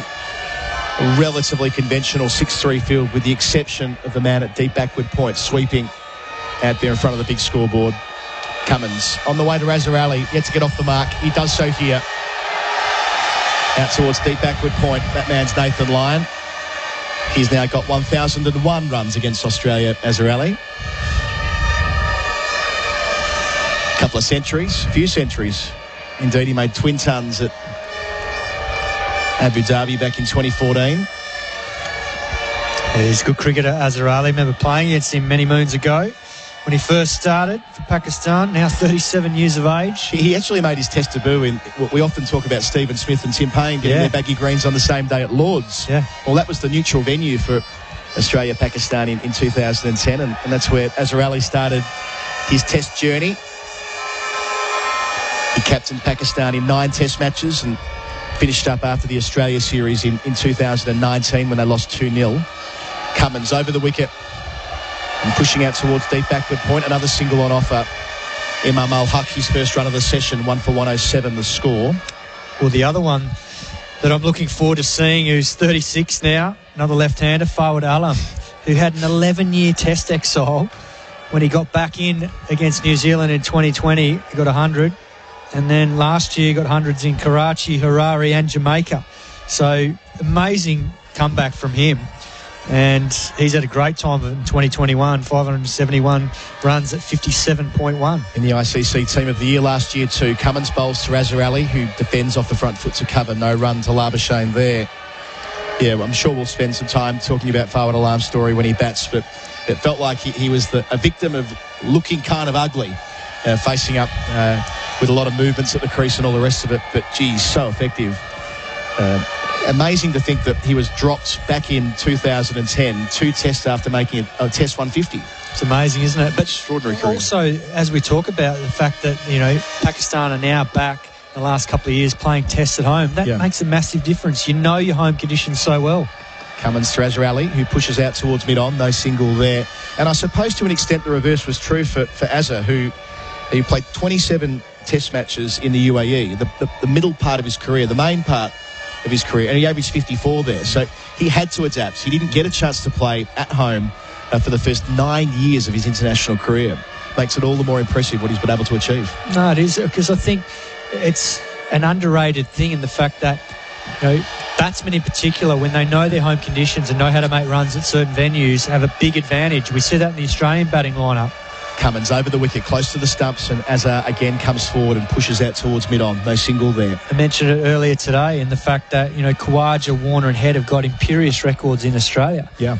Not quite as strong, well, certainly nowhere near as strong overseas, but you've got to make the most of playing in those conditions year in, year out, given that Test cricket is difficult, and then the challenge is to be able to step up when you go away. And that's why I think we heard Travis Head in the lead up to this series talking to the press about away series can define you as a player, and I think there's a number of players in this Australian batting lineup that will be seeing this as a huge opportunity. Cummins to finish his over, bowls here to Azhar. It's full, it's straight, and dug out towards mid-on. End of the second over after lunch, 37 bowled in the innings. SEN Test cricket for Henley Holmes, delivering affordability. Pakistan 1 for 107. Tyre Power Store-wide Super Sale gives you the power to save on a huge range of Kumho tyres. You can buy 3 and get 1 free on selected Kumho passenger car and SUV tyres. Tyre Power Store-wide Super Sale is now on. Visit tyrepower.com.au or call 13 21 91. SEN SA's studio on King William Street is powered by Lumo Energy. Join SEN and power your home or business with energy from an Australian-owned company, Lumo Energy SA. Learn more. Head to lumoenergy.com.au today. Nathan Lyon to continue, 1 for 36 from 12 overs. His analysis, it included his 200th wicket away from home in the first session today. Around the wicket to Imam, who dances and pushes straight back to Lyon. He was on the advance, as he was a few times before lunch, Simon. He actually plonks Lyon straight back over his head towards our commentary position. Pete Lawler and I thought we were in play there for a moment. Lyon's got a short leg and a slip, and a catching cover is Warner. That's on leg stump, and Imam defends into the onside. Yeah, I've loved his intent to Nathan Lyon because I think he bowls so well to left-handers, particularly ones that sit in the crease and don't use their feet, but he's been prepared to hit him back over his head. It's brought about the change in the field, and then he got a cut shot earlier today from a rare short ball off Nathan Lyon. Lyon to Imam, and he defends again back down the pitch. He's always fascinated me, his record, averaging 26 in Test cricket, but averaging 49 in one-day cricket, 7 tons in 46 hits. I mean, he's world-class against the white ball, but he looks to have a game that's more conducive to long-form cricket. Lyon delivers to the left-handed Imam, who pushes out to cover where David Warner is fielding no run. Yeah, it's a bit of an anomaly, that, because you'd expect, with so many hundreds in white ball cricket, he knows how to make those bigger scores, and he hasn't been able to do that in Test cricket, so potentially the challenge of a moving ball or spin has played a part in that. Lyon bowls. Imam dances down towards long off where now Mitchell Stark is stationed. So he just checked his shot after reaching the pitch of the ball. Good cricket. That single takes him on to 58. 1 for 108 the score. 59 make that. Yeah, I think once he realised he probably got a little bit too close to the pitch of the ball then, and if mid-off had been up in the circle, it might have gone straight to him, but Imam knows that deep mid-off's back, and now Azhar Ali has men around the bat, short leg, that pad on the offside and a slip, so... But still 2 out. I mean, Azhar Ali's on 1 from 11 balls. They've got the long on out and the deep backward square. Long on. Interesting. Yeah. They are short boundaries here, it must be said. Lyon to finish his over. Bowls to Azhar, who goes back and pushes just out towards point where there is no single. So 38 overs gone. SEN Test cricket for tyre power. 25% off Kumo tyres. Pakistan 1 for 108. Go into Tyre Power and say, "G'day mate, got some tyres?" And they'll say, "100% we do." The store-wide super sale is now on. You can buy 3, get 1 free on Kumo tyres. And that's why they're experts in tyres. Tyrepower.com.au. If you have a family member that is currently troubled by or addicted to gambling, there is help for you. Call the Gambling Helpline on 1800 858 858. Life-changing strategies to support your loved one are available. Find out more at thegambling.helpline.org.au. Cummins to continue from the pavilion end, done for 29 from 8 for him so far. He's just got 1 slip now. He's going to go around the wicket to Imam. Man at a deep backward point. Short ball doesn't get up at all. Imam ducked. Well, that was only going about a foot over the top of leg stump, Simon. Yeah, I think that's the plan of attack here, judging by this field. I think Pat Cummins realised he needs to try and make something happen here by using the wicket, maybe halfway down, just trying to unsettle Imam's footwork, because he's looked right at home throughout this innings. It's quite a defensive field. It allows him to bowl at the stumps, but allows him to go upstairs with protection with the 2 out on the leg side. It's loud here at Rawalpindi as Cummins bowls, and going back is Imam defending. Cummins tries to juggle it up with his feet but can't quite get it to hand. Still no run. Cummins played 4 Test matches in Asia back in 2017 when he returned to the Test side after having not played since his debut in 2011. Played at Ranchi, then Dharamshala, and those couple of Test matches in Bangladesh. Indeed, the second of those, he was the only seamer that Australia picked, so it said a bit about the confidence they had in his body, and he hasn't looked back. But yeah, that's the only cricket he's played in this part of the world. Great opportunity this for the captain, who bowls around the wicket just wide of the off stump. Imam is able to shoulder arms. Yeah, it certainly was a big statement, that, because given his injury history, to do that, it's no mean feat in that part of the world. But I think here today, it's certainly going to be a big challenge for these Australian quicks in particular. There's a nice breeze coming across the ground now, but so far there's been very little movement. There was probably 1 ball early on off Hazelwood that swung away from Shafiq when it was Fuller, and 1 ball probably to Imam ul-Haq around the wicket that just left him a little bit off the seam, but otherwise it's been gun barrel straight. Cummins bowls and Imam plays late. Soft hands out the deep backward point where there's been a sweeper for the majority of the innings so far. He advances into the 60s. It's 1 for 109. Yeah, I mentioned those Tests in Asia that Cummins played. He actually looked quite well suited to the conditions. In Ranchi, he bowled beautifully upon his return. And he did so again in Bangladesh. But it's just the fact that Australia, frankly, haven't toured much at all. And only 1 visit to Asia since, and that was in Dubai and Abu Dhabi in 2018. They've not won away from home at all. since 2016 in New Zealand. Yeah, and look, there's a lot of people tipping that potentially that might happen here as well prior to the series. Cummins to the crease now. Nearly finds a leading edge. Spits that off maybe the arm guard of Azzarelli into the offside. Bit of extra bounce that we didn't see earlier in the over. So an extra yard there from Cummins. I'm going to look at this on the replay screen. We're obscured behind the batsman here. Glove. Yeah, just shoulder of the bat. Probably the bottom glove. But went safely into the offside. But that's the sort of length that Pat Cummins has realised after the break. They probably had a chat about it. They have to use potentially that short ball just to unsettle the batsman. Hope that now, if he does go that fraction fuller, he catches him on the crease and maybe pins him in front. Cummins to finish. Bowls to Azza, who's forward in defence. That's better. End of the over. SEN Test cricket for Henley Holmes delivering affordability with Imam on 60, Azzarelli on 1. The score's 1 for 109. Hello. Frank Walker from National Tiles. Tradies, at National Tiles we know how extra valuable your time is in this current building boom, so we've streamlined how quickly we can serve you. Just go online and order from thousands of National Tiles, adhesives, grouts and tools for immediate delivery or pickup. No waiting, no delays. Yes, at National Tiles our tradies are our VIPs, where we consistently strive to save you time and money every day of the year. It's got a short leg and a slip as two catching men. We're here at the Pindi Cricket Stadium in Rawalpindi, alongside the capital Islamabad. First test of the series. Line bowls and going back is Imam, pushing out towards extra cover where there is no single. I've had the chance to get out a little bit over the last couple of nights here, Simon. I'll tell you what, this is an interesting cosmopolitan city. There's a lot going on after dark. Line again to the crease. Bowls. It's fuller.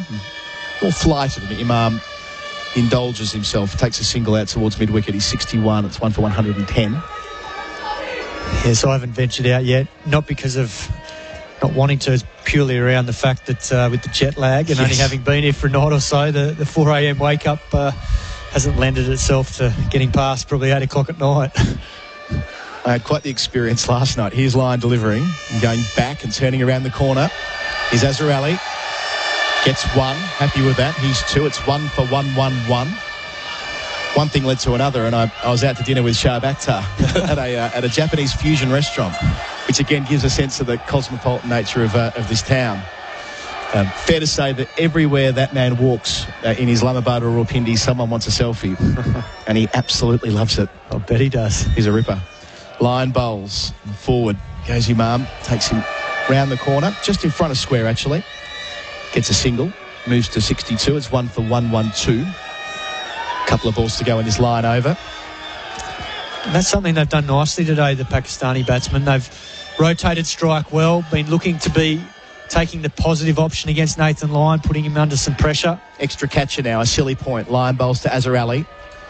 Goes back and deflects to Labuschagne. That short leg, no run.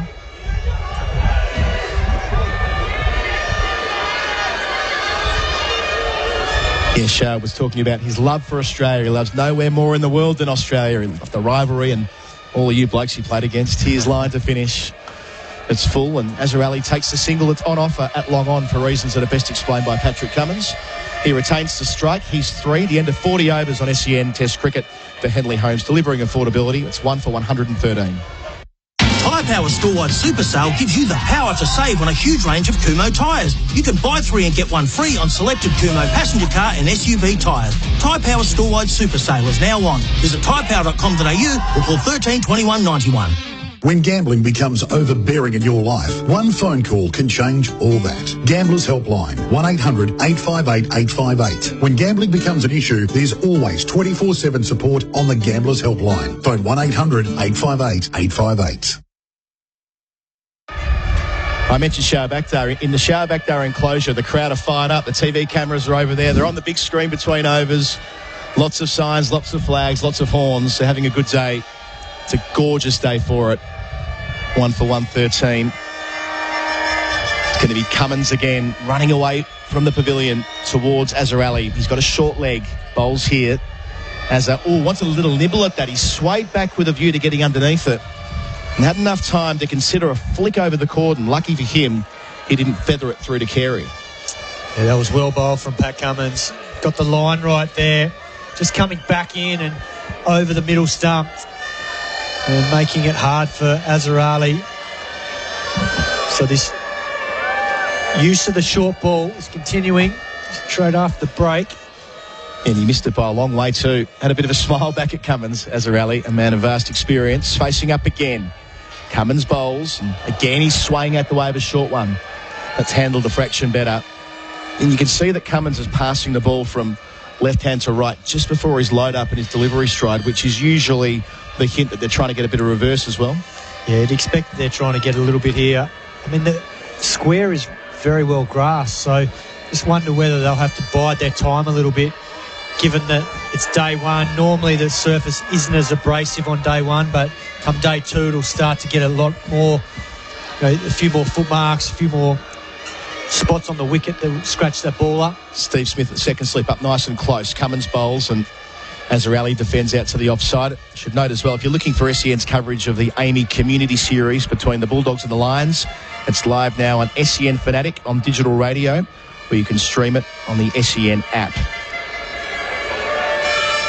Into the footy season again we go, Simon. Of course, well into it with the AFLW, but the blokes starting this week as well with their various practice matches around the country, that Amy Community Series. Here's Cummins halfway through his over. Again, passing the ball from left to right late. Bouncer, Azhar Ali leans back and once more just has a little look. Considers a fiddle. He's smiling again. This is great Test cricket, Simon Katich. It is. Australians realise not much happening on this wicket. Azhar Ali's at that age now where the reactions just slow down a little bit. 37. His footwork is being tested here from Pat Cummins. Short legs in the game. Can he bring Carey or the stumps into play here when he decides to go a bit fuller? It's the captain's the former captain here. Cummins bowls back of a length and Azhar Ali rides the bounce in defence back to the bowler. Yeah, we've seen Pat Cummins find a way to influence Test matches when they've started to drift. It's one of his key features as a bowler and a captain. And after Pakistan got off to a bit of a flyer, a 105-run partnership before lunch, if that board reads, 120 for 2 or 2 for 120, I should say, then it's a very different day one we're looking at. And Cummins will know that. To the crease to finish here. Bowls to Azhar Ali, who's on the front foot, playing late out towards Cameron Green at gully. At the end of the over, we'll have a commentary change with Isabel Westbury replacing me after the break. SEN Test cricket for Henley Homes, delivering affordability. Pakistan 1 for 113. Choosing new flooring or a new rug for your home? Choices Flooring Room View makes it easy to find what you've been searching for. Simply take a photo of the area in your home, select your flooring styles or rugs from the thousands of colour, style and texture options. Using Choices Flooring's Room View, you can then see your favourites right in your own home. Send your favourite options to your local Choices Flooring store to book a free measuring quote, and you're on your way to finding the floor you've been searching for.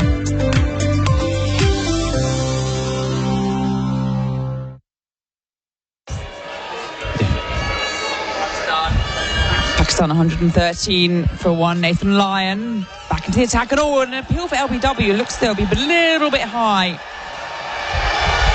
as he goes up with both arms, and there's a question from Slip as well. Carey, the keeper, coming over from behind the stumps to have a chat with Lyon. He's bowling around the wicket to a left-handed bat. Decent height on it, that bounce, and I feel, Simon, as though that would have been a bit high. It looked a little bit high. The only thing was, I think the Australians knew that he was playing so far back that it hit above the left flap of the pad, and I think they wisely turned that one down. Around the wicket once more, and this one's played watchfully into the covers. No run. Imam ul-Haq was the man that was trapped in his crease. He's on 62 from 119 deliveries. He's played really well so far for those 62 runs. And I think that was a decision well taken.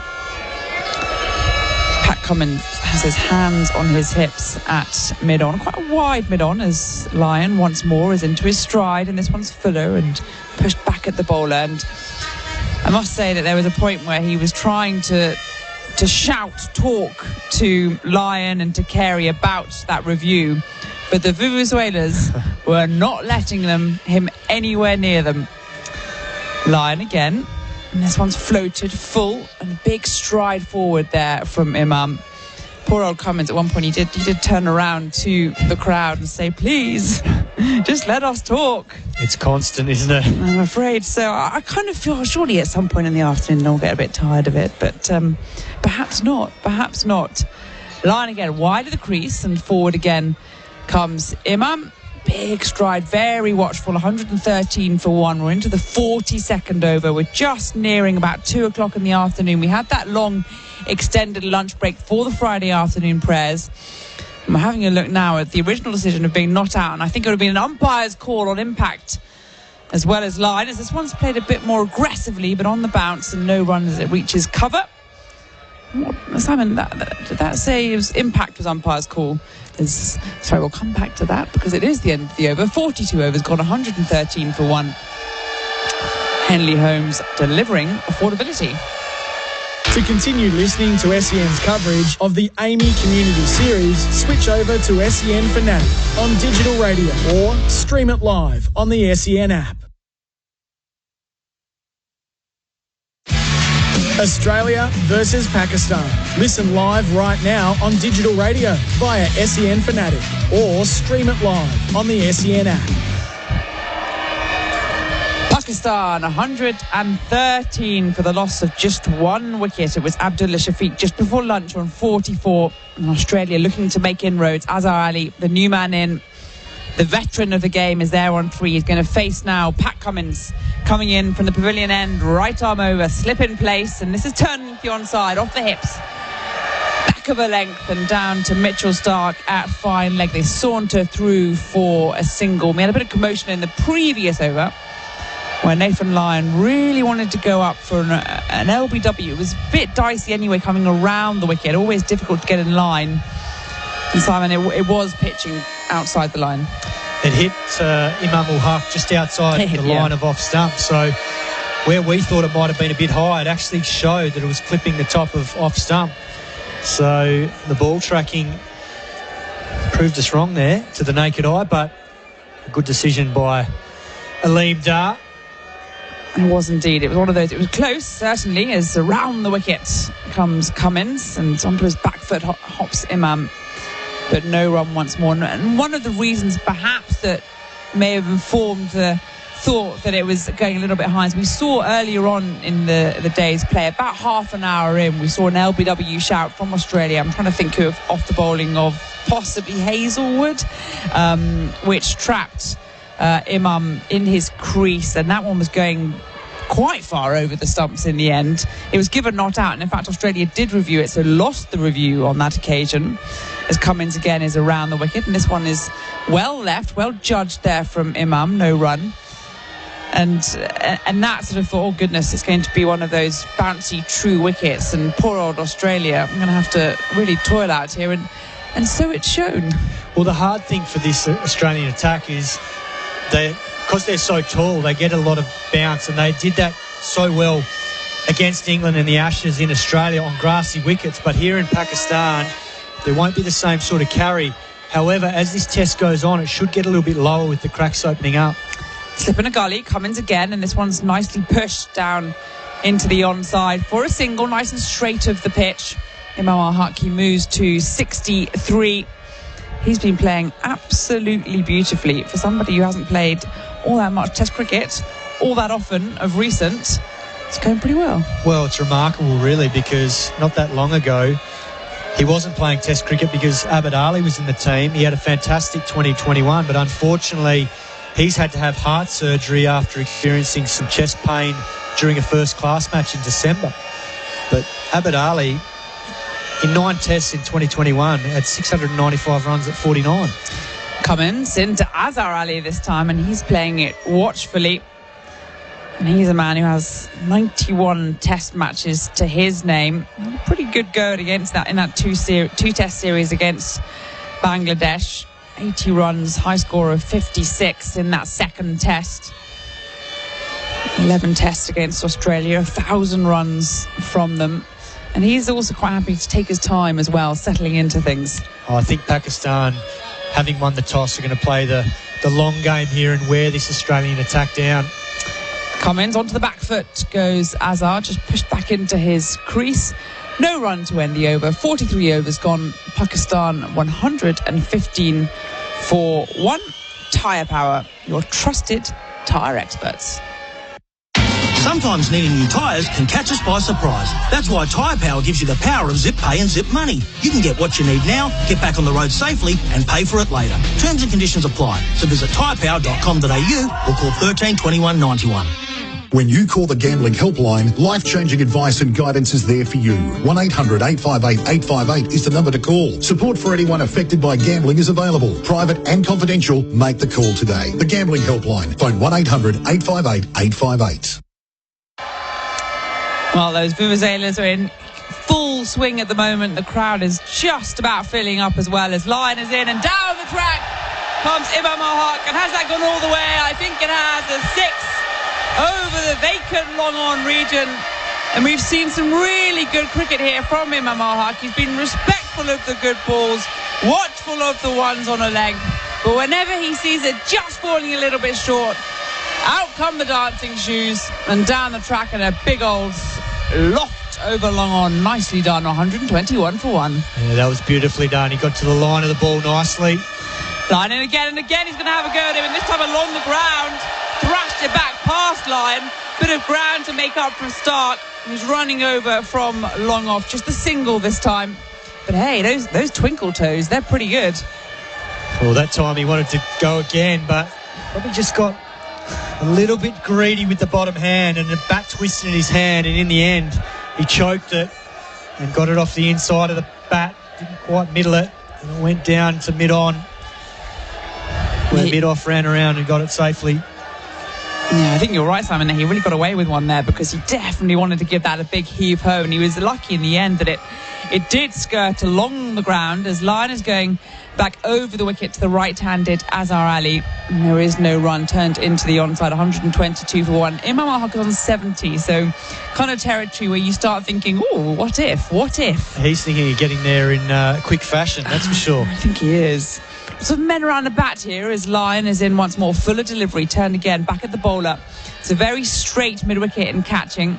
There's also a man under the lid at short square leg, then a slip as well, plus the keeper. So a lot of Australian fielders in the face of Azhar Ali, trying to unsettle him early in his innings. Here's Lion, dart-like delivery and turning onto the onside, and it's beaten David Warner there, stationed at that catching at mid-wicket, down to Stark on the long-on boundary for a single. Azhar Ali moves to 5. Pakistan 123 for 1. Yeah, I've enjoyed the Pakistani batsmen, particularly their intent to Nathan Lyon. Yes, Shafiq got out to him, but it's not about the intent. That was just about the execution of the shot. Line around the wicket. This one stayed straightened up a little bit. The last ball to end the over. So 44 overs gone. Pakistan 123 for 1. Azhar Ali on 5. Imam ul-Haq on 70. Henley Holmes delivering affordability. Choosing new flooring or a new rug for your home? Choices Flooring Room View makes it easy to find what you've been searching for. Simply take a photo of the area in your home, select your flooring styles or rugs from the thousands of colour, style and texture options. Using Choices Flooring's Room View, you can then see your favourites right in your own home. Send your favourite options to your local Choices Flooring store to book a free measuring quote, and you're on your way to finding the floor you've been searching for.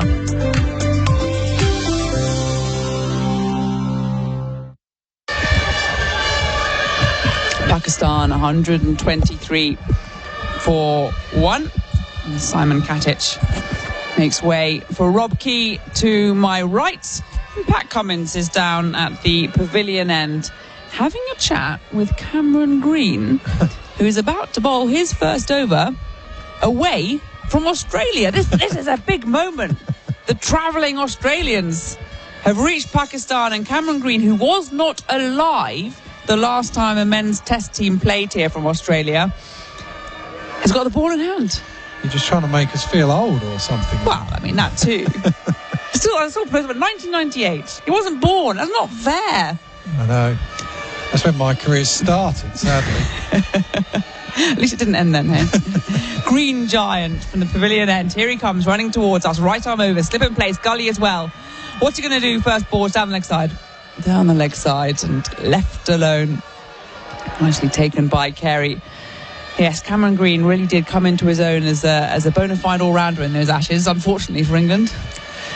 He was a guy, actually, as well. He got the better of Joe Root. He did. Joe Root came into that series in great form. And it was Green, actually, that became the problem for Joe Root. And that's what you want from these all-rounders. The pure talent that he is. If they can take out the better players, that's a great thing. Here he is again, and he's banged that hard into the turf as Azhar Ali ducks underneath it. 13 wickets at 16 with the ball in those Ashes, including Root and Stokes twice. I think he was compared early on. He was asked whether, how he liked trying to be compared to Ben Stokes. And he said, I've got a long, long way to go, and all very deferential. And then you look at the stats at the end of it: the higher batting average and a lower bowling average. And he's only 22. Oh goodness me, life is not fair. Steve Smith in a slip, short square leg there as well. Cameron Green is into things and he's going to be scored. First runs off him then. Azhar Ali turning it into the onside. Nice little cheer there from the Pakistan crowd, cheering on their countryman. 2 to Azhar Ali. The score ticks over to 125 for 1. It's not a bad little opening start there from Green. He's deceptive with his speed as well. He comes at you pretty hard. And he's tall, my goodness. He is a towering man. Here he comes, right arm high over the wickets. And this one's full and again turned into the onside. Nicely played by Azhar. Just slightly over pitching, finding his length. The young man, 126 for 1. And that's the problem, though, as well. It's that height that you get some margin. If you're a tall bowler and you've got the pace that he has, it gives you a real margin for error. But on this surface, there's not a lot going on, and the ball is now soft. And we've seen that in the first session. There was more spin because the ball was harder, so Lyon's not spun the ball as much. So he's probably got one of the tougher times to bowl. But if he can get you coming forward, the height that he has, the pace that he has, he's a chance. Around the wicket now to Imam, and that's again full and driven into the onside. But it's stopped nicely by Marnus Labuschagne, scampering around to his right-hand side.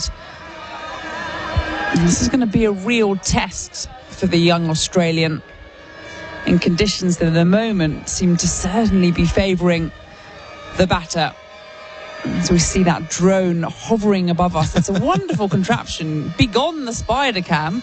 Don't need any of those. They've got drones here as a flight takes off from Islamabad Airport beyond us in the hazy afternoon sunshine. Around the wicket comes Green, wide of the wicket. No, he's just caught Azhar Ali there.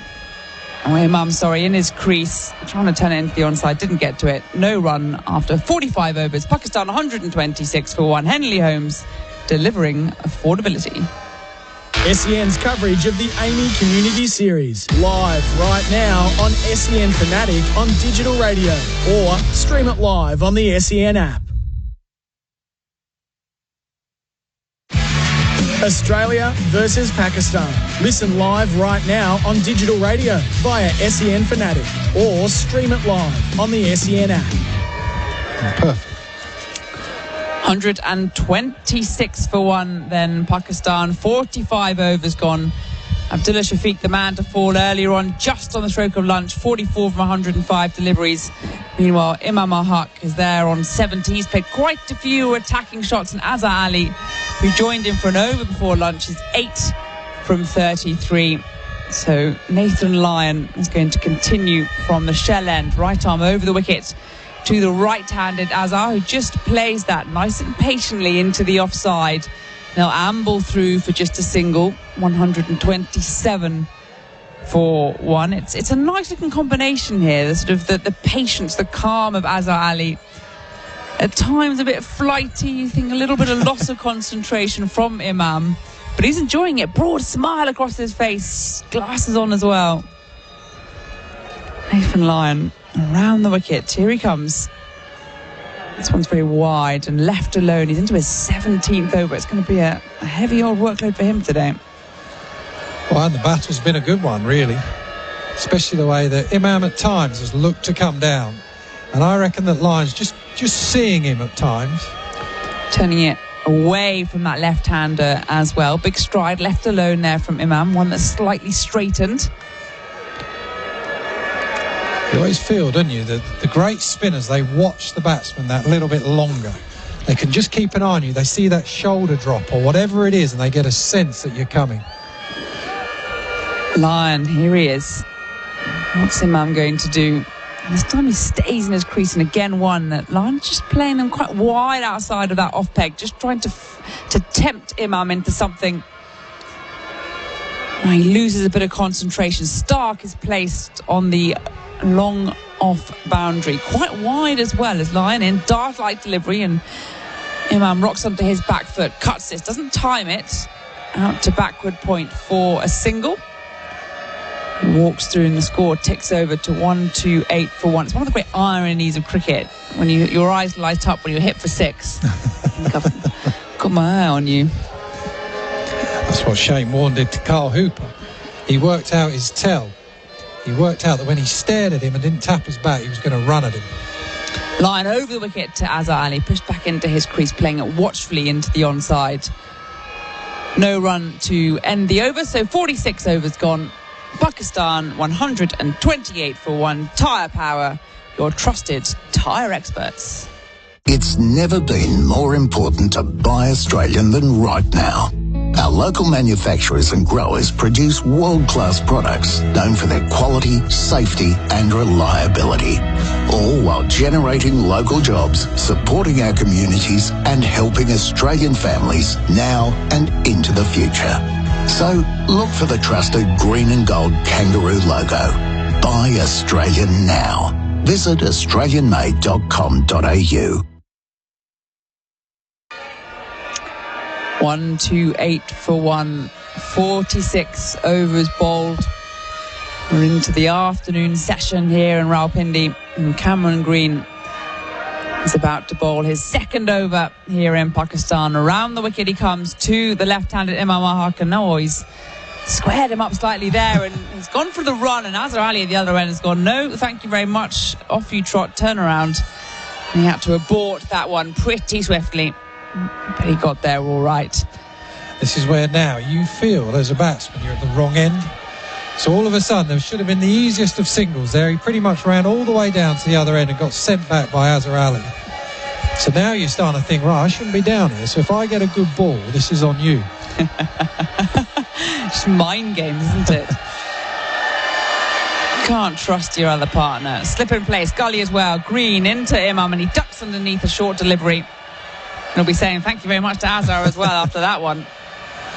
Yeah, Azhar Ali gave him a big clap as well at the non-strikers end, because he probably feels bad for letting him stay down this end as well. They definitely want to try and rotate as much as they can, as you always do.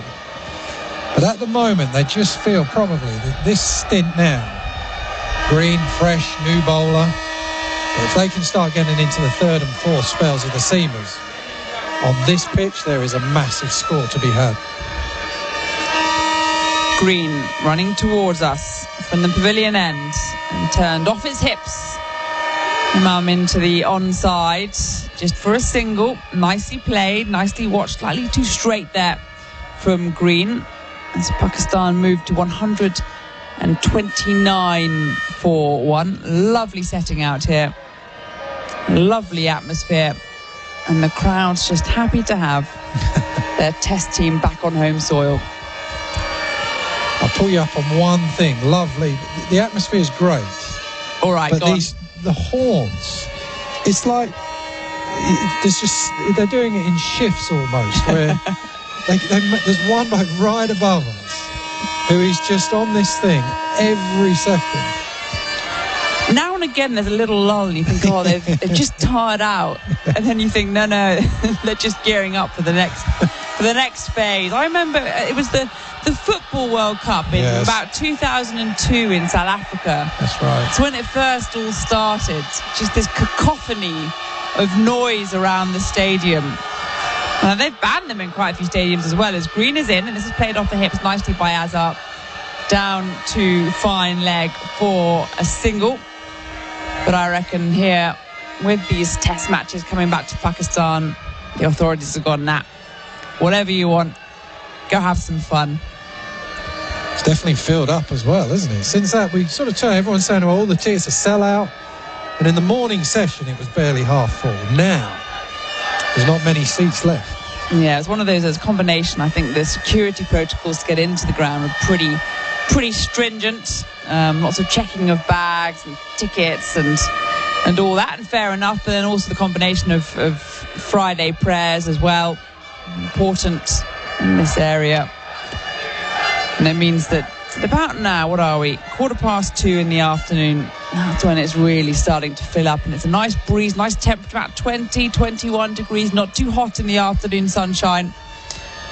Almost the perfect cricket playing weather. There's a bit of commotion on the field as I think Usman Khawaja has been moved down to a leg gully. One slip in place as well as Green is running towards us. Around the wicket he comes into ul-Haq, who's pushed back onto his back tiptoes.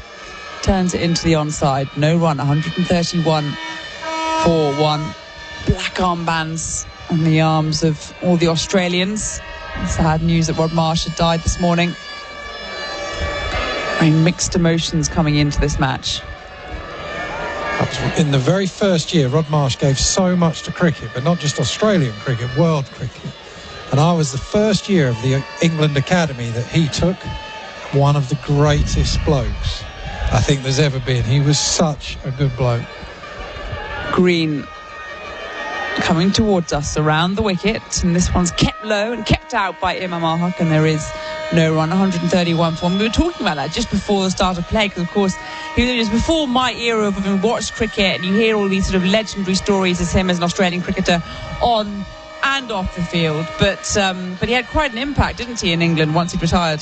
Well, you think as well. I mean, Rod Marsh, that academy he set up, and I think he pretty much said they sort of set it up in the pub, him and his mates, had a few drinks, and they came up with the famous Australian academy, which England then nicked. Final ball of this Green over, and that is a beautiful shot, rocking onto his tiptoes, ul-Haq, and punching it into the vacant cover region. Travis Head, a backward point, was far too wide, and that is a beautiful, beautiful shot to end the over. He moved to 76. Pakistan 135 for 1. 47 overs gone. Henley Holmes delivering affordability. Go into Tyre Power and say, "G'day mate, got some tyres?" And they'll say, "100% we do." The store-wide super sale is now on. You can buy 3, get 1 free on Kumho tyres. And that's why they're experts in tyres. tyrepower.com.au. If you have a family member that is currently troubled by or addicted to gambling, there is help for you. Call the Gambling Helpline on 1800 858 858. Life-changing strategies to support your loved one are available. Find out more at thegamblinghelpline.org.au.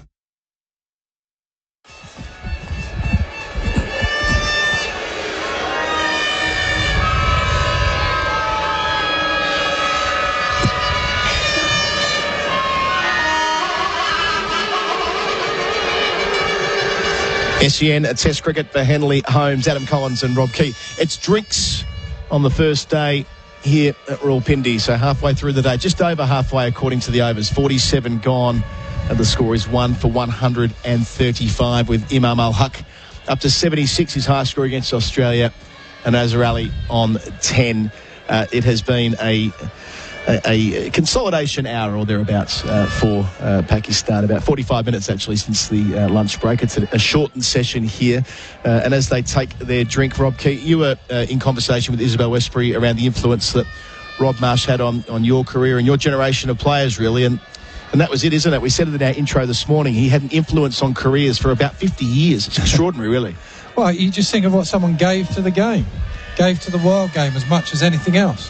And Australia had that great team and that great era, and then England, really, they ended up outside of it. That's what a lot of those players, that first year of the academy I went on, was the likes of Flintoff, Harmison, Simon Jones, and most of those players, Andrew Strauss, all went on to that great 2005 era and the 2005 team that won that great Ashes series.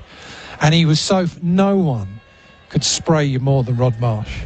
I mean, we were in fear of him. He was someone, though, that Yeah, nowadays when you talk about coaches and all these theories and everything, Rod Marsh, you just wanted to improve. You just wanted to show him that you were a good player. He had this way of driving you further and letting you know, they talk about that bar, where's the bar at? And he had this, his bar was so high in the fact that he expected so much of you. And without even really asking, you just wanted to do things for him. He was such a great fellow. I actually, on that first year of the academy, I sent a message to John Wright, my old coach, and just said, look, Wright, he said, how's the academy going with Rod? I said, don't worry, I'll be running this place. This Rod Marsh is fine. And Wrighty sent that straight to Rod Marsh. And when I got picked for England, because he was England selected a couple of years later, he sent me that email, so he had it the whole time. And Graham Swan would talk underwater, Swanee. And he gave him one of the biggest serves ever, Rod, where he just thought, I'm going to have a go at you. And he did, but you just had so much respect for him. And he did things. He was a player's man as well, that he, as much as he might have given you a hard time, or he also, you knew, probably more than any coach I've ever had, that he had your back. No matter what he did, what he said to you, he was only ever doing it for your good. And boy, did he know how to spot a player and know how to get the best of him. One of those was Nathan Lyon on the way here, bowling over the wicket. And defending again is Azarelli. He's on 10. This pair batted an even 30 either side of lunch. Yeah, I mentioned earlier that it flows all the way through to this generation, having been chairman of selectors as recently as 2016. Lyon delivers a couple of catching men around the bat. Azarelli negates the spin well forward. He went to India as well at times. And I remember him telling me that they asked him to sort of set up some of their youth program, and on those programs were Dhoni and people like that. Extra man in close now, David Warner catching mid-wicket. That's where it goes to Azarelli, clipping towards the Australian opener. It was one of the turning points in Andrew Flintoff's career, where he had a go at us very early on the academy about us not working hard enough. Lyon passes umpire, delivers here, sweeping Azarelli out towards deep square leg, and he struck it well enough to get himself a boundary. Just seeing how far that's gone, in fact. Did it go all the way, Keezy? I don't know. They did the old-fashioned signal, didn't they? And now no one quite knows. The fielder there, I think, said 6. Well, I must admit, I lost sight of the ball in the last 10 metres or so as Josh Hazelwood was making his way around. Just waiting to get confirmation. Did it go the full way? It did not. So it looks like it bounced just... Oh, hang on. I think this might be one of those we see about five times or 50 times. Hasn't it gone straight into the cushion? Or is it on the half volley with the turf? What does it mean it hits the cushion? 6. Hits the cushion at 6, and so it is signalled by umpire Aleem Dar. So that's the 4th 6 we've seen today. Azarelli's first. They're going hard at line when they can. Forward again is the former captain defending out towards the offside. This is what Misbah used to do. I remember Misbah ul-Haq used to just block and block and block, and then the spin would come on, an off spin in particular, and it was just everything must go. Well, Misbah ul-Haq made plenty of runs against Nathan Lyon back in that series in 2014. Flat to finish. As it goes back, pushes out towards cover, retains the strike. A busy over for Pakistan, 7 from it. Azarelli, 17. Pakistan 1 for 142. SEN Test Cricket. But Henley Homes, build with confidence. Henley.com.au. Power up your Qantas points with Red Energy. Every day for 4 weeks, Red Energy is giving away 100,000 Qantas points.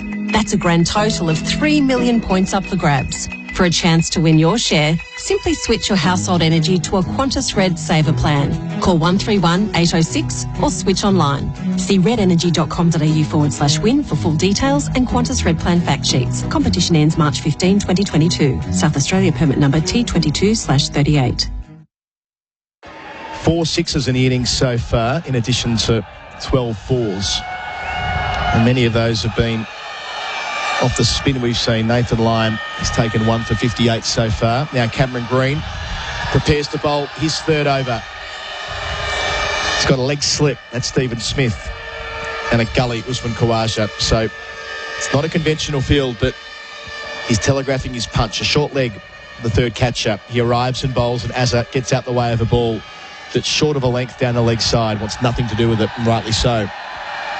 Can I just say, that advert that I just heard, could there be a more Australian advert than that? He's lost his dax. I got to say, that ad wouldn't have been heard by everybody. It's just heard by us. But I think most people who've heard that Amy ad would know what you're talking about, with our colleague Anthony Hudson talking about losing his dax and going to get a kick and all the rest of it. Hutto, of course, a big part of what we do in SEN Test cricket during the summer.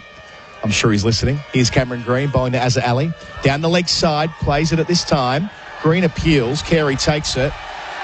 It's given, not out, but they're going to go through the process. And no, then I just thought for a moment that Alex Carey was going to try and convince the captain Cummins to consider going upstairs for a glove through to the keeper, but not to be. The decision stays at 1 for 142.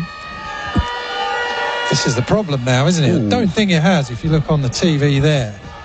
But you try and convince the umpire that it's out, and then you might do your captain, who's at mid-off. Green again. Playing off the front foot, Azhar Ali. Just past short leg, wants a single. He's sent back by ul-Haq. Yeah, always part of the game. You used to try and appeal in a way that you make the umpire feel that it's just, it's an easy decision. Yes. It's definitely out. But now you then have to then stop quickly, and your captain has to go, hang on. What we really think here, is that a definite? Are you 100% or not? Well, a lot's made of how, in theory, easier umpiring is now that the third umpire technology exists with the DRS. But I think there is a part to what you're saying. It's you're always under scrutiny a number of times. Green bowls here, and on the pull is Azhar Ali into the gap as well. There's two men out for that, and he has nailed it. Spot on. Azhar Ali moving through the gears. He's 21. It's 1 for 146. Pakistan having a good middle session as well. But this is where now, as a team, you actually think, here we go. Now you're taking it on. Come on then, we've got a game on here. And all the fielders start talking. They've spent the whole time, he's been bobbing and weaving and getting out the way. Now he's saying, right, two men back, short leg slip. Let's have a look at you. The game is now afoot. Yeah, it sure is. Got into position early. Good transfer of weight. Nothing wrong with that. All his experience, Azhar Ali. Towards the end of his career, but still very effective. Facing Green and leaving this down the leg side. Again, the attack is clear with Smith there at leg slip. We've already seen one that just went past the glove earlier in the over, but if it's on the line of his body and he can get inside the line of it, he's going to take on the pull and the hook. And indeed the sweep, as we saw offline in the previous over. He recorded twin tons against Australia in this series back in 2014 in Abu Dhabi. He's got a century here at Rawalpindi in the same test where he made a duck as well. Not many players have made a duck and a ton in the same test. Green bowls here, and Azhar is out of the way of a ball that's short, but on about the fourth stump line. And that is the end of Green's over. Azhar Ali now up to 21. ul-Haq 76 and Pakistan 1 for 146. It's never been more important to buy Australian than right now. Our local manufacturers and growers produce world-class products known for their quality, safety and reliability, all while generating local jobs, supporting our communities and helping Australian families now and into the future. So look for the trusted green and gold kangaroo logo. Buy Australian now. Visit australianmade.com.au. SEN Test Cricket for Henley Homes. Build with confidence, henley.com.au. It's a celebratory feel here at Rawalpindi today. The first Test match between these nations in Pakistan since 1998. And the home side are taking full advantage of the toss they won this morning, losing only one wicket in the 49 overs they've occupied the crease for. ul-Haq well on the way to three figures. He's back on strike to Nathan Lyon here. He's got the one wicket to fall before lunch. Around the wicket, and Imam's forward, defending out towards mid-wicket. No run on offer there. A regular correspondent of ours, Andrew Donaldson, sent through a message earlier noting that that gap between Test matches, you can put together a fabulous team of Australian cricketers who never got the chance to come. He's actually listed an 11, which I'll read out. Lyon delivers, flat. Imam carves out to point, gets himself a single. He's 77, 1 for 147. How's this for a team? Rogers, Katich, Watson, Clark, Hussey, Simons, Gilchrist, Johnson, Lee, Harris and Stuart Clark. Gilchrist. See, I'd have got a lot of them, but Gilchrist I would have thought would have done. I suppose he had to wait so long with Ian Healy, didn't he? He made his test debut in 1999. Yeah. That is a quite extraordinary team of players who never had the chance to play Test cricket in this country. Lyon now around the wicket to the right-handed Azza. On off stump, he goes back and defends with soft hands. Who captains that team? You're going to go for Clark or Gilchrist? Clark is the only one who was a full-time Test captain. So I suppose he gets the armband on that basis. Wide of the crease, Lyon bowls as a forward. Wants one, doesn't get one. Alex Carey was up to that, sprinting around to make sure they wouldn't be able to get a single. I mean, what a bowling group that is. Johnson, Lee, Harris. Yes. And the fourth quick, Stuart Clark. Stuart Clark was a very good bowler. Played a lot against Stuart Clark. Yeah, that Ashes series of 06-07. Wonderful cricketer. Lyon again to Azza, who's forward, defending, out towards Pat Cummins there at short mid-wicket, no run. You could probably pick another, from that generation, you could probably pick another 5 or 6 players who'd have done very well in Test cricket who never got the opportunity, and especially the generation before. Absolutely. Someone like Jamie Siddons, who actually did play one international in this country. Forward again, he's Azza, defending line, into the over. We'll come back to that after the break with Pakistan on 1 for 147 for tyre power. 25% off Kumo tyres. Azhar Ali's on 21, Imam ul-Haq's on 77. When gambling becomes overbearing in your life, one phone call can change all that. Gamblers Helpline, 1-800-858-858. When gambling becomes an issue, there's always 24/7 support on the Gamblers Helpline. Phone 1-800-858-858. SEN SA's studio on King William Street is powered by Lumo Energy. Join SEN and power your home or business with energy from an Australian-owned company, Lumo Energy SA. Learn more. Head to lumoenergy.com.au today. SEN Test Cricket for tyre power. Save $100 on Cooper four-wheel drive tyres. It was 1 for 105 at lunch. This is the short session on a Friday in Pakistan, just 90 minutes after the Friday prayers and the hour break they had at lunch. So they've added 42 runs since then without losing a wicket. Across 62 minutes together, 97 balls, a couple of fours and a couple of sixes. 50 overs gone in the innings, and Cameron Green, Josh Hazlewood, new spell, Pavilion End, bowls to Imam, who defends out towards cover, no run. We said goodbye to Rob Key in the expert chair, waiting to see Waqar Younis come around the corner shortly, making his way over from television. If you want to see the uniforms they're wearing on TV this week, they are very special indeed, with the big Pakistani star on the crest there. I took a photo before, and it's now on the SEN Twitter feed. 11:16 SEN if you want to see what Simon Katich is wearing at the moment. Looking resplendent in his blue suit. And the Pakistan logo doing TV next door. Here's Hazlewood, got a slip in a gully, round the wicket. Falls full and straight to Imam, who pushes out to the offside. There's no run on offer. Mentioned before that Imam ul-Haq is a player who we've expected over a long stretch of time to make it as a Test cricketer, but just hasn't had the opportunities in recent times. His 12th Test match averaging 26, but he's been replaced with Abid Ali, who was outstanding last year. Unfortunately not available for this series with a heart complaint, which has been diagnosed when playing first-class cricket late last year. Hazlewood, wide of the crease, delivers here, and clipping out to deep backward square. One of two men in that direction is Imam. He moves along to 78. And here's Waqar Younis jumping over my right shoulder here and joining me in the expert's chair. As he gets the cans on, I'll welcome him. Hello, Waqar. Hello, mate. How are you? How are you seeing it? I'm seeing it very nicely, actually.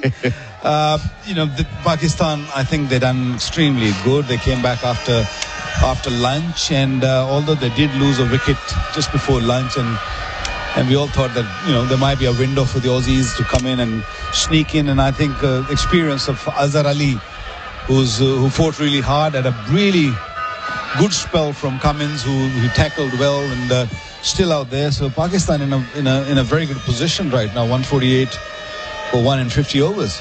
Yeah, they can really push home the advantage in the final session if they can get through to tea without losing a further wicket. Leaving alone outside the off stump here is Azhar Ali. I was just before you joined us then, was talking about Imam ul-Haq. Of course, you had a bit to do with him in your coaching capacity before, but 7 centuries in one-day cricket in just 46 innings. He's set a number of records in 50-over format of the game. Always looked like he would be a test cricketer who could take the next step, but just hasn't as yet. Here's a great opportunity for him against Australia, first day of the series. It's Azhar Ali on strike here, playing with soft hands off the front foot, out to cover point, no run. Yeah, Imam ul-Haq, nephew of the great Imam ul-Haq, now a very compact player. I always rated him, and I feel that the technique he's got, he can really serve Pakistan for a long period in Test match cricket. And as you said, it's a big opportunity here, because he's making his comeback after, almost 2 years, maybe more? No, his last Test match was against Australia at Adelaide in 2019. Yes, there you go. So it's dropped after that. 3 years. Well, what's happened since then? Here's Hazlewood bowling full and straight. Azhar Ali on the front foot defending this time. Yeah, he got tagged actually for that. He's, I think that's over now. It is indeed the end of the over. 1 for 148 is the score. Download the SEN app from the Apple and Google app stores. Then get set for all your big moments in sports. Next to win, and he's done it! That is a remarkable save. Very elegant from inside of eyes. It's going to be the crowning moment. Listen to any SEN show from around Australia and New Zealand. Gary Lyon and Tim Watson. This is Trackside. Tim Gossage. There's an Izzy for breakfast. Bensley. Plus, it's now available on Apple CarPlay. The SEN app, your home of sport, from wherever you are on the planet. SEN Test Cricket for Tyre Power, 25% off Kumho tyres. The music is pumping here at Pindi. The Friday prayers are complete, and they're fired up here at a ground where they love their cricket, a ground that Waqar Younis loved as a bowler, and he's back this week as a broadcaster watching a historic test between these two famous rivals. Yes, you did indeed. You said it would be packed by the afternoon session, and packed it nearly is now. There might be a few spots there in the shower back there enclosure, but I think most of the seats are now taken. Certainly all the tickets were sold. It's going to be Mitchell Starc replacing Nathan Lyon from our broadcast end, the northern end here. And bowling left arm over the wicket. We must stay very, very still, because we are going to be right over his arm, just on top of the sight screen, and we don't want to get told off by the umpire. Imam ul-Haq's facing up. Starc, his first spell from this end today. One slip in a gully to the crease here and delivers, and Imam on the drive, square drive. There's a deep point in position, but he struck it well. Imam up into the 80s. It's 1 for 149. Just finishing on Imam ul-Haq. I've seen him grow, actually. I've seen him coming through the ranks of under 16, under 19, and always had this beautiful technique, very compact, plays really close to his body. As you said, there's so many runs he's got at first class level also. He averages 15 first class. He averages 15 in ODIs also. He scored 7 centuries in handful games. This is his opportunity, and I feel that not only on these sort of pitches, even going abroad on quicker pitches, on bouncy pitches, he's got the technique which can really serve Pakistan for a long period. Yeah, he got back into the Test team via a double ton in domestic cricket earlier this year. Was able to get ahead of Shan Masood in the pecking order. Starc away from us, over the wicket to Azhar Ali, who comes forward and plays with a dead bat, a ball that was almost Yorker length. No concerns there. Yeah, it was a close call between Imam ul-Haq and Shan Masood, wasn't it? Because both of them were really in good form, and just because purely Imam got more runs in white ball cricket, or in a red ball cricket, and he's been given the opportunity to play for Pakistan, and he's really taking it both hands. Speaking of taking it in both hands, our TV screen's only fallen off the balcony here. That wouldn't be ideal with Starc running away from us. Delivers to Azhar Ali, who clips off his pads down towards fine leg. Gets it really fine. Might have got himself a boundary, and he has. Good cricket. A lot of work to do for Lyon there, but Azhar Ali moves up to 25 with his second boundary. 1 for 153. Another little milestone ticked off on what's turning out to be a very good day for the home side. Yeah, it might be a long day for the Australians. This pitch, if you get offline a little bit, you will be punished. And that delivery wasn't the best from Starkey. It's just on the legs, and easy pickings there for Azhar Ali. So 20 minutes until tea. Here comes Stark. Delivers to Azhar, who plays from the crease, and Stark has to do the work, and he's followed through. I'll tell you what, that TV is precariously positioned. I cannot rule out it falling off out towards the sight screen here. I'm really worried there. Waqar, you're earning your money here. You've got your hands on the telly and just doing the best we can as that table starts to fall over. Let me just help you a little bit. That's a bit better. All the fun of the fair on the first day of the series. After this over, I'll let Izzy replace me, and I'll see what I can do on that side of the bench. Here's Stark on the way to Azhar. Bowls here, and again able to clip off his hip. There's two men out in that direction. The squarer of the two is Travis Head, keeping it to one for 154. Azhar moves along to 26. 51.5 overs been bowled, and I'm sure there will be a little bit of reverse. And just saw Mitchell Stark holding a ball in his right hand, running into the batsman, trying to hide the shine. So that really indicates that there might be some reverse, but he's still got to really get the line right, because on the hips of Azhar, that's not going to really help. He's looked good in that direction so far. He bowls really well when it comes to the left-handers. If he's reversing, ball darting in and leaving off the seam also at times. He's had some very good days against Pakistan over his Test career, Mitchell Stark. First over of a new spell. Last ball of it here, Imam. Again off the hip, but can't beat Travis Head, backward square leg. End of the over, there will be a change in commentary. Taking us through to tea, it will be Isabel Westbury. SEN Test cricket for Henley Homes. Build with confidence. Henley.com.au. Pakistan 1 for 154. Please fix this TV. When you call the Gambling Helpline, life-changing advice and guidance is there for you. 1-800-858-858 is the number to call. Support for anyone affected by gambling is available. Private and confidential. Make the call today. The Gambling Helpline. Phone 1-800-858-858. SEN SA's studio on King William Street is powered by Lumo Energy. Join SEN and power your home or business with energy from an Australian-owned company. Lumo Energy SA. Learn more. Head to lumoenergy.com.au today.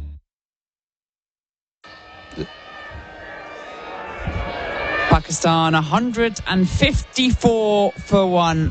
We've had 52 overs bowled. Azhar Ali is there on 26. Imam ul-Haq 79 from 149 and looking pretty decent out there. 49 put on between these two. Here comes Josh Hazlewood, and nicely watched, nicely played by Azhar Ali. I tell you what, this Pakistan batting lineup, is it the pitch, is it the Australian bowling, or is it Waqar, the Pakistan batting? It looks all right. Well, I think Babar Azam, Pakistani captain, probably thinking, why have I played an extra batter? If a top order can bat like this, I don't need an extra batter. Pakistan playing with 7 batsmen, with Iftikhar Ahmed coming at number 7. They could have easily played another seamer maybe. Pakistan short when it comes to seam. Hazlewood in and pushes Azhar onto his back foot, just playing it nicely into the offside. A couple of all-rounders. I mean, could you say that Iftikhar is an all-rounder? He's a part-time off-spinner, but nothing special, to be very honest. And they've already got 2 spinners, full-time spinners, and Nauman Ali and Sajid Khan as well. Slow left arm and a right arm off-spinner. So just as Australia will be thinking, why didn't we pick another spinner? Pakistan might be thinking, we can swap, why not? Yes, maybe that could be one of these new innovations in Test cricket, tag team. Here's Hazlewood in, Fuller, and nicely played watchfully from Azhar, who's on 26 from 74, 154 for 1. Because I feel Australians have got too many fast bowlers in the side, and the Pakistanis got 2 spinners and not enough when it comes to pace. It's really difficult, because part of me wants to go, they picked the wrong side. What are they doing, Australia? But I think I would have done the same thing. Yeah. If you think about this being their best 11, that played so well through the Ashes. I know we're on the subcontinent. I know we're in a completely different environment as Hazelwood is running in towards us. And this is nicely pulled by Azhar down to square leg. Travis Head out on that boundary, picks up a single, 155 for 1. But Rawalpindi has got a reputation, and again, there hasn't been much cricket played here in the last 2 decades, of being more conducive to seam. The conditions up here, it's a bit cooler. It's not the dust bowls. It's not the real insipid heat that we get down in Lahore and in Karachi. I think it's about 30 degrees there at the moment. It kind of made sense for them to pick this team, Australia. Yeah, I think they also look at the track record also of this pitch. Especially the surface has produced, wickets from the faster bowlers. Hassan Ali, last time around when he played, he picked up 10 wickets on the very surface. Maybe a little bit more grass on that pitch against South Africa. But it's kind of difficult to decide. Australians winning the Ashes, and they've got the same combination. They played really good cricket. And they feel that these bowlers, they're so disciplined and they can pick up wickets. But it hasn't been the case so far. It can change very quickly. But they need a breakthrough, definitely. They do indeed. Hazelwood in towards us. Right arm over, and this is left alone. It's skittled along there pretty low. Nicely watched by Imam. I guess the other thing to factor in is the fact that the Pakistan Super League, that the marquee franchise T20 league here in Pakistan, that came back to Pakistan after having staged in the UAE for the first 3-4 years. This season and the last has been staged around the different stadia in Pakistan, and it only finished on Sunday. Yes. And they were pretty flat decks from the matches I saw. Pretty nice for batting on. Yeah, normally ODI cricket, T20 cricket, they do make a flat pitches. Hazelwood in. This is full and nicely dug out there by Azhar Ali to end the over. So 155 for 153 overs gone. Tyre power, 25% off Kumo tyres. G'day, Merv Hughes here. Summer is here, and that means 2 things. Our big quick steaming in on the pitch, and your car's aircon needs to be on top of its mark. Your off stump will be blown away by the aircon service at your local Repco authorised service centre. Their fully qualified mechanics will keep you cool all year with a comprehensive service on your car's aircon system, no matter what you drive. Book online today at repcoservice.com.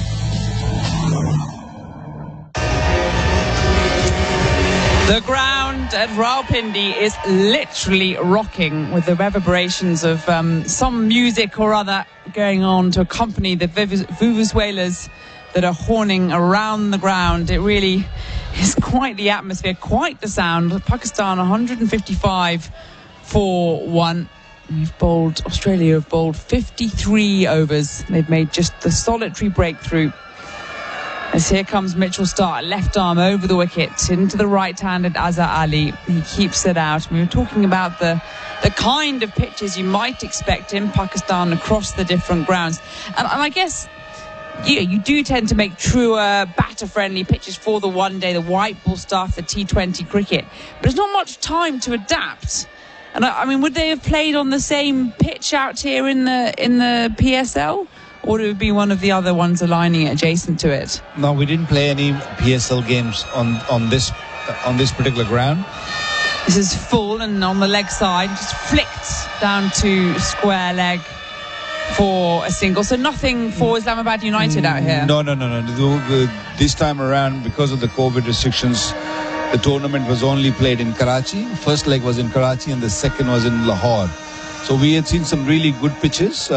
At times they were slow, there were more turn available, and there were some games were low scoring, but some of them were like 200 plus runs were scored on those pitches. So they were always the good pitches. When you talk about white ball cricket, test match cricket, I guess because this is the Australians playing here and the Pakistani curator and the management, they know that to tackle these fast bowlers, we probably need to shave all that grass. Stark away from us and onto the back foot hops Imam, no run. And how about the Quaidi Azam Trophy, the first class trophies? Are they being played here at Rawalpindi as well? Not in a recent past, because the season's sort of finished, and you can see the ground is in such a good condition. This is probably the first time some cricket has been played this year. So the ground, as I said, the pitches look fresh, and but the grass has been taken off. That's why you see the pitch has been really, really slow right now. Wide of off stump, quite wide indeed. Imam lets that sail through. 156 for 1. You do feel as an Australian bowler, you're looking up and you think, I've got a long 5 days ahead of me here. That was the whole idea.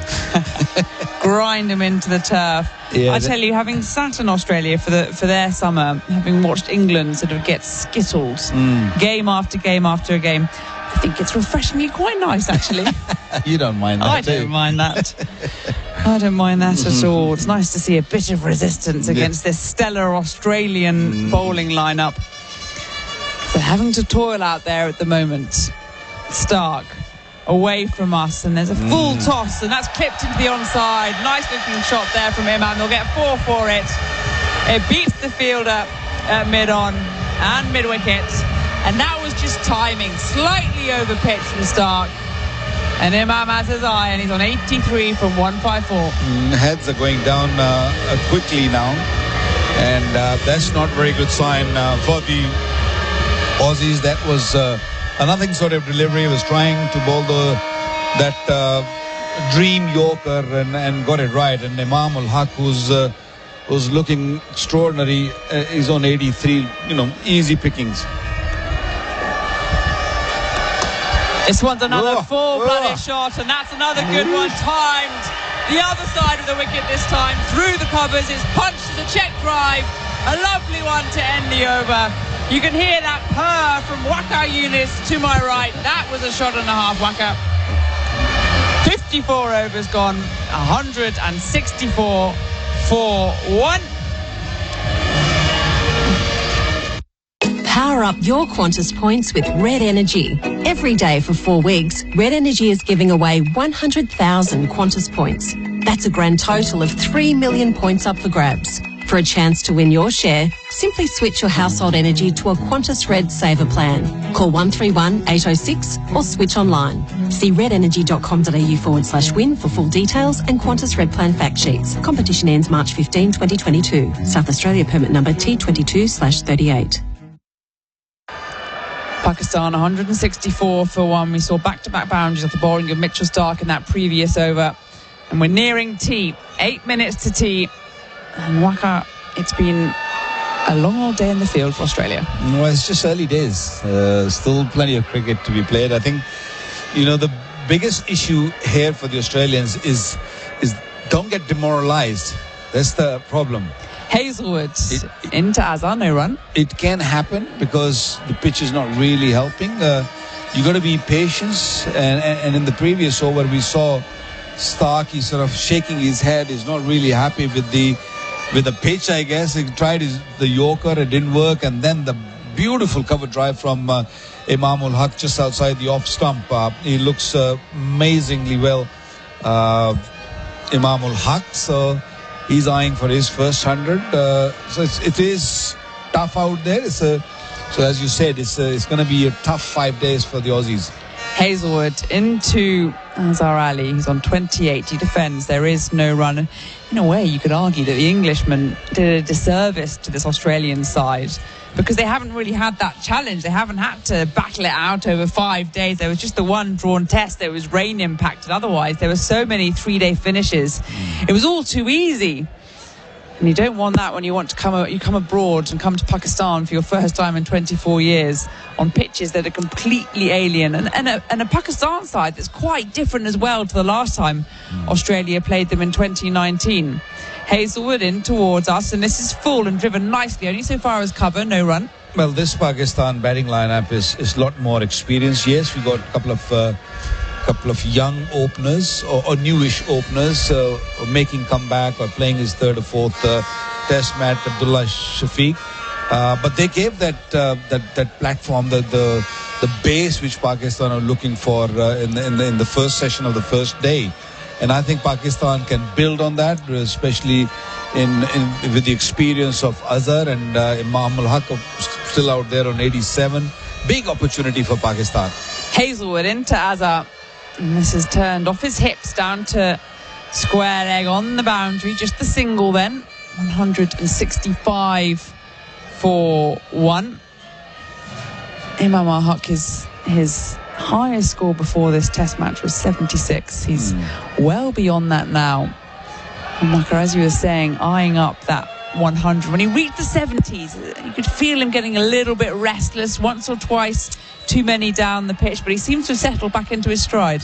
Yeah, he knows how to get to those 100 because he's got 7 ODI 100s. He's been playing for Pakistan for the last few years and been a regular member of Pakistan ODI side, not T20 ODI side. And he knows how to build the inning, and is looking $1 million at the moment. Hazelwood around the wickets to Imam, and he ducks underneath that one. As it sails through to Alex Carey behind the stumps, taking it about shoulder height. No run, 165 for 1. Yeah, everyone is on their heels at the moment. The Australian fielders and even the follow through of the bowler Hazelwood wasn't really very convincing. He just sort of ran down and just turned very quickly. No staring at the batsman, which we see when we're playing in Australia on those bouncy pitches. Hazelwood into Imam, and again onto his back feet, onto his heels, ducking underneath that one. There is no run to end the over. 165 for 1. Tyre Power, save $100 on Cooper 4-wheel drive tyres. SEN's coverage of the Amy Community Series, live right now on SEN Fanatic on digital radio, or stream it live on the SEN app. For Henley, build with confidence. Henley.com.au. And Tyre Power, store-wide super sale now on. Save on Kumo, live from Rawalpindi, Pakistan versus Australia on SEN Test Cricket. That's right, you heard it here first. Live Test cricket from Rawalpindi. Australia's men taking on Pakistan in this first test of the 3-test series. The Benaud-Qadir trophy really is quite the historical moment. But at the moment, Pakistan on 165 for the loss of just 1 wicket have induced a change in the bowling.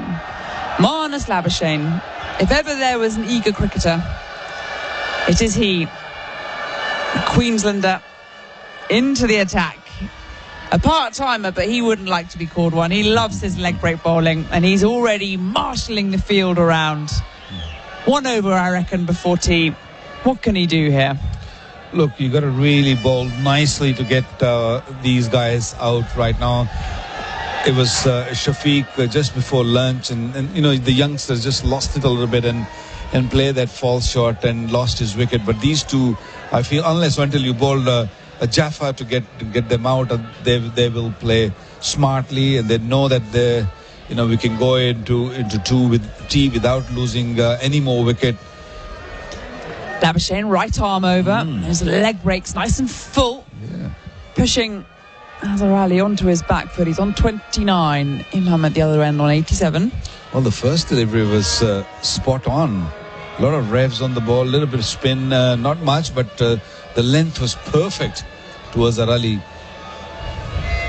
Tosses the ball between his hands. Here he is once more, and again, Azhar having to come forward to throttle the ball. He does that well into the covers. No run. 166 for 1.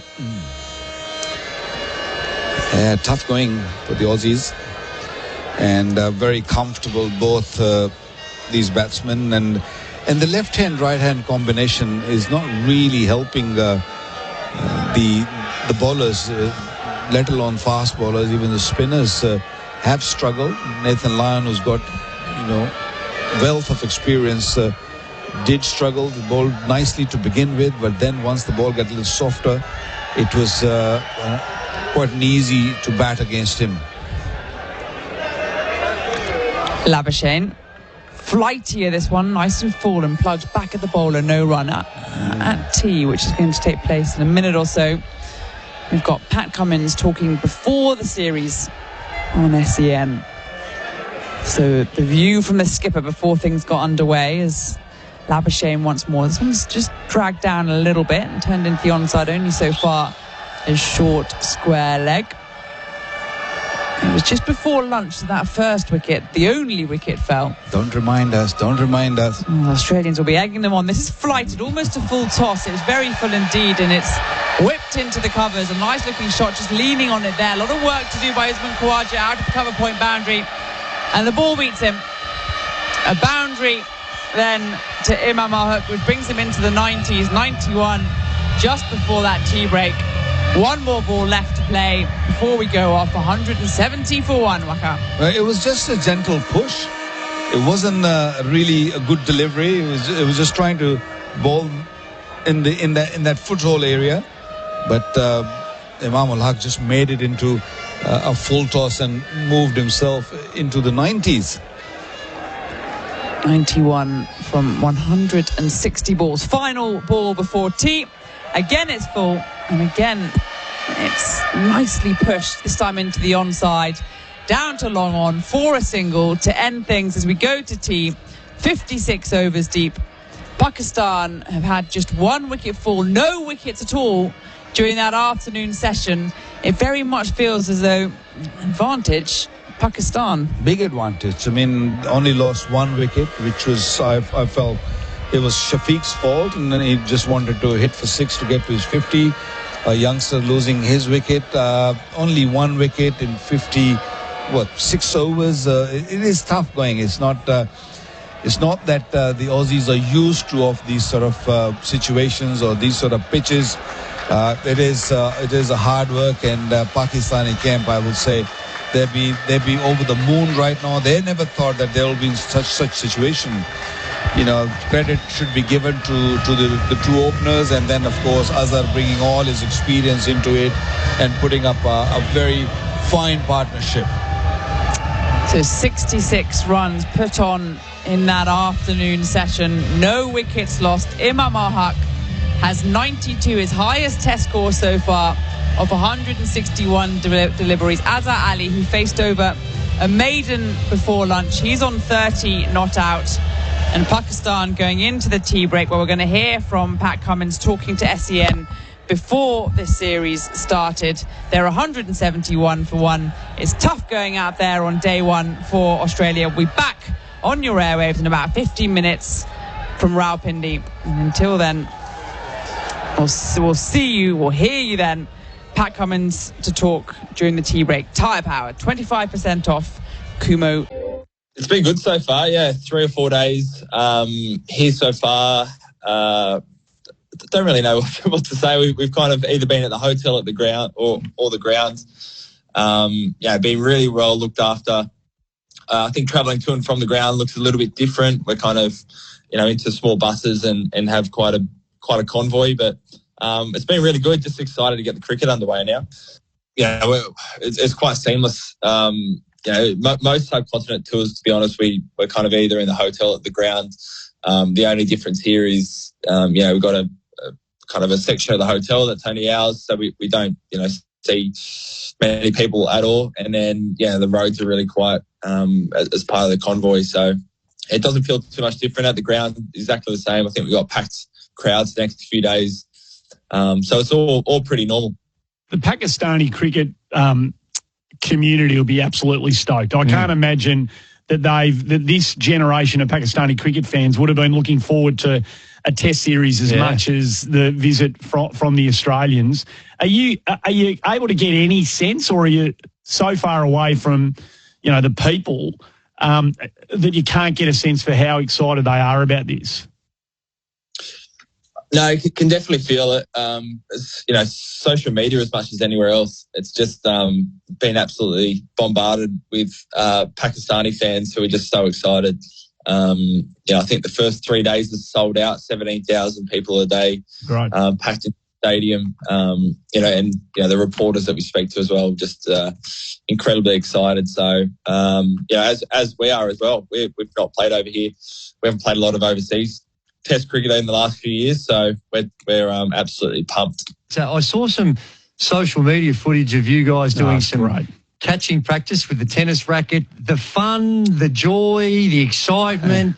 Is that the norm with you guys when you're going through your practice? Because it looked fantastic, looked like there was a tremendous vibe amongst the group, and some of the catching was spectacular. Yeah, no, it's been good fun. I think that's, we try and remember why we all started playing cricket, because we love it. And we've got a great bunch of guys here who just, really enjoy each other's company. And I think you see that in training. Even at the hotel here, we've been lucky. We've got a coffee machine, golf simulator. It's been a lot of fun. Plenty of banter. I know. Jeez, they do it hard. So I hope, nothing guarantees success on the field, but, the vibe around the team's just great. And, to be honest, it's a real priority. Try and make sure everyone's absolutely loving their time on tour. So, Pat, the vision that Gazy was referring to, Ashton Agar was part of that fielding drill. And, a couple of days ago we heard the story, and security's done its bit, and it's not credible, and, the threats that were levelled against him and, via his partner have been dismissed. But when you first hear about that, does it set you back a bit? Do you get a bit disconcerted when you hear about that for the first time? Look, we got pretty well briefed beforehand that there might be, those idiots that, send messages and try and threaten. It's not nice. It's pretty full on. But got a lot of comfort from the security staff and people sifting through that to first of all make sure it's unfounded, but second of all to know that we're so well protected here that those kind of threats just aren't possible. It's not nice, but as I said, we're getting literally thousands and thousands of messages of support, so it's just the odd idiot that pops up in between that isn't good. So we had a big chat yesterday. This is the other news story that's been rolling around the last 24 hours before we get to the cricket stuff in front of you. But David Beakley, the long-term physio, no longer with the team. And, we've had Ryan Harris over here come out and Jimmy Pattinson coming out saying that, they really respect him and, he's a great trusted part of the team. Was it a shock to you that he wasn't on tour with you and his services are no longer required? Yeah, I was surprised. Beaks is a great guy. He's quite a close mate. Get on really, really well with him. And he's a really good operator. A bit surprising. He's been here, I think, for 10 or 11 years. But that's obviously a high performance decision. They make the staffing appointments. So a bit of a surprise. But that's the way it is. Professional sport, there's always some people that come in or out, but he won't be out of work for that long. I'm sure he's a proper operator. They've always got lots of quick bowlers. Pakistan, they've had a couple test positive to COVID, so they won't play in this first test. But Shah Afridi is their tall left arm young. He's one to keep an eye out for.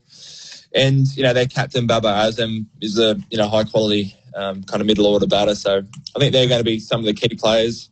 Yeah. The wood. Babar Azam's beautiful. He's magnificent. He's a beautiful player. I mean, he'd be in the, I don't know whether you ever sit around doodling in your quiet times picking your top 10 batters in the world, but if you do, where would you have him in your top 10? No, he's right up there in that upper echelon of players in all three formats. Probably. So he's going to be a key one. And I think, even we played them in the World Cup semi-final of T20. It's a different format, but they've got lots of, high quality players who have been doing really well in international cricket for a while now. Tyre Power Store-wide Super Sale gives you the power to save on a huge range of Kumho tyres. You can buy 3 and get 1 free on selected Kumho passenger car and SUV tyres. Tyre Power Store-wide Super Sale is now on. Visit tyrepower.com.au or call 13 21 91. When gambling becomes overbearing in your life, one phone call can change all that. Gamblers Helpline, 1-800-858-858. When gambling becomes an issue, there's always 24/7 support on the Gamblers Helpline. Phone 1-800-858-858. Hello, Frank Walker from National Tiles. Tradies, at National Tiles we know how extra valuable your time is in this current building boom, so we've streamlined how quickly we can serve you. Just go online and order from thousands of National Tiles, adhesives, grouts and tools for immediate delivery or pickup. No waiting, no delays. Yes, at National Tiles our tradies are our VIPs, where we consistently strive to save you time and money every day of the year. The Sounding Board with Craig Hutchison and Damien Barrett. It's sport, it's the media, it's talking about the issues that matter. Issues that matter. Coaches are very unique creatures. You need to be a little kooky to be a great coach. And then you become kookier once you get the job. And your man, Luke Beveridge, gave us a very rare insight into his ability to play mind games on his players. And he spoke about the journey to be revolutionary and a revolutionist. Che Guevara, in his motorcycle diaries, says to be a revolutionist, you first need a revolution. And he's right, of course, but someone or some group needs to start the revolution. Without a hint of spin, I loved it. That was $1.01, Hutchie.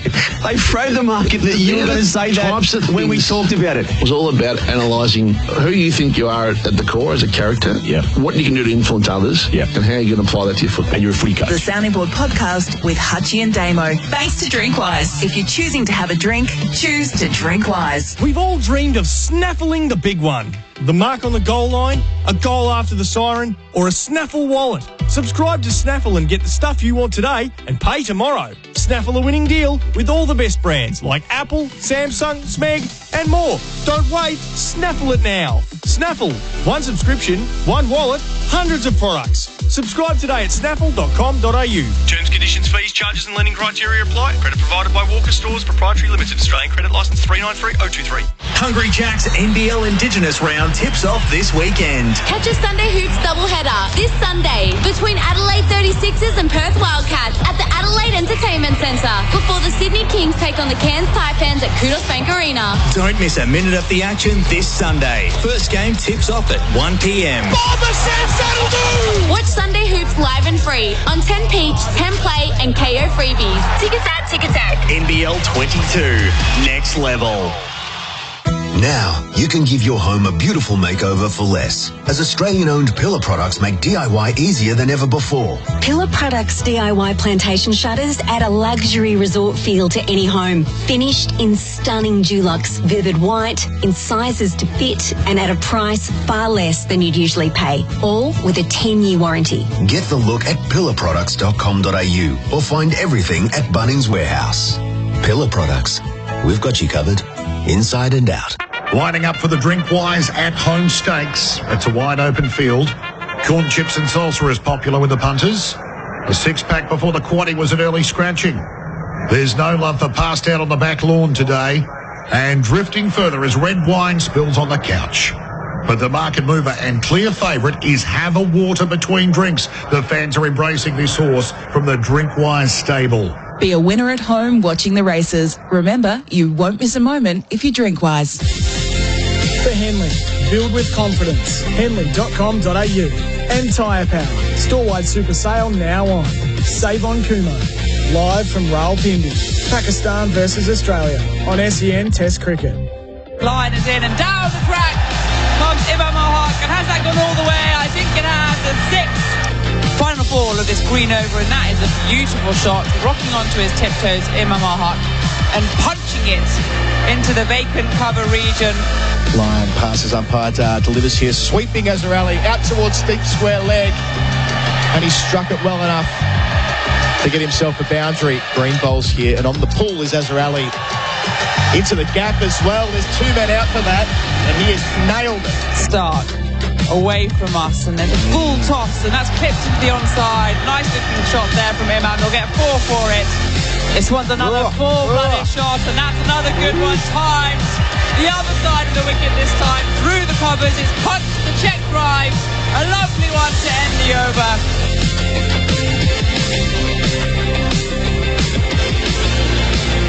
SEN Test Cricket for Henley Holmes, delivering affordability.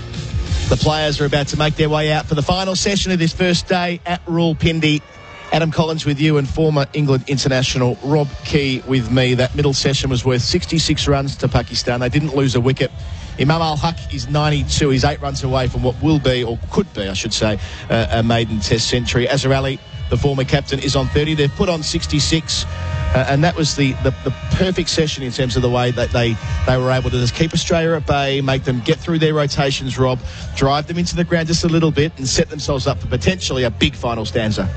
Well, absolutely. I mean, it's one of those, isn't it, where as pundits, we sort of trade it backwards all the time. And we say, well, no, Australia, they haven't had, they haven't created any chances. They've picked the wrong team, which they have in hindsight at the moment. But actually, the bowlers that they've had, I think have done a good job. There is absolutely nothing, and I mean nothing in this surface, certainly in that last session. In the morning, there was a little bit of spin for Nathan Lyon, but that was when the ball was hard and he got a bit of turn and bounce. In that session, the pitch was dead. And all you can do, really, yes, all right, you've got to try and take wickets, but all you can really do is, if you're not doing that, is try and make sure they're not going anywhere. And 66 runs in a shortened session isn't too bad on this pitch. It is the fastest outfield you'll see for a while on a small ground.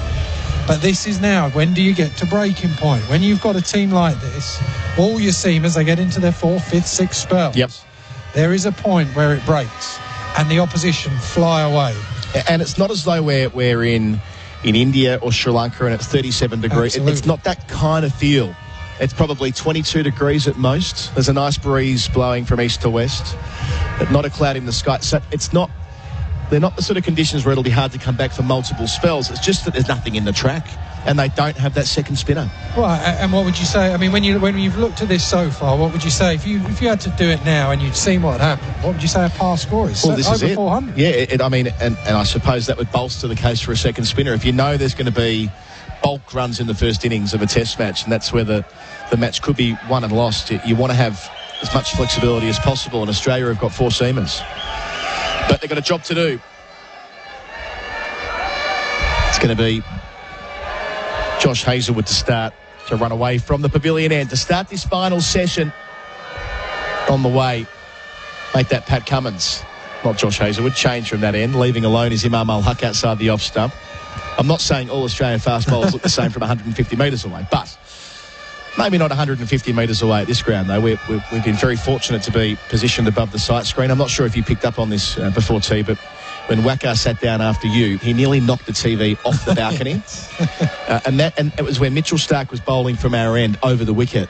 Imagine the game had to stop because the great Waqar Younis had smacked the TV off the balcony. That would have been, without a doubt, what would have been required at the time. Thankfully, we've still got it. Here's Cummins, wide of the crease. ul-Haq on 92, pushes out towards mid-on, no run. But you and I, we had the pleasure, didn't we, in England, of commentating on county cricket.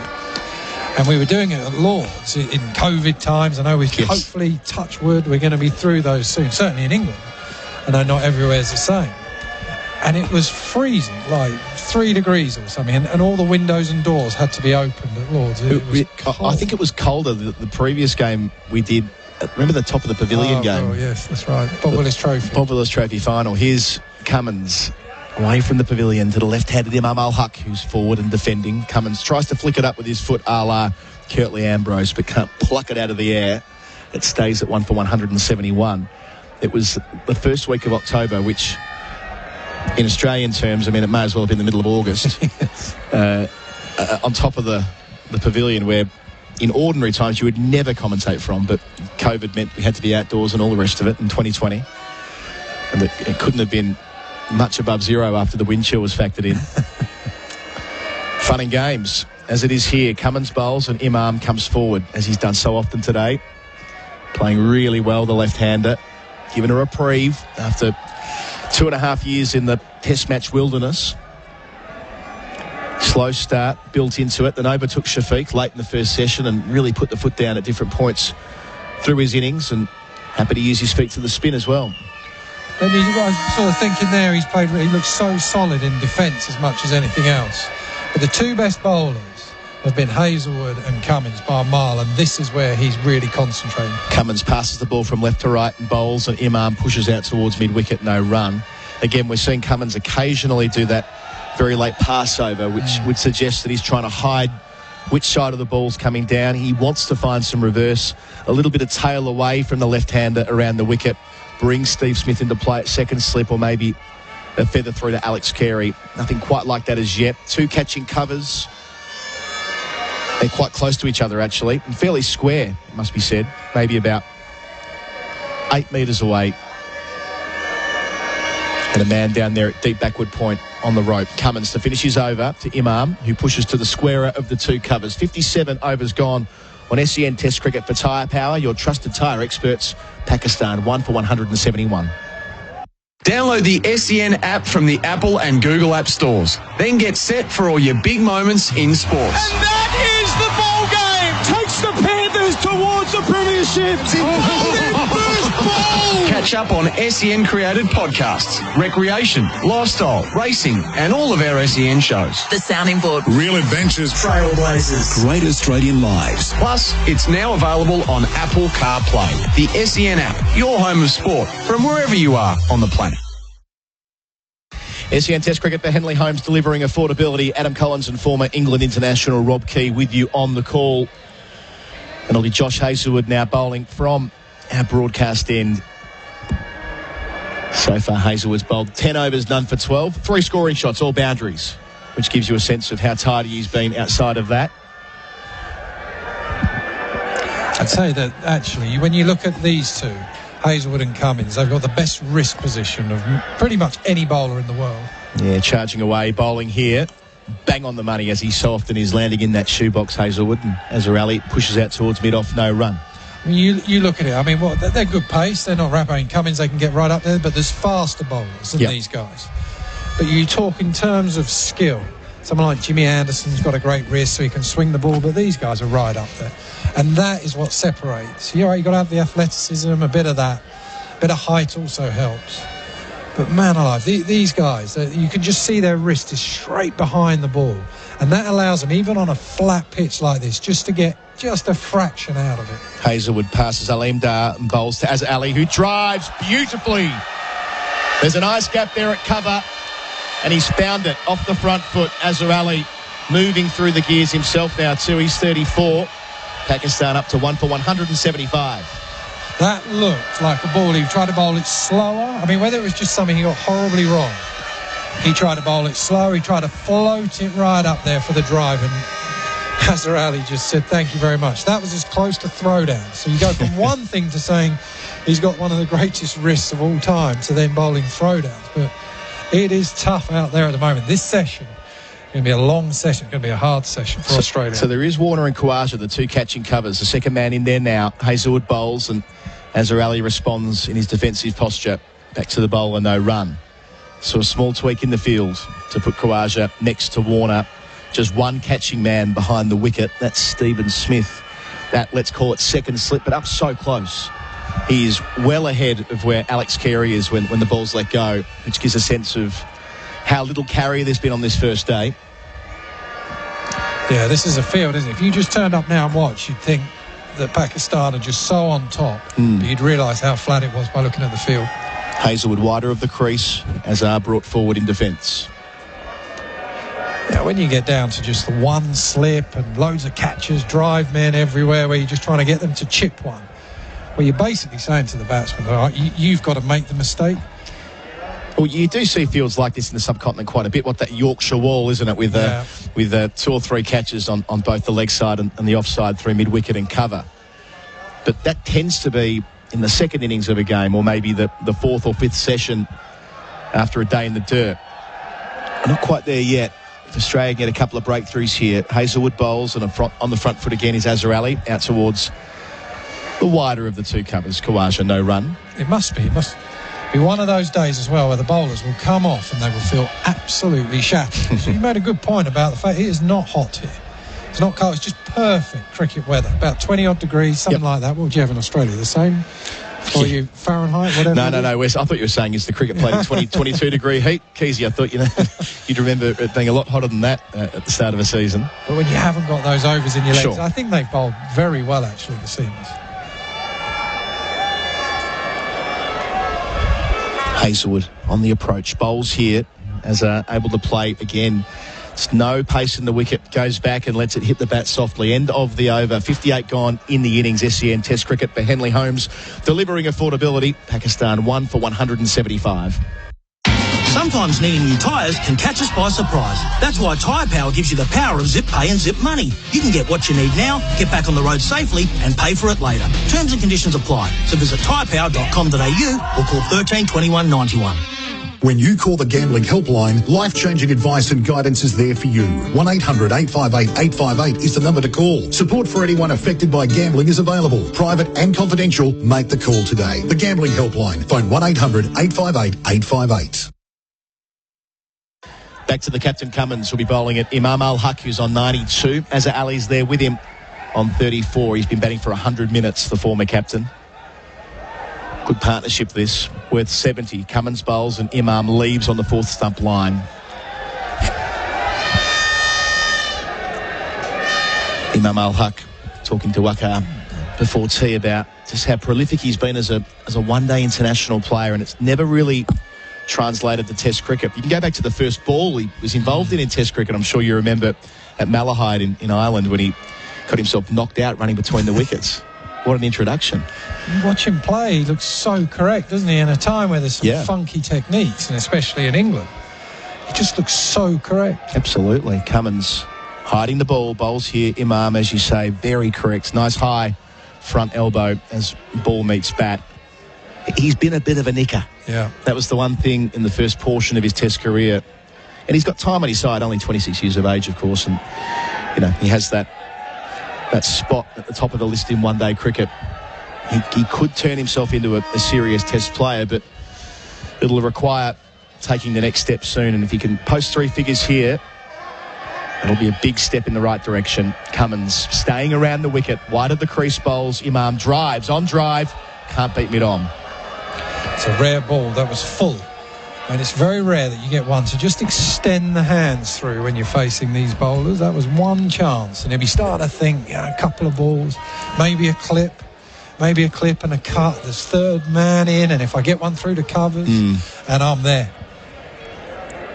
I caught a very frustrated Mitch Swepson. I say I'm projecting on him his frustration perhaps at the lunch break. Bowled for the whole hour on the wicket next to the pitch. Cummins delivers, it's short. Underneath it is Imam. No concerns there through to the gloves of Carey. He was ripping at about 3 feet every ball, almost to make a statement to all and sundry. You could have picked me. I could have had some fun on this pitch. But this is where I think actually stats are a really good thing. They enhance everything really in cricket. Certainly when you look at it from the player's point of view, from the coach's point of view, but on one thing, sometimes they can just cloud the issue. And when you turn up here and the stats will say the seamers have more success than the spinners. Cummins bowls. Imam pushes out towards cover, ends up with mid-off, no run. So everything is telling you. So, you know what, you turn up and you're thinking, I'm leaning towards the seamers here, because then you look back to when Pakistan played South Africa and it was Hassan Ali who got the wickets, full straight, bit of reverse swing.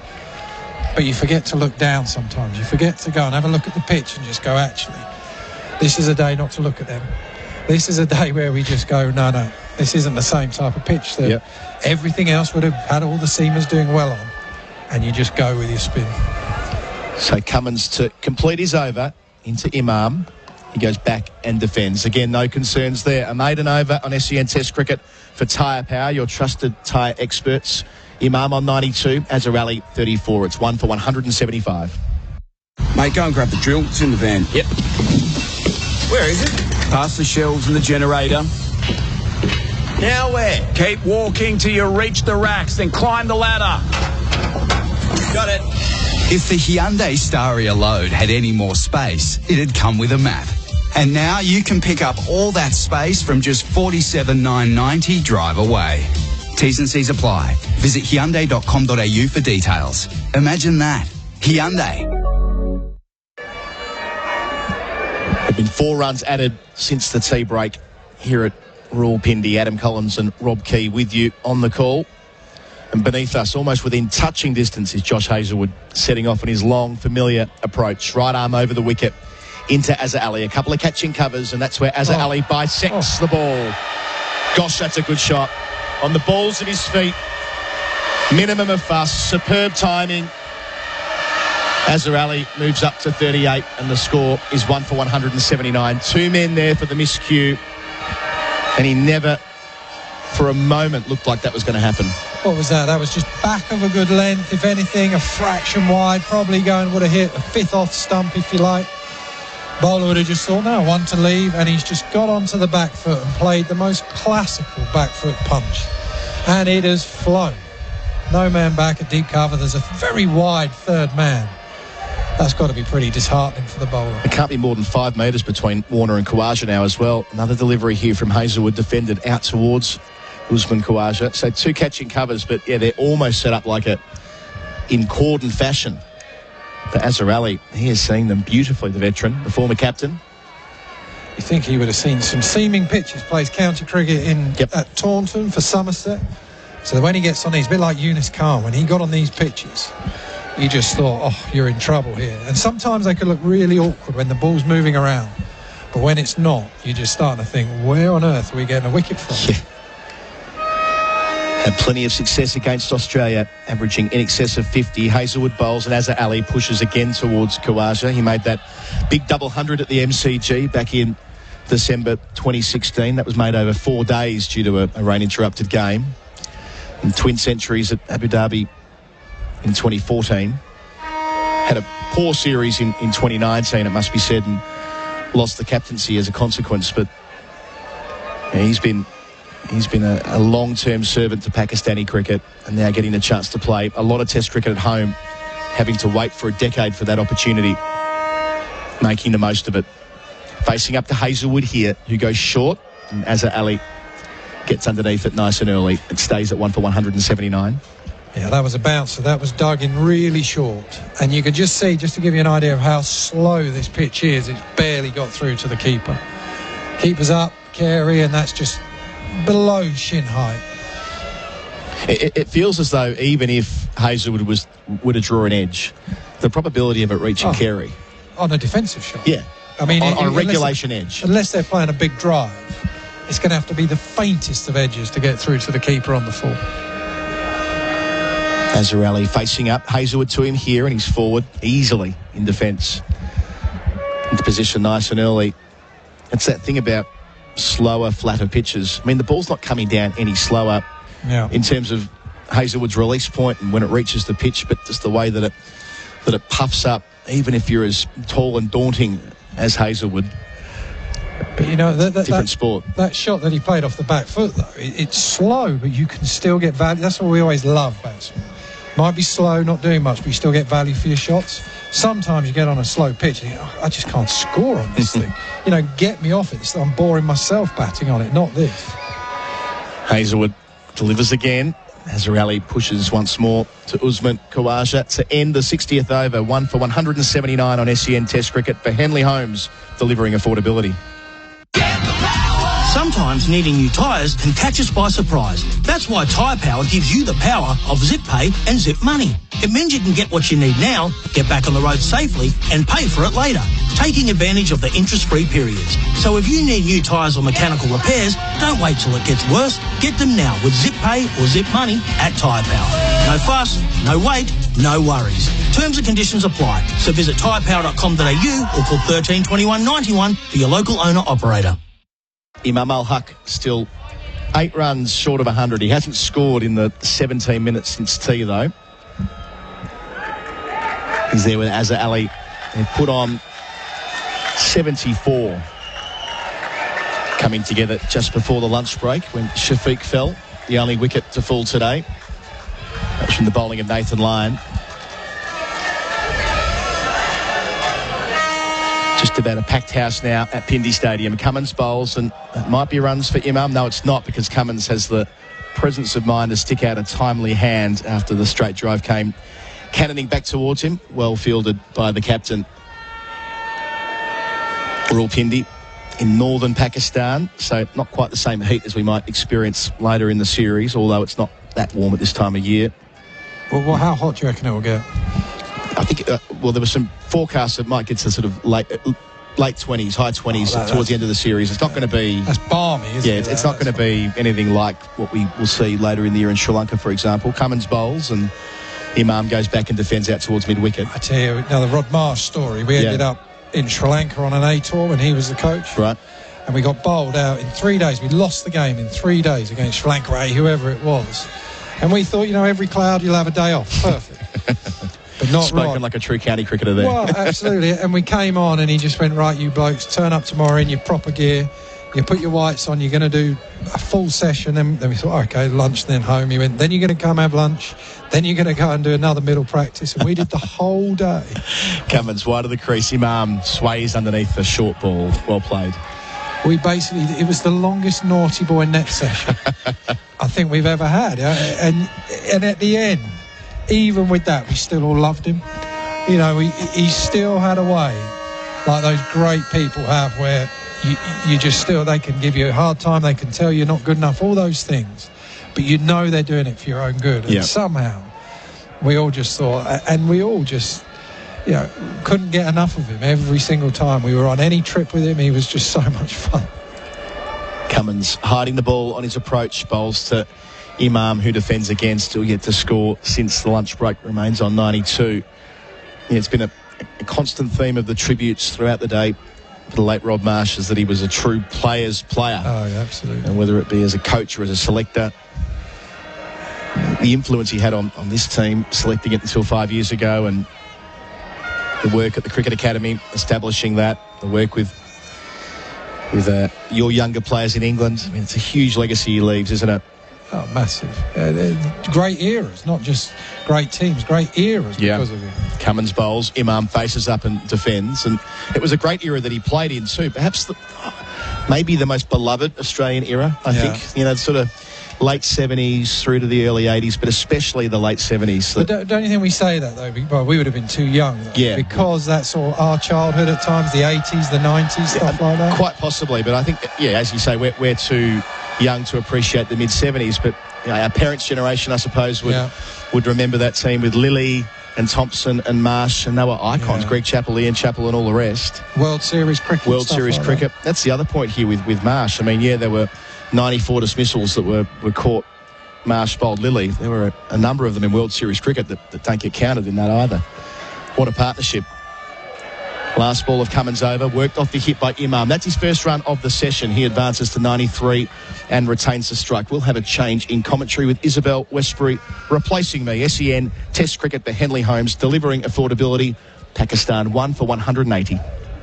G'day, it's Miles Fitzner here. Come join us for Trackside live at the Morford Arms. Tags will be in the house, so come along next Sunday, March 13th. Thanks to Cooper's Brewery, come join us for an exclusive Adelaide Cup Day preview and get the early mail as we settle in at the Morphy Arms front bar. You could even win a carton of Cooper's just by being there. Pre-register at morfordarms.com.au. Always drink responsibly, 18 plus only. Gamble responsibly. Call 1-800-858-858. Pakistan 180 for 161 overs in. Imam ul-Haq on 93, having faced 179 balls. Azhar Ali there on 38 from 83. As the sun's starting to dip in the afternoon sky, still nice and warm. It's coming onto our balcony as well. I'm quite looking forward to that, actually. It was a bit nippy in the air earlier on. Almost English conditions. Here's Hazelwood running away from us, right on round the wicket, and forward comes Imam, and there is no run. I've been quite enjoying a batting lineup propel this Australian attack. Rob? You've had a fairly torrid winter, haven't you, being in Australia, seeing England get hammered? I'm still searching for my first Australian loss. Might it come in this match? Who knows? But I tell you, it's quite the afternoon, quite the occasion. And the Vuvuzelas, as the television just has a little tumble to our right, as does the table, as does Adam Collins, who is our everyman here, Mr. Fix-It, producer, handyman, commentator. We're going to continue. Hazelwood into Imam, and that just tucked off his hips into the leg side, just the single. As we reshape our commentary box, reinstall the table. It did literally just fall beneath us two legs collapsed underneath, but we're still on air. The cricket's still happening. We haven't caused so much commotion that one of the batters has gone and said, "Oi, what are you doing behind that bowler's arm?" Because it's giving a whole lot of commotion. But I tell you, with that table having gone, we've suddenly got the pictures back up. We've got a television screen to our right. I don't understand how it works. It's one of those. There's a James Bond scene, I think, from Tomorrow Never Dies. They're in possibly St. Petersburg or somewhere. And the fella comes up to the car and goes, "Here, this is how you do it." And he gets a huge mallet out and goes, "Bow!" on the engine. Here's Hazelwood, and right arm over, nicely played by Azhar into the offside, no run. And that seems to be what happened here. You've got to collapse the whole setup. Get the the TV pretty much fell off the balcony. We were lucky it didn't. It was a good save by Adam. But it's on. And then that's all that counts. And it means that we're still on there. Imam ul-Haq is in the 90s on 94. Azhar Ali is on 38. Isabel Westbury and Rob Key, former England test batter, who I don't think ever had the privilege of playing against Pakistan. Is that right? I played against Pakistan in only like tour games and stuff like that, but not a test match. Hazelwood in, and forward comes Azhar, and there is no run. We played one game at Canterbury, a 4-day game. England A versus Pakistan, and Simon Katich was their captain, and I was captain of the England A side. And we ended up on a pitch like this, actually, and we just batted and batted. And I thought, actually, the best thing I could do for England here is make sure that they don't get much of a chance to bat and keep Inzamam and everyone else out in the field for 2 days. We did that. We bowled them out. Instead of enforcing the follow-on, I said, no, you can go again in the field. He did not look best pleased. Did your job, though. Exactly. That's all that counts. Hazelwood in, and this is turned into the onside by Azhar for a quick single. And in fact, at his care, he's having to scamper out from behind the stumps to go and retrieve it. He's beaten to it by the man from the square leg boundary. Nathan Lyon having to make quite the ground. 18241. 39 runs to Azhar. Imam now on strike on 94. Rob, of course, scored 221 against the West Indies at Lords. He won't tell you himself, so I'll tell him. I'll tell you for him. I tell you what, though, as well, in that there was two players I used to love watching bat from Pakistan. Lots of players from Pakistan, but these two in particular. During what era? So this would have been 2006, maybe. All right. One of them was Inzamam himself. The other was Mohammed Yusuf. Yeah. And in an earlier game, probably before that, when it was Kent versus them, Saeed Anwar got a double 100.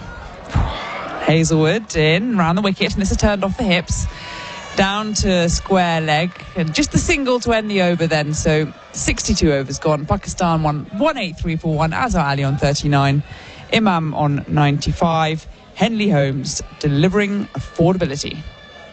If you have a family member that is currently troubled by or addicted to gambling, there is help for you. Call the Gambling Helpline on 1-800-858-858. Life-changing strategies to support your loved one are available. Find out more at thegamblinghelpline.org.au. MTX Club at Adelaide Oval is the place to do business in Adelaide. From the first bounce to the final siren, MTX Club is the perfect place to entertain, dine and network. Become an MTX Club member today. adelaideoval.com.au. Welcome back to SEN Test Cricket in Rawalpindi. Australia taking on Pakistan in Pakistan for the first time in almost 24 years in the red ball game. And it looks as though Captain Cummins is just manoeuvring his field. He's got Travis Head down at the fine leg boundary and trying to get him a little bit finer still. In fact, his third man, of course, because Imam ul-Haq is on strike on 95, a left-handed batter, searching for his maiden century in Test cricket. Is it going to come today? My goodness me, would this home crowd enjoy that if it did? Here comes Cummins around the wicket and off the back foot, just played around the hips to Steve Smith at short square leg, no run. He's kept coming. This must be the most soul-destroying at times for a bowler. This is where, as a coach, you probably learn more about your bowlers. Because it's just every time they run in and they hit the pitch hard, they bowl a decent line and length, and then it's almost like the batsman gets into position and then plays the shot. They have so much time. Yeah, I was going to say, it feels like they have all the time in the world. And we're talking here about Cummins, Stark, bowling at 140 clicks plus. Here comes Cummins around the wicket once more towards us. And again, jumping onto the back foot goes Imam. But again, with that time, that composure, the patience, it never feels as though it's going to hit that outside edge or spit up off the turf or surprise him at all. He's all in control here, Imam. The only thing that's going to stop him is the nerves. Just the fact sometimes in life you can want something too much and it ends up just getting the better of you the closer he creeps, and they've kept him down well. He's done very little since the tea break. He's stood at the other end. He's just had to pat back balls. He is desperate, like anyone would be for his first 100. 76, his highest score before this, and he's forward, watchfully defending, pushing almost into the offside. He knows that the rational part of him knows he's got a long old time to bat here, all the time in the world, but he's still got that little devil on that shoulder going, you're within one big hit of 100. And we've seen him dance down the track as well. He's got really good feet. Happy to use them against Nathan Lyon, and actually that's one thing I really enjoyed from Pat Cummins, was bringing in Lyon early. Yeah.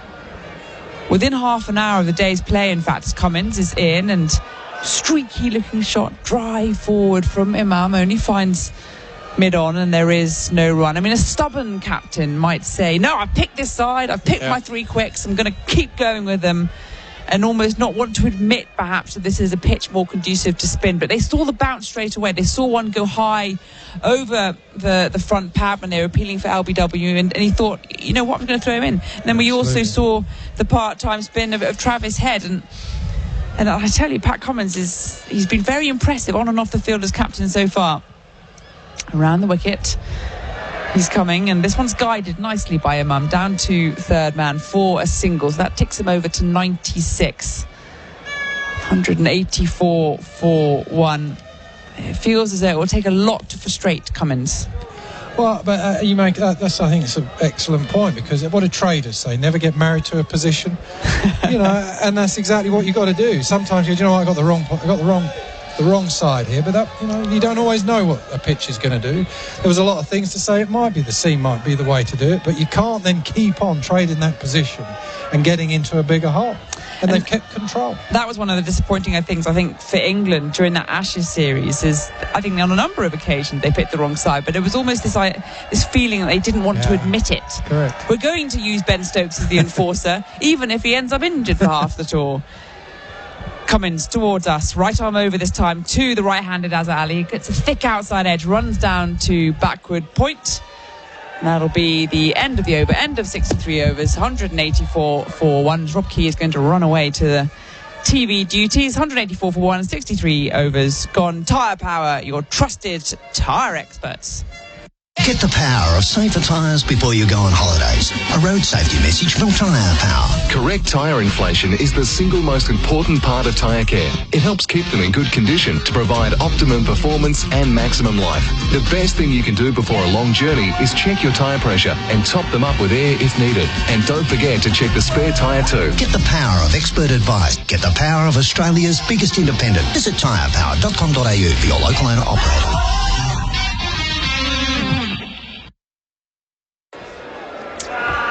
Imam ul-Haq is on 96. He is facing, as Mitchell Stark is going to continue bowling from the shell end. And you can just hear the crowd starting to get into things. They know it's within reach, it's within a boundary. Imam ul-Haq is looking for his maiden century in Test cricket. Will it be here? Will it be today? He's played 11 tests. He's got 3 half centuries. He's never managed those 3 figures. As Mitchell Stark goes through the motions, and I'm delighted to say that Pete Lawler has joined me to my right. Come into the attack to get a wicket for Australia, and maybe a debut century for Imam. He can hang out here for that one, and then he can go and have a rest, put his feet up. Australia really need a breakthrough here. They really do. Here comes Stark away from us as Towell falls onto the turf, left arm over, and this is played nicely into the onside, but Smith is there at square leg, onto it quickly, no run. Interesting how Abada always tightens up in the 90s, don't they? Or generally tightens up. Well, especially if you haven't been there before. Well, you haven't been there before. You should, nothing to fear, is there? That's it, you go whisper in his ear. whisper sweet nothings. Have a dash, have a dart. It's within a boundary's reach. Get it in style, you might say. Well, it looked like it was going to be a long, hard day for Australia from about half an hour after the start of play, and it certainly proved that way. So far, so good for Pakistan. Imam is thinking about a waft at one that's just a bit wider there. Deliberately, you'd have thought, from Stark, attempting one, and a wry smile on the face of Imam ul-Haq, who looked and shaped to play, and just withdrew his bat at the last. No, he didn't. He did have a good waft at it. He had a good waft at it, and he almost fell off the balcony. He had to lean so far to get at that one. I like that from Stark, just dangling it there. Go on then, son. You're in your 90s. Have a go. What's he going to do this time? Stark. Into Imam. The crowd, they're urging him on. And again, he's playing defensively. Thinks about a single. He's getting a little bit frustrated. 96 runs from 189 deliveries. Australia hunting their second wicket on the first day here in Rawalpindi. And this is a time when you really do have to keep your concentration. This last, where are we, hour and a half of play. Things can turn around quickly, Izzy. These bowlers will keep running in, and if the batting side loses a little bit of patience, the game can shift. I hope it does. This does Australia. Stark, left arm over, back of a length, and this one's turned off the hips into the onside, but again Smith there at square leg, and again no runs. So he's going to have to be patient here, Imam. Well, the Australian seamers have at least kept a lid on it, haven't they? They haven't let them get too many easy runs out here. You have to work for your runs against this Australian bowling attack. It's very disciplined, very experienced. That's why they went to them. They're not kids. They've been at this game for a long time. Cameron Green, the exception, of course. That's almost the more demoralising thing, is that they haven't bowled badly at all. But still just the one wicket for Australia. Stark in, down the leg side. Nice diving stop from Carey there. Prevents 4 byes. Excellent take by Carey there. That's 4 dot balls, 5 dot balls in this over. Stark none for 31. Approaching the end of his 10th over. Australia have used 1, 2, 3, 4, 5, 6, 7 bowlers. Had to use 2 hands to count that. Travis Head and Labuschagne, they've got 4 overs between them. Part-time off-spin and leg spin as well. Labuschagne just the 1 over before tea. Head was introduced pretty swiftly. Final ball then from Stark of this over of the 64th. It's a dot ball. It's left alone by Imam. He's faced out a maiden on 96. So a bit of patience there. 184 for 1. Tyre Power. Their buying power puts the power in your lane.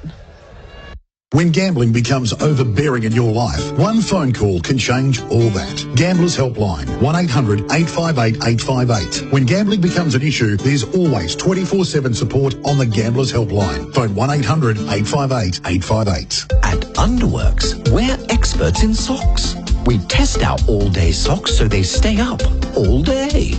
Test Underworks all-day socks for yourself.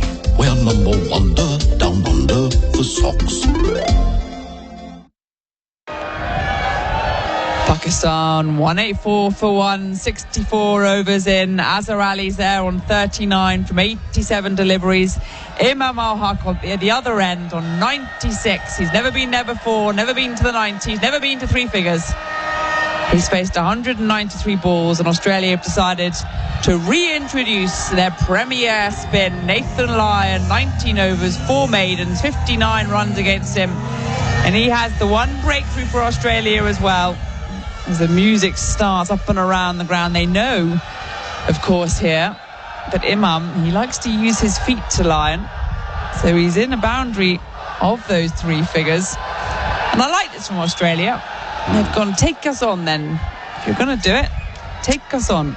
Take us on. As Marnus Labuschagne straps on the shin pads and the helmet, moves into a short leg there, taking position.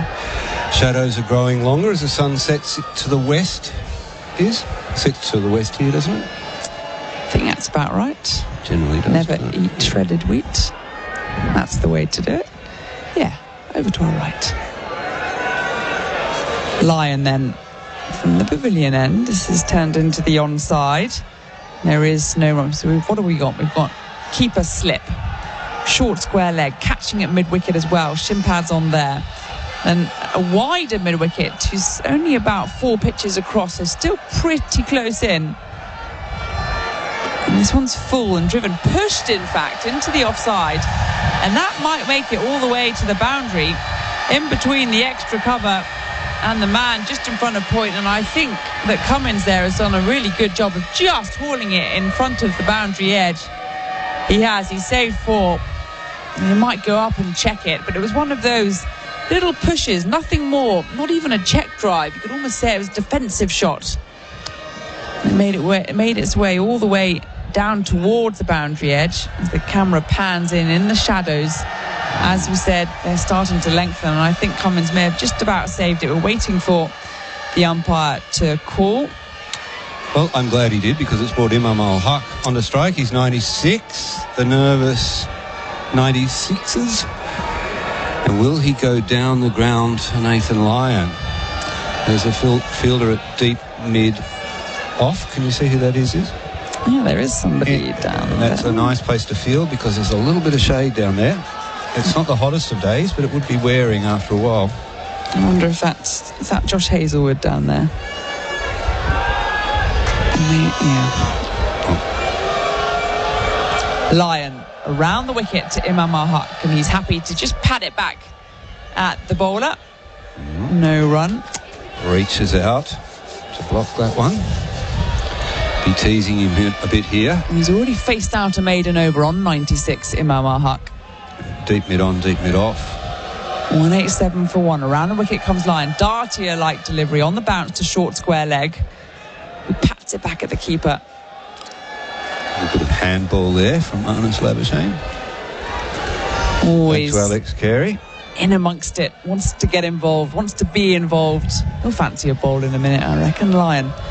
Around the wicket again. Imam. He waits. Again, just defending. So what's he faced now? 9 dot balls, I think?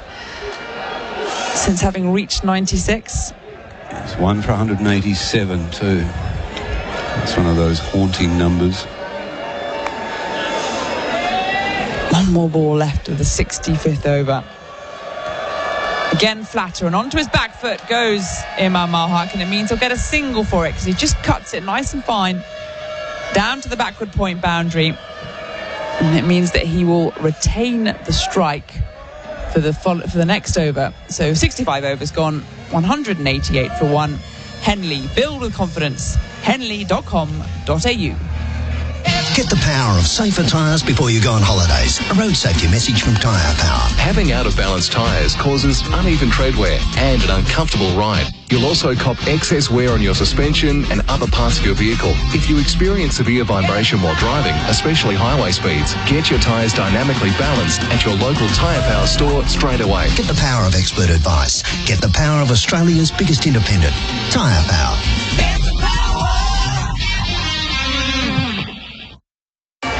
SEN Test Cricket for Henley Holmes, delivering affordability. Adam Collins joining Peter Lawler in commentary. It's Mitchell Stark beneath us, bowling to ul-Haq on 97. 1 for 188. Stark on the approach, no slips, bowls to Imam, who defends out towards mid-wicket, no run. Good afternoon, Peter. Good afternoon, Adam. Welcome to the commentary position. Love these little bits as batsmen edge nervously towards the precipice, particularly a guy who's never made a test century before. True enough, that's right. He's made plenty of international hundreds in the white ball formats, but this has been a hurdle for him. He's batted splendidly. He's faced 198 deliveries for his 97 so far, finding the boundary 12 times, clearing it 2 more. Just one man out at deep backward square. Stark bowls here. Imam swings and misses outside the off stump. In fairness, that was there for it. It was short and wide. There is a third man, but no deep point. Had he cleared the inner ring, he would have been celebrating a century, but not quite. And in the end, no footwork to speak of. Lucky not to feather it through. Yeah, no, I didn't like that shot at all. Just threw the hands at it again. Almost fell off the balcony again. It's not within reach. Don't try and get it. 97 from 199 deliveries. What will he do on his 200th? So it's Stark to Imam, away from us and bowls, and Imam drives through the offside. That's a lovely shot to bring up a century. That runs into the rope. Imam ul-Haq has done it. What a fine performance from the left-hander, brought back into the team 2.5 years out of this Pakistani 11. Well, he's back in style. 101 from 200 deliveries, and he gets to raise his bat. What a joyous moment for Imam ul-Haq. 26 years of age. He's got 26 on his shirt. He removes his helmet and gives it big to the crowd and to the skies above. Oh, and he kisses the turf as well. This is very special stuff. Yeah, he bows down in prayer. He started his celebration Dave Warner-like, and it was a long, emphatic hug with Azhar Ali. And he's down on his knees and praying toward the west. Had a long time to wait, making his test debut nearly 4 years ago. He's been in and out, now back again, and making it count on the opening day of the series. Pakistan won the toss and elected to bat, but they had to make the most of that opportunity here at Rawalpindi, and at 1 for 192, they're doing precisely that. An even 200 deliveries, 13 fours, 2 sixes, and you get the sense he's not done yet. No, very excited young man. That was in the hitting zone, wasn't it? It was full half volley, just outside off stump.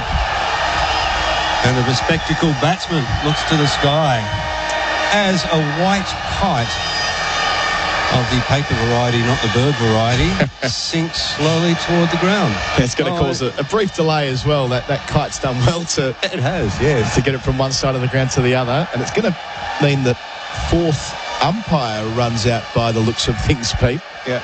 That's not normally what they're here for, but cleaning up some clutter. Actually, trying to track the progress of that.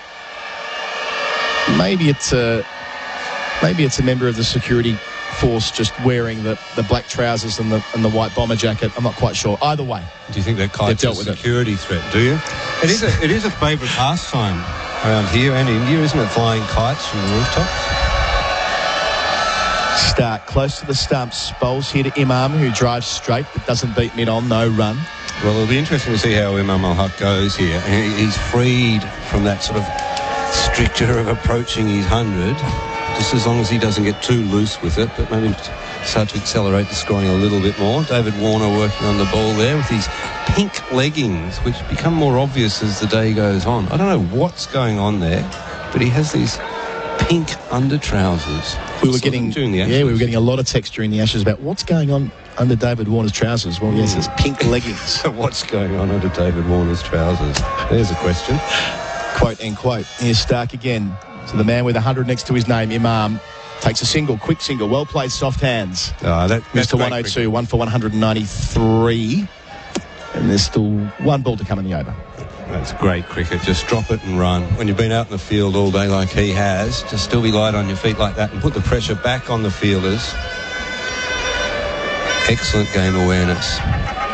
Shows he's still in it. Gee, what a great celebration that was. We're getting a look on the replay screen. Like you say, he jumped high and thrust the bat in the air and then just took a moment of contemplation on his own, then bowed down and kissed the turf and went into prayer. Fabulous stuff on the first day of this series. Setting up for Pakistan, Azhar Ali leaving the last ball of this Stark over outside the off stump, 141 kilometres an hour. SEN Test cricket for Henley Holmes delivering affordability. Azhar Ali's on 42, Imam ul-Haq's on 102. The score is 1 for 193. When you call the Gambling Helpline, life-changing advice and guidance is there for you. 1-800-858-858 is the number to call. Support for anyone affected by gambling is available. Private and confidential. Make the call today. The Gambling Helpline. Phone 1-800-858-858. We've been proudly serving Australia for 50 years. And to celebrate, Liquorland has offers like an extra $2 off any 4, 6 or 8 pack of beers when you scan your Flybuys card. So head into your local Liquorland today. Terms and conditions apply. Nathan Lyon from the pavilion end. He's been a busy boy today. 20 overs, 1 for 63. Music's still blaring over the PA system. Everything here at Rawalpindi is loud, I've noticed, which is brilliant. The atmosphere on our position on the balcony, we really get a sense of what's going on in the crowd. It's been a good day on that front. Every seat sold. Line around the wicket. New over to Imam, the man with 102, and defends into the onside. Peter Lawler, your day job as the chief cricket correspondent for the Australian newspaper has kept you very busy today. Of course, the passing of Rod Marsh, you were writing about his legacy this morning, and you've been writing about some news in Pakistan this afternoon, some tragic news at that. Lion bowls, and Imam goes back and tucks just in front of square, gets one, moves to 103. It's one for 194. A reported terror attack a couple of 100 kilometres from here. Yeah, a couple of 100 kilometres to the west of here, in Peshawar, over near closer to the border. Nothing to be, I mean, a tragedy, as you say. 30 people were killed. It appears to have been a bombing at a mosque. It's the Sunni v Shiite thing that goes on, and it's terribly depressing for everybody involved and terribly tragic, but I don't think anything too much for the cricketers to worry about. So Lyon to the crease now, bowling to Azhar Ali, well forward in defence, out to cover. Yeah. Just dreadful time. I mean, you know, obviously it's not to do with the cricket in the slightest, is it? But it will doubtless lead to questions about the cricket, owing to the fact that the series starts today. Purely a coincidence, of course. Lyon bowling with a slip and a short leg. Azhar Ali, a fraction quicker there, just digs it out and pushes back to line. And that's not to at all draw some equivalency about what's going on, just merely making the point that we are here covering the cricket and people will bring it back to that. And from a distance, everything looks closer and be upsetting for some of the players' partners and things, but I don't think they've anything to be concerned about. Lyon bowls and Azhar Ali's forward, defending again. I've had some communication with the authorities about it. The CA, I believe, talking to DFAT about it, the Department of Foreign Affairs and Trade. There's no great concern. Lyon bowls, flight set up. Azhar Ali, again, happy in defence. That completes the Nathan Lyon over. He's got one for 64 SEN Test cricket. For tyre power, your trusted tyre experts. Azhar Ali 42, Imam ul-Haq 103, Pakistan 1 for 194. Every Sunday, mow the lawns, do the edges, weed the garden, and then it's twilight racing at the Sale Greyhound Club. Every Sunday, wash the car, wash the dog, clean the shed, and then it's twilight racing at the Sale Greyhound Club. Every Sunday, phone the parents, phone the kids, and then phone a friend to take to twilight racing at the Sale Greyhound Club. Every Sunday, it's twilight racing at the Sale Greyhound Club. You deserve some playtime trackside. At the Sale Greyhounds, come and play. Between overs, the chat between Pat Cummins, Steve Smith, the captain and vice-captain, and Mitchell Stark, the big left-armer, who isn't yet ready to go back to his mark. They're just working on what will be, I don't know whether it's plan B or plan D or plan E at this stage, but they have to find something, just taking one wicket today. Pete, you said you've been talking to contacts in relation to the briefings that have been received from DFAT. Do we know much about what they've entailed? Look, everybody's pretty calm about it. They're playing it down. There's no great concern. They had plenty of time then because the batters had just called out for a drink, which they thoroughly deserved, particularly Imam ul-Haq. Yeah, nothing to worry about. Let's just keep playing cricket.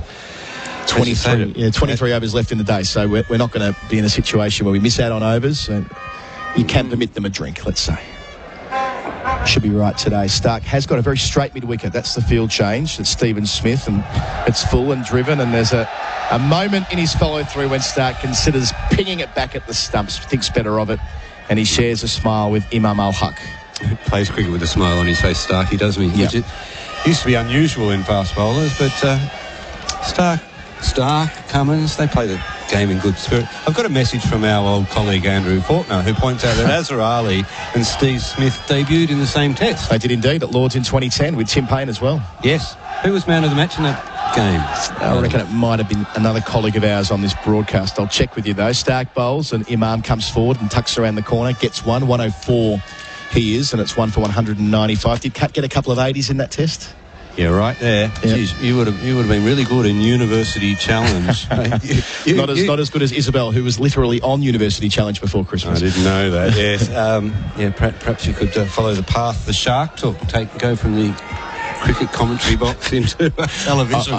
I'm not sure my knowledge of obscure cricket stats is going to quite put me in good stead up against Bryden Coverdale. Well, you have a broad general knowledge, Adam.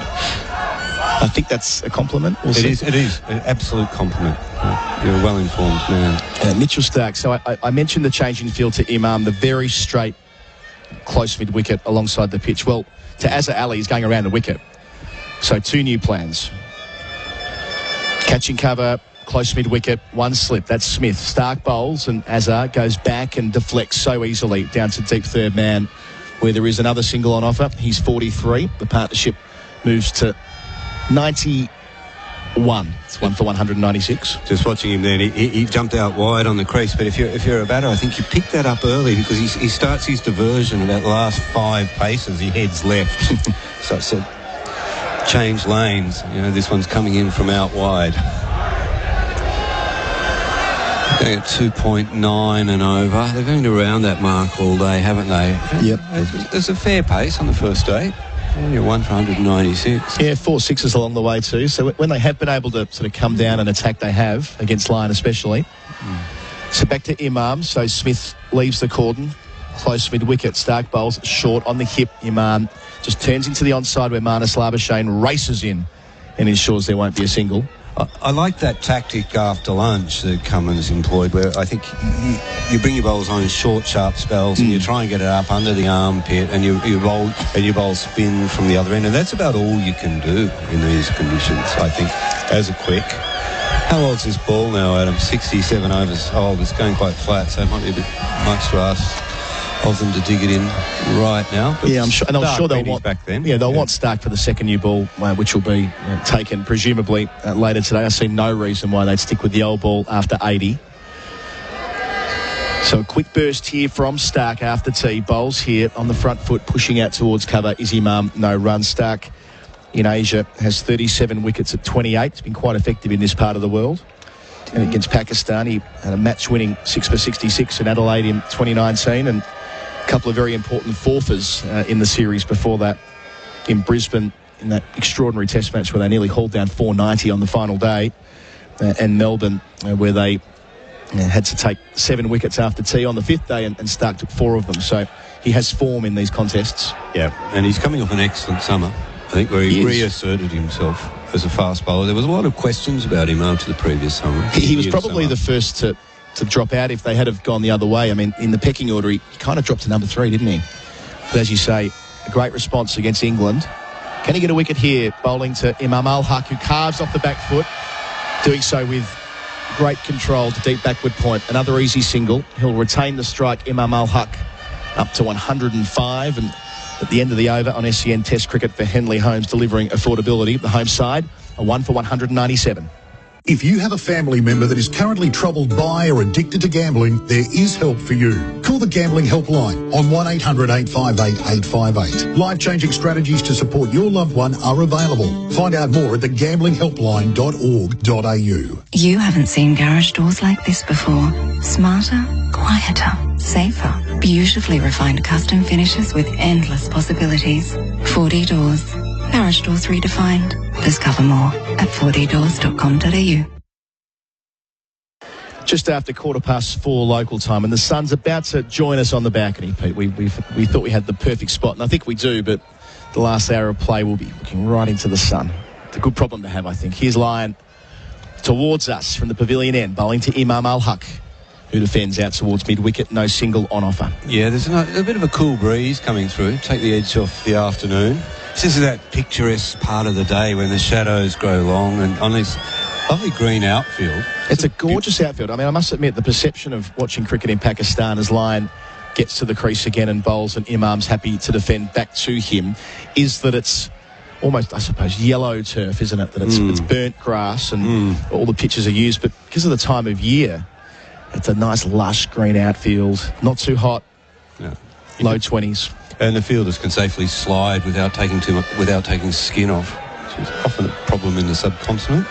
Line wider of the crease. Imam, same response, defending. And one of those big military transport planes takes off over the stand at the other end. That is big. Yes, I think you can hear it through the effects mics now. Yeah, and I've got the binoculars on it too. That, as you say, that's a military plane, no doubt about it. It's a grey one. Is that as good as we're going to do? A grey military plane? I've had to move the binoculars back to Nathan Lyon, as is the job. He bowls here and Imam defends out to cover, no run. We can do some bird watching later. Speaking of the military presence, I mean, I'll tell you what, that has been a big part of the series so far for the Australian team. We were talking about security a moment ago, but watching them in the convoy on the way down here and getting some pictures on social media as well, it's quite something. Lyon arrives and bowls, and dancing is Imam and driving down towards long on. Nicely played up to 106. 1 for 198 is the score. 1 ball left in this over. It's always a little confronting as an Australian to see machine guns on the streets and sort of down the end of the hallway in the hotels and things like that. But I guess it should be reassuring. Yeah, well, everyone has a Kalashnikov, put it that way. Well, if they don't have a Kalashnikov, they've got an AK-47. Yes. And particularly if you go up into those regions around Peshawar.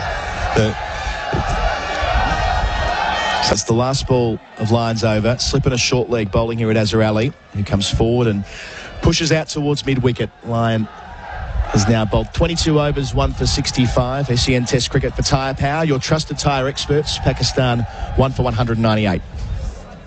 G'day, Scotty Cam here. My mates at Weeks Homes are here to make 2022 your best year ever. To help, they're extending their fantastic $45,000 cash discount off all next-gen designs. Plus, to ensure you have the freshest face on the block, they'll throw in fully rendered Hebel at no additional cost. How good is that? So, come and discover what makes a Weeks Home so different. Drop in and visit a Weeks display home today. Conditions apply.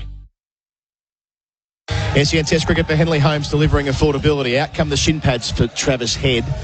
So he'll presumably be going into a close catching position, and that might be because we have a change of bowler at our broadcast end. We do. And it's the former captain. Well, no, it's not. I thought it was Steve Smith. It's Marnus Labuschagne. Might be the future captain. Who's to know? Marnus Labuschagne getting his first opportunity with the ball in this innings. He's taken some important wickets for Australia. Indeed, it was probably with the ball more with the bat when he made his test debut against Pakistan in the Emirates 4 years ago, where he impressed, taking 5 wickets at Abu Dhabi. But what they would give for something here as I welcome back Simon Katich. Good afternoon, Simon. Good afternoon, Colo. Good afternoon or evening to all our listeners back home. I like this. Labuschagne coming on. I think Pat Cummins has tried everything today. Try and ring the changes quickly. He hasn't let the bowlers go too long, because there hasn't been much happening on this flat Rawalpindi wicket. They're really taking their time here too. Marnus wanted a leg slip, and I think he was overruled. Smith goes to the conventional slip. He'll start around the wicket, trying to find some of that rough, which there is a bit of, I should say, for day one, for Imam ul-Haq, the left-hander. Wide of the crease, bowls here. It's too short to begin, and he's able to knock him down to long on with a minimum of fuss. 107. Imam moves to 1 for 199 the score. Brilliant celebration for the 100, wasn't it? It was. First Test 100, special moment for the young man. And he's done it in style today. It's been a very, very good knock. I think what stood out has been his intent, particularly to Nathan Lyon, and even then to Labuschagne. He wants to get down, he wants to hit him straight. And there was a glorious off-drive off Mitchell Stark earlier, just before the tea break. It was a beautiful shot wide of mid-off. Labuschagne to the crease, over the wicket. Azhar Ali driving out towards point, no run. He doesn't mind getting dirty, does he? Like you, he gets down on his hands and knees and gets down the track. He seems like he's involved in every altercation out there. Imam ul-Haq batting in the glasses as ever. What a great return to Test cricket today for him. Labuschagne bowls and forward comes Azhar Ali in defence. And the reason I like this move is because this wicket has played very, very well today, but with the leg spinner, just get that little bit more rev on the ball. Rips it here. Good turn. Past the outside edge it goes into the gloves of Carey. Maybe a bit of overspin there as well. Just a bit of extra bounce, which was enough to go past Azhar Ali, who was a little bit caught on the crease as well. Yeah, it was just the length. It was probably a little bit too full to be playing back, but Azhar Ali knows there's a deep point. He's probably just looking to get out off strike there. Labuschagne bowls. Fuller. Azhar Ali's forward. Did you catch Mitch Swepson bowling for an hour at lunch? I noticed a few of them out there. I think I saw Agar bowling. Well, in the case of Swepson, I watched about 10 minutes of it. He ripped every one of them 3 feet. He wanted everybody to know what he can do. Labuschagne bowls short again. Azarali on the back foot beats point. But there's a sweeper out there at deep point. Only gets 1. He moves to 44. He's now faced 101 deliveries. And that brings up the Pakistan 200. 1 for 200. They have done everything right today, Pakistan, as drinks come onto the field in this final session. It'll give us a chance to make a commentary change with Isabel Westbury replacing me. And we'll take a break in that process as well. SEN Test Cricket for Henley Holmes, delivering affordability. Pakistan 1 for 200. When gambling becomes overbearing in your life, one phone call can change all that. Gamblers Helpline, 1-800-858-858. When gambling becomes an issue, there's always 24/7 support on the Gamblers Helpline. Phone 1-800-858-858. MTX Club at Adelaide Oval is the place to do business in Adelaide. From the first bounce to the final siren, MTX Club is the perfect place to entertain, dine and network. Become an MTX Club member today. adelaideoval.com.au. G'day, Merv Hughes here. Summer is here, and that means 2 things. Our big Quisistini in on the pitch, and your car's aircon needs to be on top of its mark. Your off stump will be blown away by the aircon service at your local Repco authorised service centre. Their fully qualified mechanics will keep you cool all year with a comprehensive service on your car's aircon system, no matter what you drive. Book online today at repcoservice.com. So it's Stark to Imam, away from us and bowls, and Imam drives through the offside. That's a lovely shot to bring up the century. That runs into the rope. Imam ul-Haq has done it. What a fine performance from the left-hander, brought back into the team 2.5 years out of this Pakistani 11. Well, he's back in style. 101 from 200 deliveries, and he gets to raise his bat. What a joyous moment for Imam ul-Haq.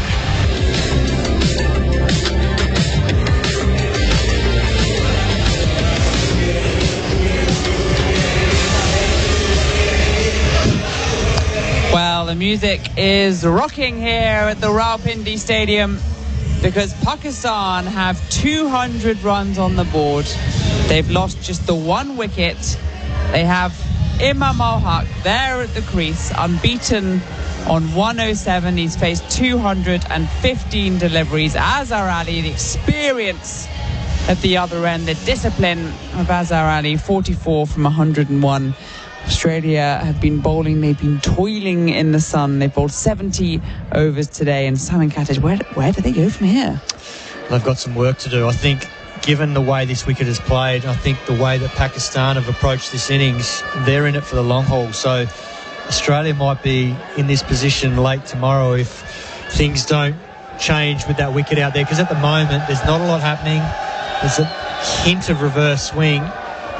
I mean, we saw some spin early today with the new ball, but as Waqar Younis rightly said earlier today, he said there'll be some spin while the seam is hard, but as soon as that seam gets soft, he won't spin as much, and that's exactly how it's played out.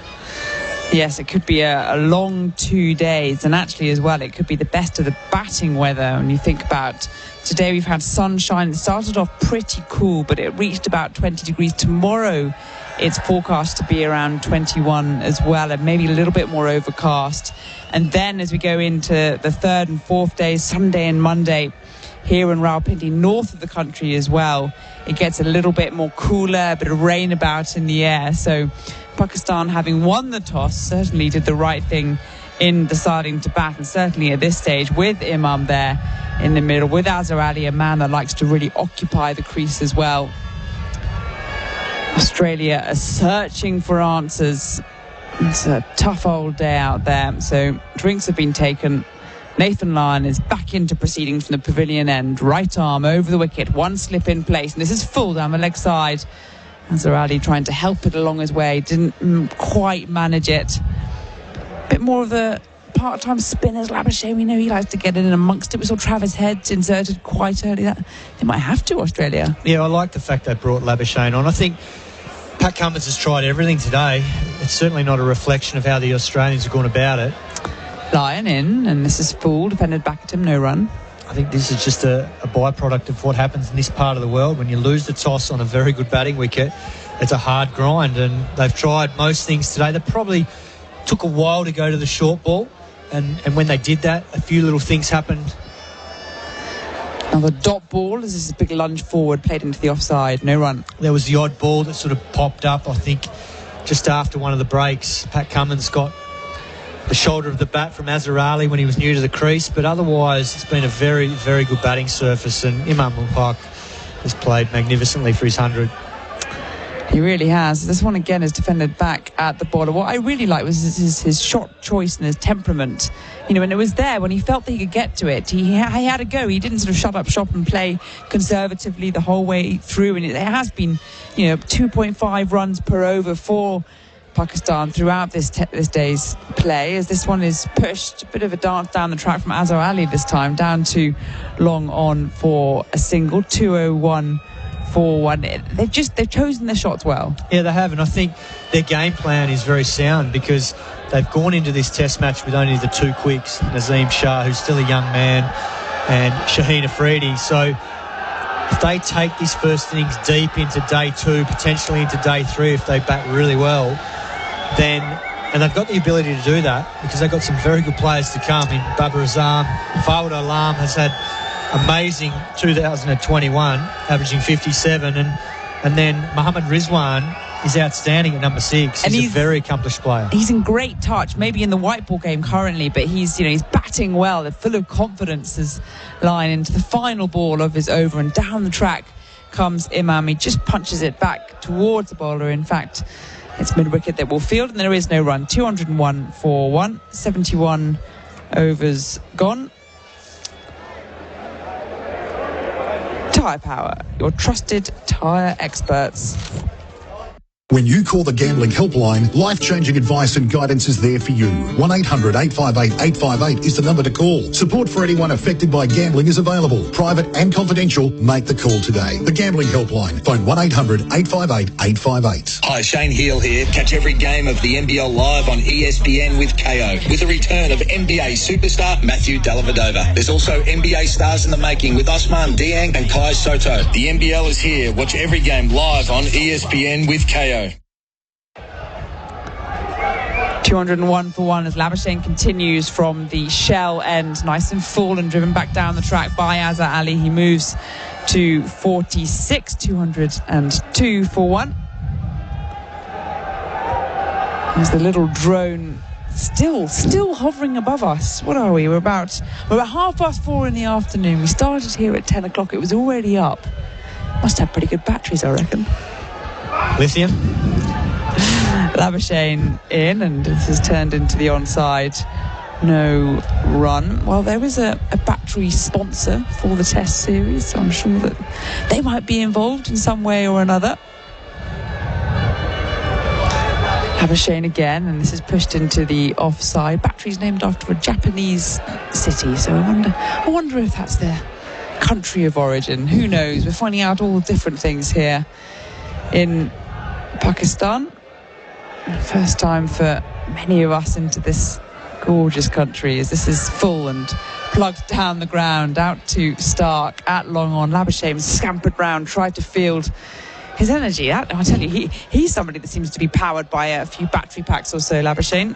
Correct. He just absolutely loves it. I think that's what a lot of Australians love about him, is that youthful, almost boyish enthusiasm when he plays his cricket. It's like he's still playing in the under-12s whilst he's playing Test cricket for Australia.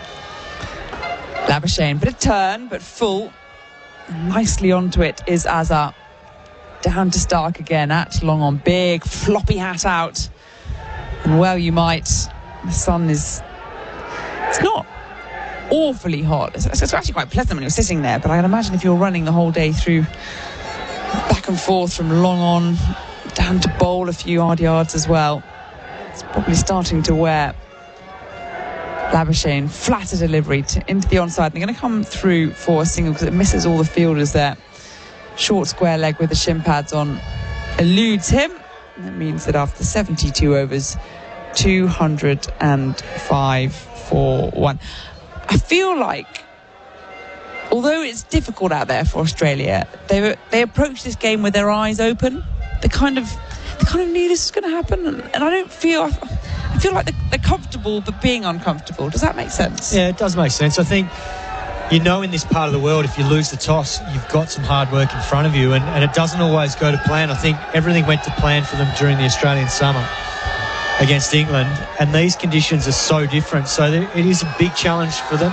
I think they spoke about it publicly before the Test series. I remember Travis Head came out and said that, how you go away from home, you get defined by those series. So there's a number of the Australian batsmen that know, this is going to be a big challenge for them. Cameron Green, it's his first overseas tour. But from the bowler's perspective, these conditions are so different to what they experienced in Australia throughout the Ashes. There's less grass, there's less pace and bounce, there's less movement. So it's going to be hard toil for them. Nathan Lyon over the wicket into Imam, and there is no run lunging forwards. Yes, it was the perfect captaincy debut for Cummins. Everything was there for him.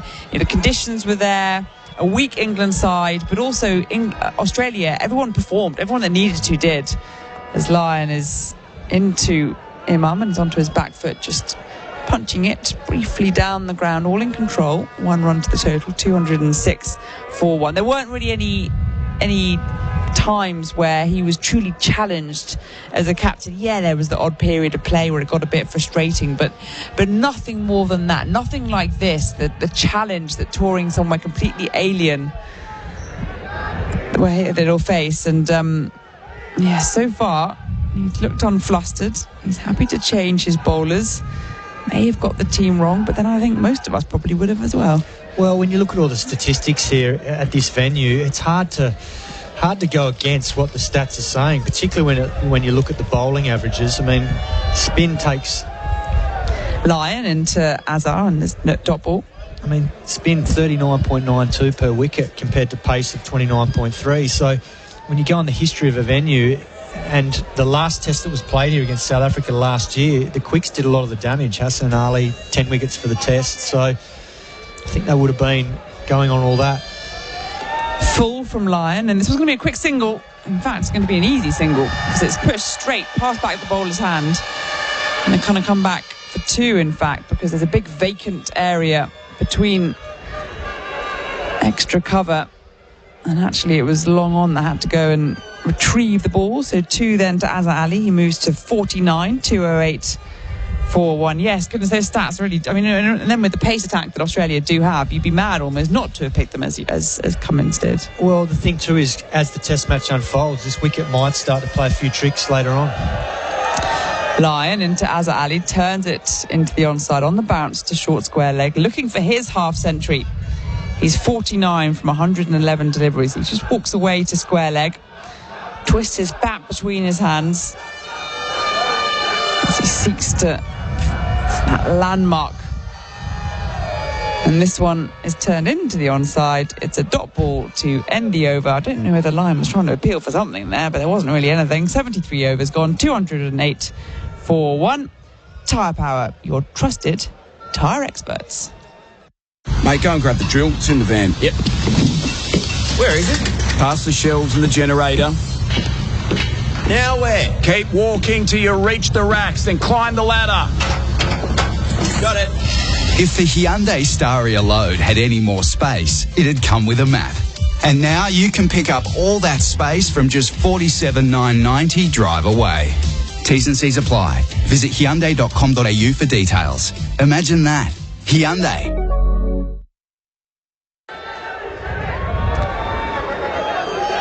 4:35 in the afternoon here in Rawalpindi. So just gone 10:30 then on the east coast of Australia. Lovely Friday evening, good Test match listening. I'd say there's the lull of the crowd, but they're still going strong with their chance, I tell you. ul-Haq is on strike, and this one is pushed back at the bowler. It's Marnus Labuschagne is continuing from the shell end, and there is no run. The Venezuelans have rather died down a little bit, though, Simon. Only just. The atmosphere here's been magnificent today. They've loved it, loved the 100. Floated up from Labuschagne, and to the pitch of it comes Imam. plugs it down the ground to long on for a single. Means Azhar Ali back on strike on 49, and something is really making the floor vibrate. Possibly a big older military aircraft behind us, I'd have thought.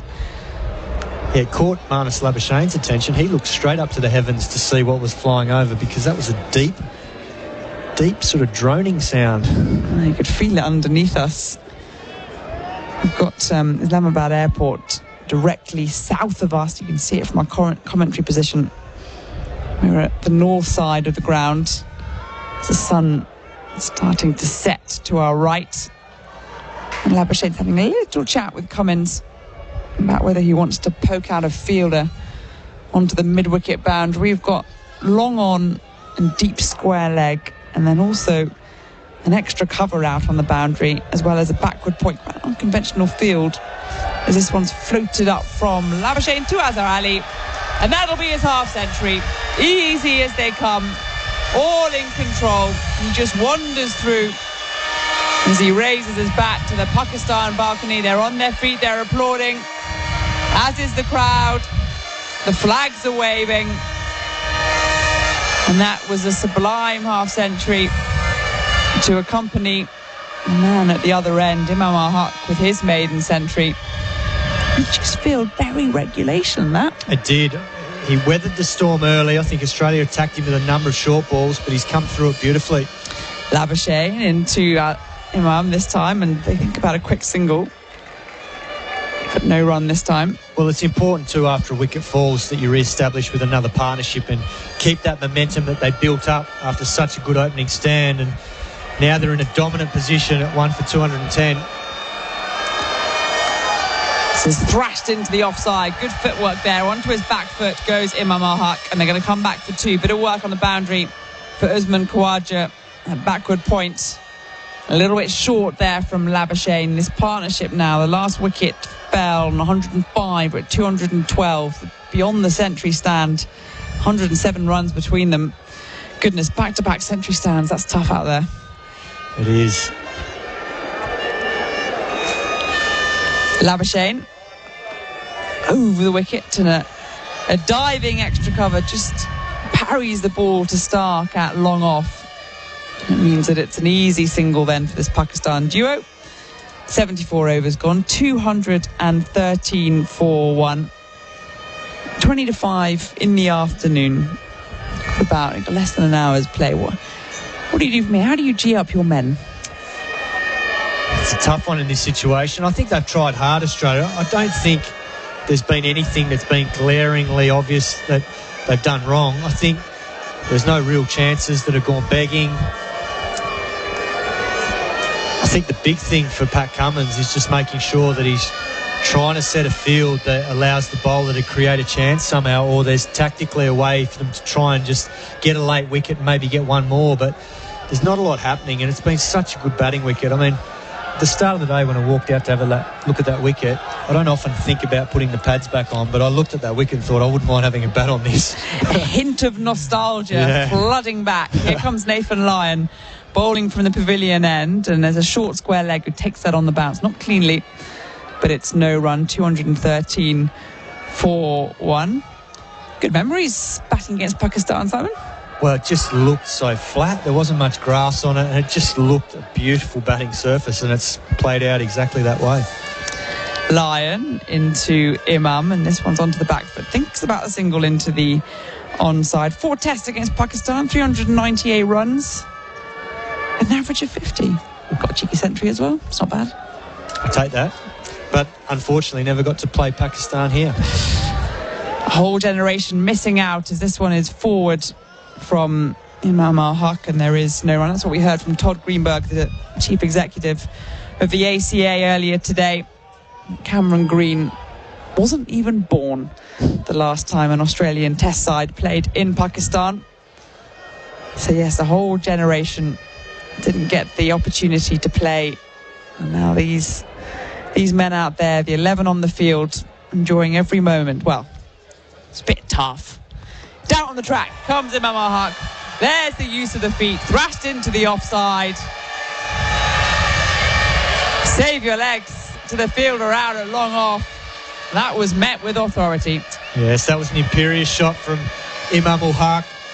He's played Nathan Lyon beautifully today. Skips down the wicket, but just positioned himself so that he could open up that cover region and then let his hands do the rest. He didn't want to take on mid-off or mid-on. Flatter delivery. Imam turning it into the onside on the bounce to short square leg. 217 for 1. ul-Haq is there on 118. Azhar Ali at the other end on 50.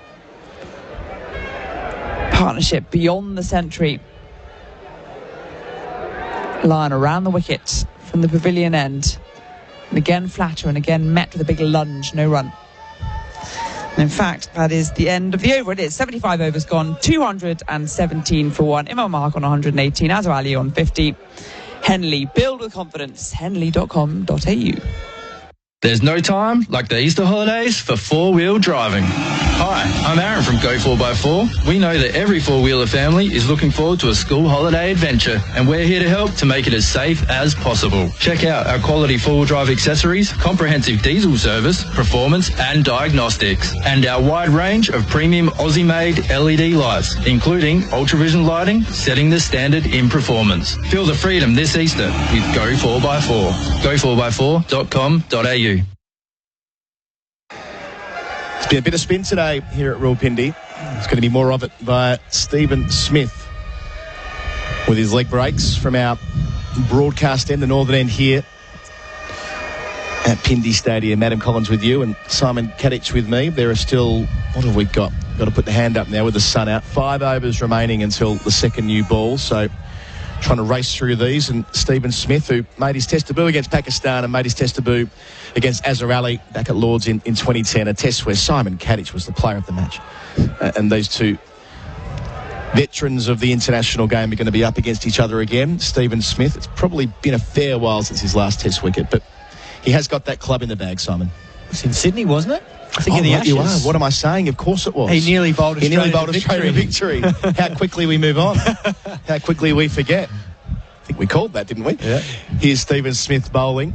First ball pushed down towards, I wouldn't quite call it long on, and indeed it's hit so well that they don't take a single. Mitchell Stark does the fielding. Azhar Ali stays on an even 50. Fabulous partnership this. They've taken it from 105 to 217. Smith delivers, back of a length, and Azhar Ali rides the bounce and pushes out to cover, no run. Yeah, I like this from Pat Cummins with mid-off and mid-on up now. He didn't have that field for Marnus Labuschagne, and they were able to milk him comfortably for ones, whereas Steve Smith just forcing him to look elsewhere here. Smith to the crease, bowls. It's flat. It's cut away by Azhar Ali straight out to deep point where there's a sweeper. He's 51. 1 for 218 the score. I mentioned the spin bowl today. 25 overs from Lyon. 3 from Head inside the first hour or so, and that was unexpected. 4 from Labuschagne and now 1 from Smith. So they've really banked them up with this first new ball.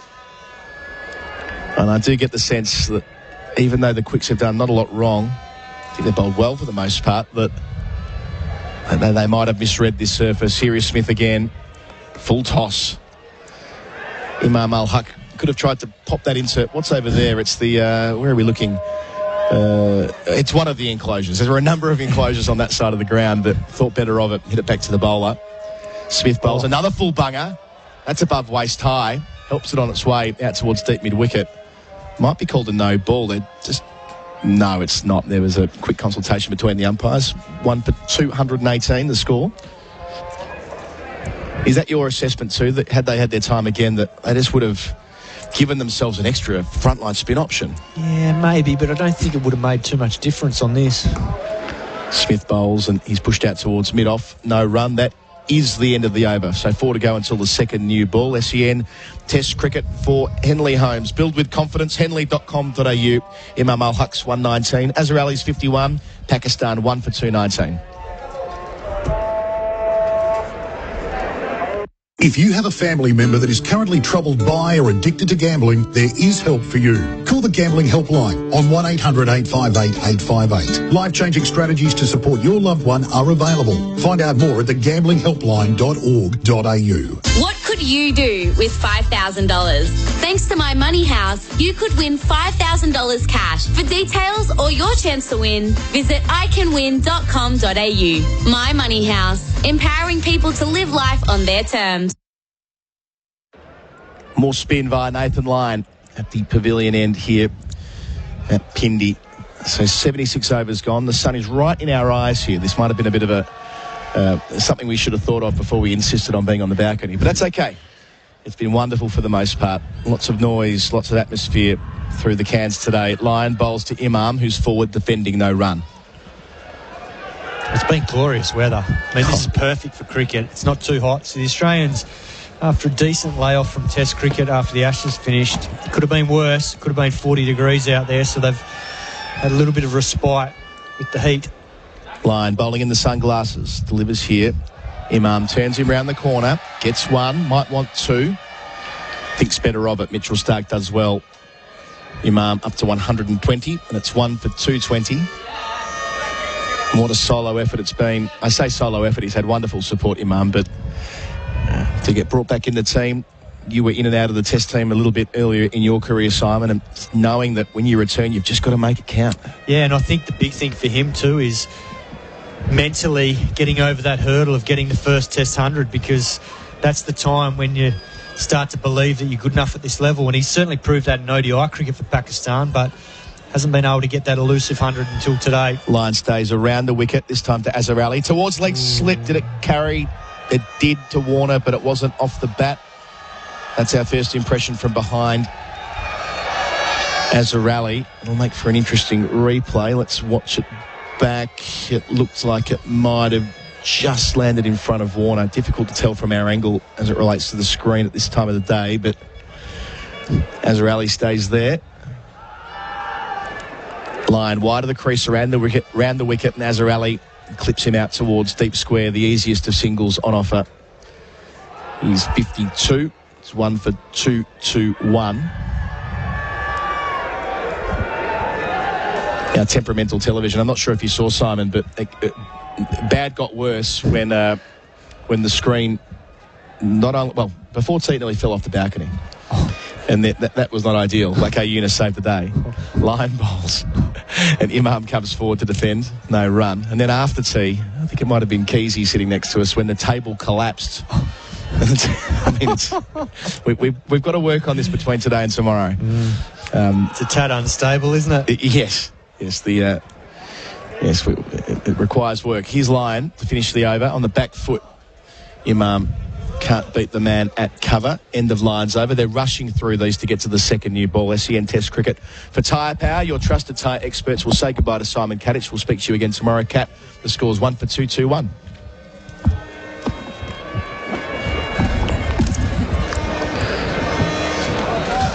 We're going to push through between overs here. So we've just said goodbye to Simon. I've got Isabel Westbury next to me trying to fix the situation with the telly. Thank you for her efforts throughout the course of the day. She'll call us through to stumps shortly. So 1 for 221. And Stephen Smith in operation from our broadcast end. It's bowled 1 over, none for 2 in here at Azhar Ali, who's on 52 from 119 deliveries. He's batted really nicely. Getting a chance to drive here, but only as far as Marnus Labuschagne at extra cover, no run. The first and only wicket today was when the score was on 105, when Abdullah Shafiq, big top edge, taken by Pat Cummins. Smith bowls and driving again is Azhar Ali, down towards Mitchell Starc at mid-off, no single there. So the fall of wicket was 105. He was gone for 41, I think it was, looking up at the screen. 44, sorry. And since then, it's been smooth sailing. No chances to speak of between this pair. Full toss from Smith. And Azhar is happy just to take a single down to Mitchell Starc. He moves along to 53. Just waiting for our summariser, Waqar Younis, to arrive. Coming back over from television. We'll have him back with us soon, I'm sure. Adam Collins with you for the time being. 1 for 222, appropriately so, given they're playing for the Benaud-Qadir trophy. Smith bowls and Imam is happy just to defend here. They're not going after Smith. They're not going to take any risks between now and the second new ball. Smith to the crease, wide of it, bowls, and Imam tucks him around the corner, down towards deep backward square leg in front of the Javed Miandad enclosure. That takes him along to 122. 1 for 223.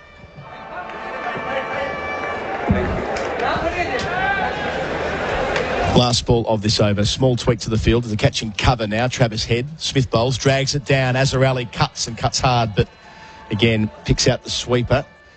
End of the over. 2 are left until the second new ball is due. SEN Test Cricket for tyre power. Your trusted tyre experts. It's 1 for 224. Greyhound racing is always a great day out for the whole family. So get along to any of SA's 4 major greyhound racing venues for an exciting day out. Head along to experience the thrill of greyhound racing. Enjoy some great meals with family-friendly dining options available. You can also head trackside and see these amazing athletes in person. Head to greyhoundracingsa.com.au to check the schedule. We love our dogs. Gamble responsibly. 1 for 224 is the score here at Rawalpindi. I'm going to welcome Peter Lawler back just as we wait for Waqar Younis, who looks like he might be on his way. So it might be a brief cameo from you, Pete, but we'll do it well with Imam ul-Haq 121. Azhar Ali 54, SEN Test Cricket for tyre power. Their buying power puts the power in your lane. Nathan Lyon will bowl one more over in this spell, Pete. And then the phony war will end and we'll have the second new ball. It'll be Mitchell Stark and Pat Cummins and see what they can extract from this surface, what's left of it before stumps on day one. Lovely to be here. I've got to go. See you, Pete. Thanks for that. Here's Lyon round the wicket, new over, defended into the onside by Azhar Ali. Here comes Waqar. As he does the jump from one medium to the next, from television to radio, a seamless movement. Lyon bowls and Azhar Ali wants to dance but thinks better of it. Deflects down towards Travis Head, who's at short leg, no run there. Hello, Waqar. Hello, Adam. How are you? I'm well. As I said to Pete, we're sort of just going through the motions a bit here until the second new ball arrives 10 deliveries from now. An important passage of play, no doubt. Lyon delivers and Azhar is on the front foot defending. Yeah, that's what we're all waiting for, isn't it? We just hoping that they'll take the new ball straight away. It's a little cooler now, so my ball might swing a little bit.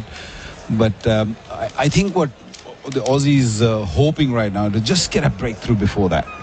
Oh, they'd love that. Lyon bowls, Azhar Ali on the dance before driving easily down to long on. No concerns in that direction. Sweepers everywhere. He moves up to 55 and it's 1 for 225. Look, the Imam ul-Haq is playing on 121 and Azhar 56. I don't think the new ball is going to be that much of a worry for them because they both are openers. Azhar Ali has opened for Pakistan on many occasions. Lyon bowls, Imam pushes down the ground as well. These are easy singles. 1 for 226. Imam up to 122. I think what Australians are doing right now, I can understand they pushed mid-off, mid-on, even the square fielders are back on the boundary. I can understand now because these two batters, they have put up a very good partnership. So you don't want to just give boundaries away. But early on in the day, maybe even before lunch also, let's go before lunch, they were just pushed back and easy singles were given. The last ball of Lyon's over and probably his spell pushed out towards extra cover by Azhar Ali. End of the over, 1 for 226. 79 gone. Imam 122.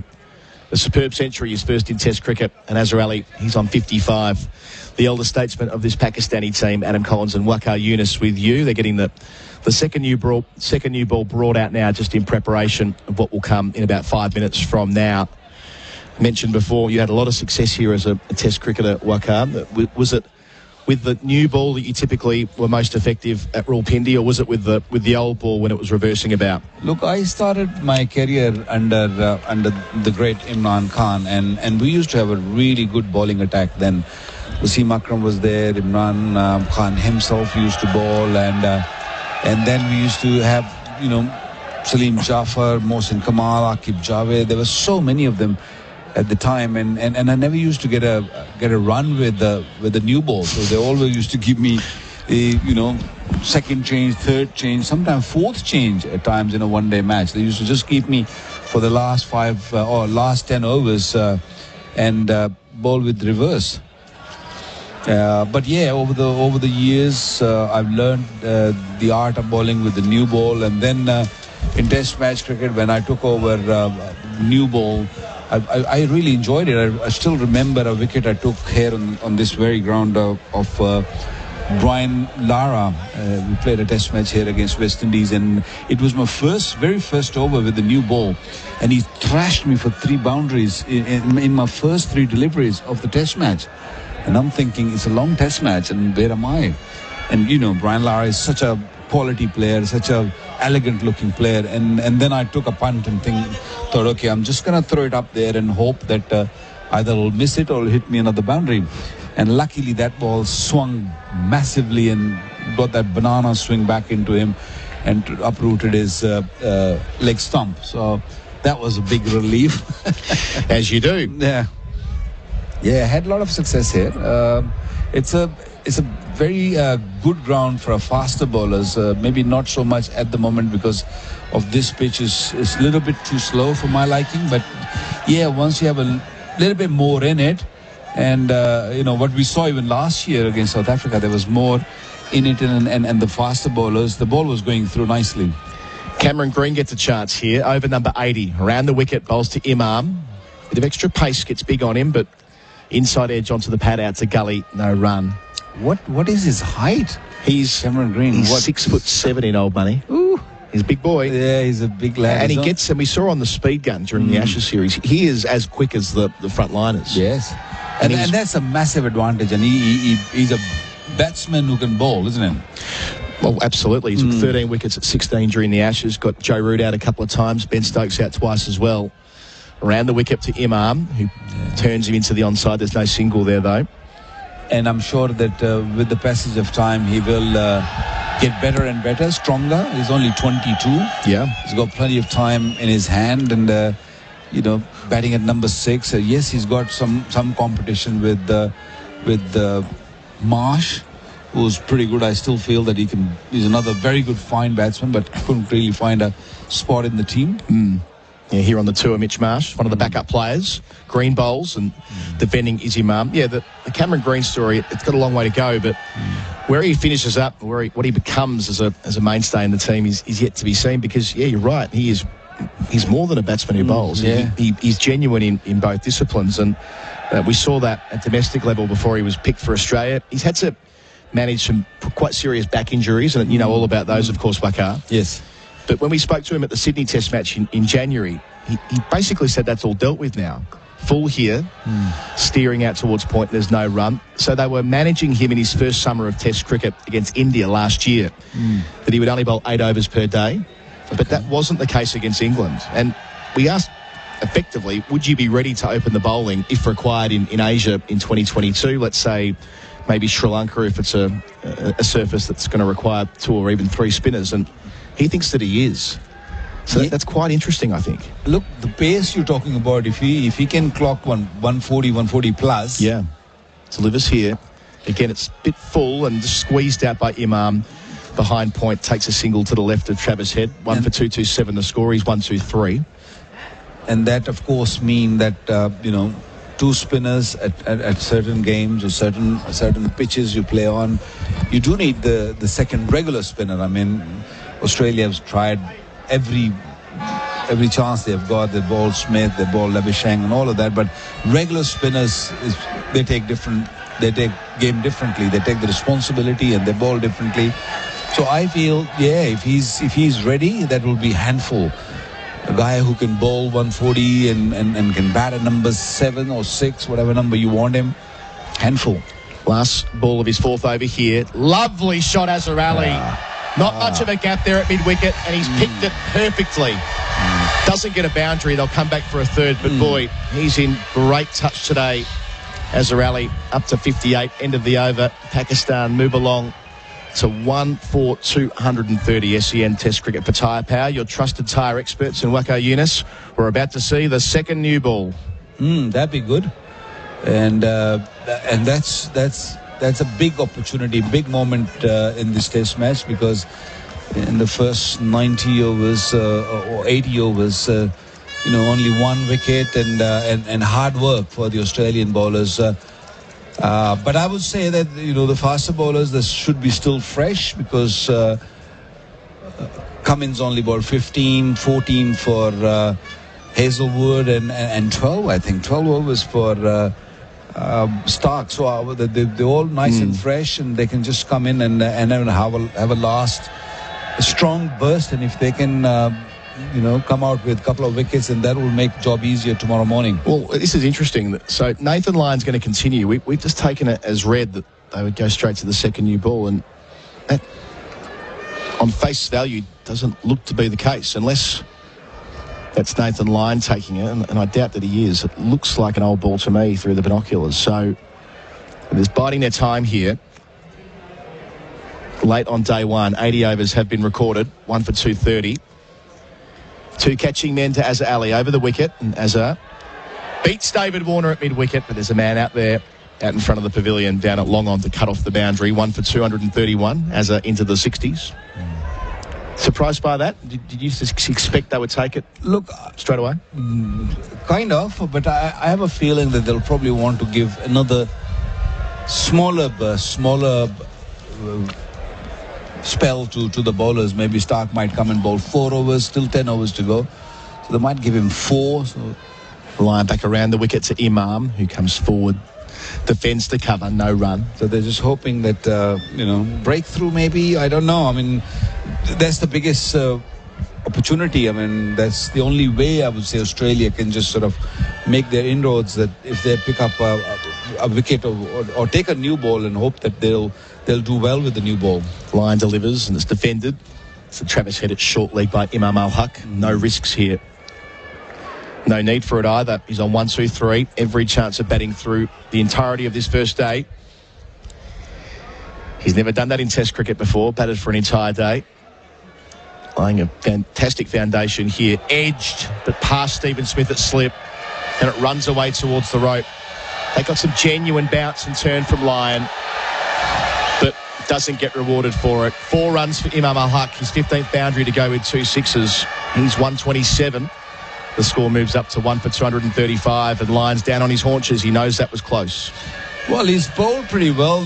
It's just that he didn't have any luck. This one bounced a little bit also, hit almost the glove of Imam ul-Haq or shoulder of the bat, and that's very encouraging. But you need a little bit of luck for the ball to go in the hands of a slip cordon or maybe a wicket keeper.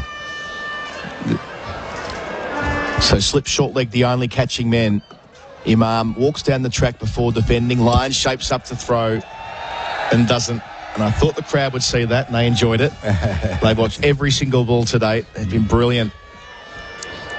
I can't wait to get out there amongst the crowd through the course of the Test, Waqar. It's going to be fun. I don't suppose you could do that. Too many selfies. Here's Lyon to Imam, who's just working it off the hip. No run in that direction. End of Lyon's over. He's bowled 28, 1-for-82. His analysis on SEN Test cricket for Henley Holmes. The score is 1-for-235. The wait is nearly over. You can feel the excitement building across the city. The 2022 AFL season is back. For the best seats in the house this season, become an Adelaide Oval football member. With unrivaled access into the Western Stand, adult memberships start at $560. This is a red-hot opportunity for SA footy fans. To secure the best value memberships in footy today, visit adelaideoval.com.au/membership. They're getting plenty of work on that ball. The specs on it at our end a bit closer to the action, and there's one side of the ball still very much shined up, so they must be hoping that late in the day it'll be reverse swing they can generate. Cameron Green, he'll continue away from us and towards Azhar Ali. who's still there on 59. Facing up here, plays with soft hands out to point, no run. I just saw Mitchell Starc sort of warming up a little bit and hoping that he'll take the new ball from the pavilion end.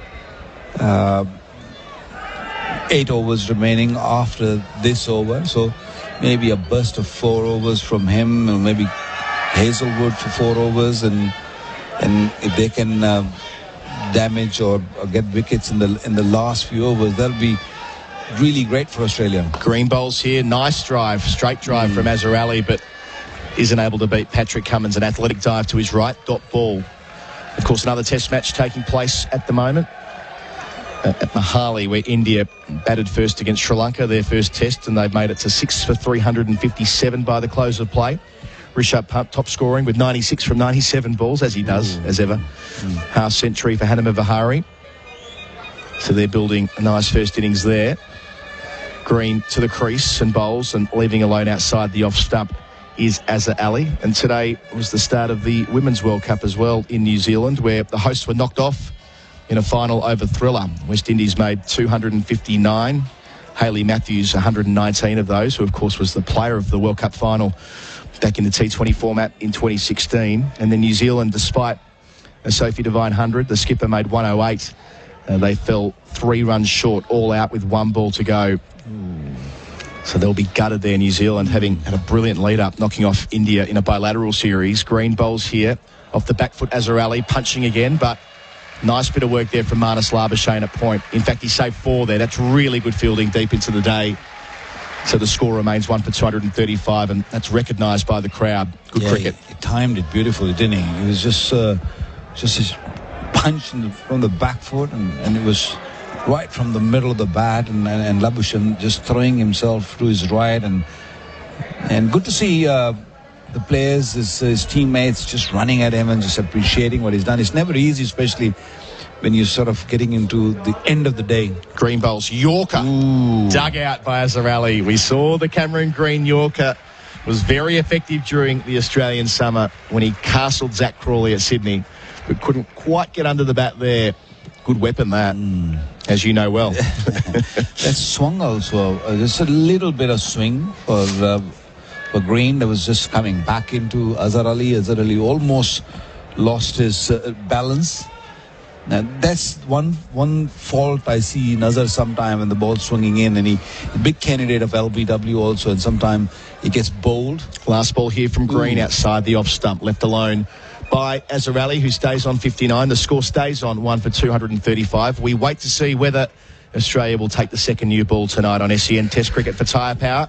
Your trusted tyre experts. Adam Collins here with Waqar Younis, the Pakistani great. So that Women's World Cup that's taking place in New Zealand, I suppose there'll be a pretty big focus on that from Pakistan fans as well. That's a team that's been on the advance over the last few years. They've done quite nicely over the last couple of World Cup cycles. Yeah, they're a very young team, and they definitely have potential. They're getting better and better with the time, and there's no bigger opportunity playing a World Cup for your country, and I wish them luck. It's going to be tough one. It's not going to be easy because all these teams are well prepared and really looking to do well in New Zealand. Their first game is against the old rival India. Yeah. Yes, that's at Mount Maunganui in a couple of days. And, of course, Australia play England tomorrow as well to kick off their tournament. England, the defending champions from 2017 against the favourites Australia. They've just finished their Women's Ashes series where Australia frankly thrashed England, and now they get another opportunity. Now, speaking of opportunities, that looks like what Mitchell Starc's going to get. But is it with the second new ball? New ball, yeah. New ball taken straight away. Right, there we go. So it is. So 2 overs after it was allocated, they have now taken it. So the configuration of the field changes. 2 slips, that's Warner and Smith. Cameron Green into the gully. We have 2 men out for the short ball. Josh Hazelwood at long leg and Usman Khawaja fielding in a jumper, deep backward square, a mid-on, a mid-off, an extra cover and a deep backward point. It's Travis Head doing the work there. So Mitchell Starc, new phase of the game, second new ball, first ball with it, Yorker length, dug out just by Imam ul-Haq. It wasn't quite on target, but they're the sorts of Yorkers that get a little inside edge back onto the woodwork. Look, sometimes as a batsman, you know that that's what he's going to do. He's going to look to bowl full. He's going to look to swing the ball and he'll try the Yorker length.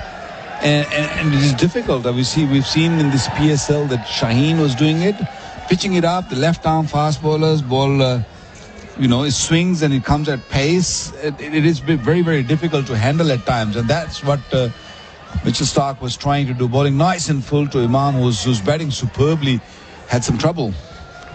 Imam there on 127.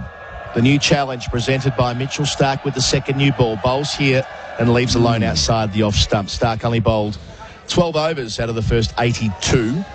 None for 39, his figures so far. It's been a tough day for the bowlers. The way Imam played, he did not give any chance to any bowler to just make an inroad. He's technically very sound, and he was waiting for this opportunity, Imam ul-Haq, for a long, long time. It's been 3 years that he's played Test match cricket, and what a comeback. Yeah, given the chance ahead of Shan Masood, and he's really taken it with both hands today. Facing Starc, who's able to leave this alone. That's well outside the off stump.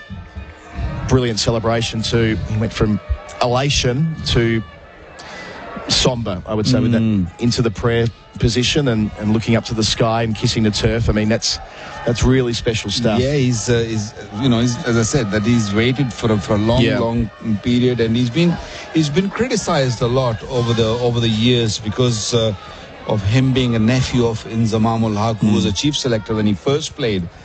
But he's proved himself over and over and again, and I guess he's got to carry on doing that because he will be criticised in the future also.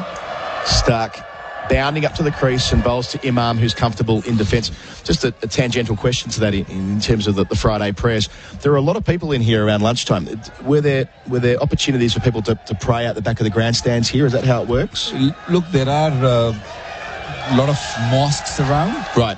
And what these guys do, they just walk in the mosque for about an hour, half an hour. That is probably around 1:45. Right. And the prayers are last about 5 to 7 minutes, and they just go in there and come back straight into cricket. Here's Starc up to the crease, delivers. Imam plays and plays well. Ball right under his eyes, runs it off the blade out to Travis Head at deep backward point. Gets himself a single. Moves along to 128. The score is 1 for 236. One ball left in this over. Starc bowling is 13th over. Has been pretty conservative, very economical. Is given 42 maidens, but wicket column is still empty, and that's what the Australians or Cummins, they're hoping that just fetch a wicket or two with the new ball, and that will give them a different energy tomorrow morning. They're going to need it. These two go to bed tonight with red ink. They're in a great position. Starc, last ball of his over. Azhar Ali takes it in front of square on the onside. Travis Head does the tidying up. End of the over. We'll have a change in commentary. SEN Test Cricket for Tyre Power, your trusted tyre experts. Joining Waqar Younis will be Isabel Westbury with the score at 1 for 237. When gambling becomes overbearing in your life, one phone call can change all that. Gamblers Helpline, 1-800-858-858. When gambling becomes an issue, there's always 24/7 support on the Gamblers Helpline. Phone 1-800-858-858. Hi, Shane Heal here. Catch every game of the NBL live on ESPN with KO, with the return of NBA superstar Matthew Dellavedova. There's also NBA stars in the making with Osman Dieng and Kai Soto. The NBL is here. Watch every game live on ESPN with KO. Pakistan then 237 for 1, 83 overs in this day so far. We've got the new ball. Australia looking desperately for that breakthrough.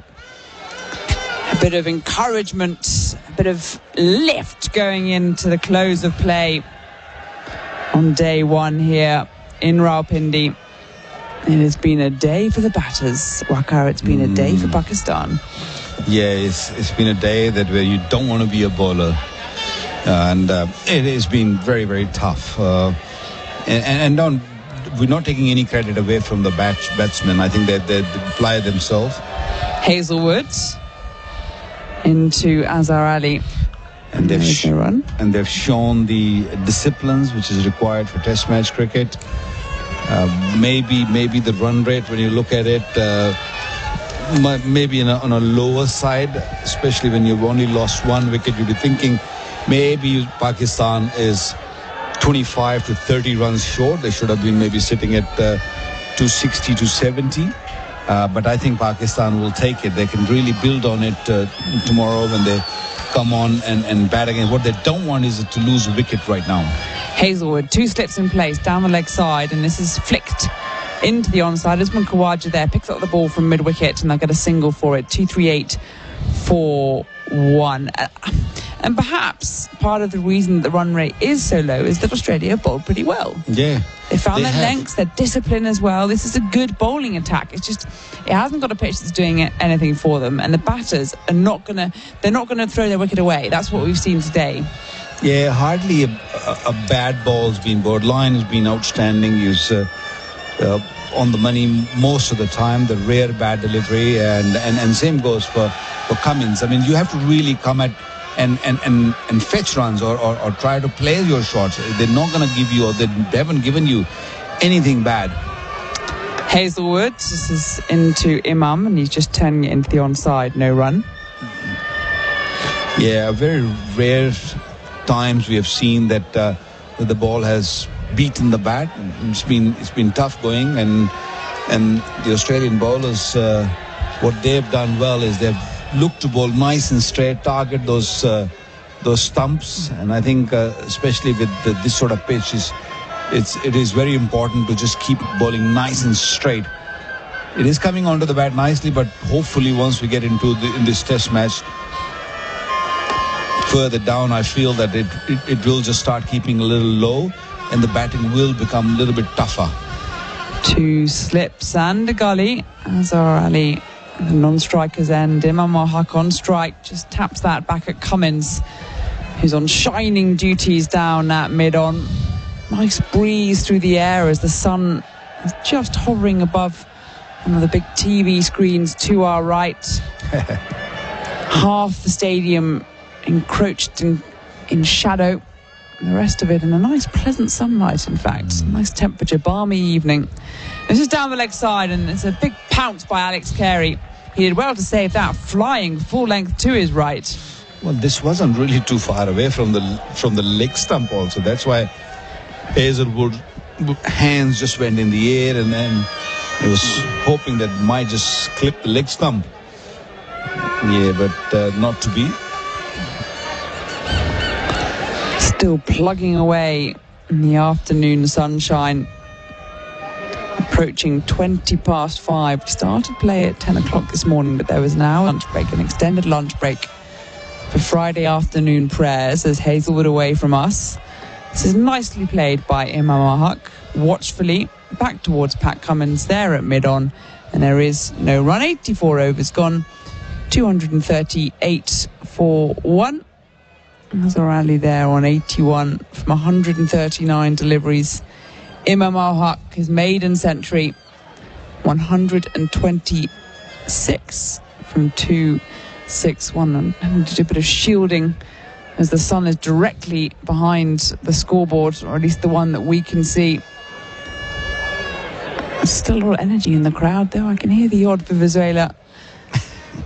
It started to die down, but the flags are still flying. And still a couple to my left.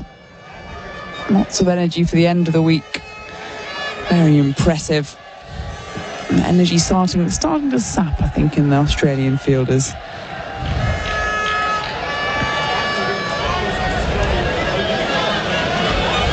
Two slips and a gully as Mitchell Stark makes his way towards us. Left arm over the wicket. Big effort ball through to the keeper. No run. Just needs to tighten up that line, perhaps, especially when you've got this new ball. You have that opportunity. It is very difficult to keep that line going, that outside the off stump or fifth stump.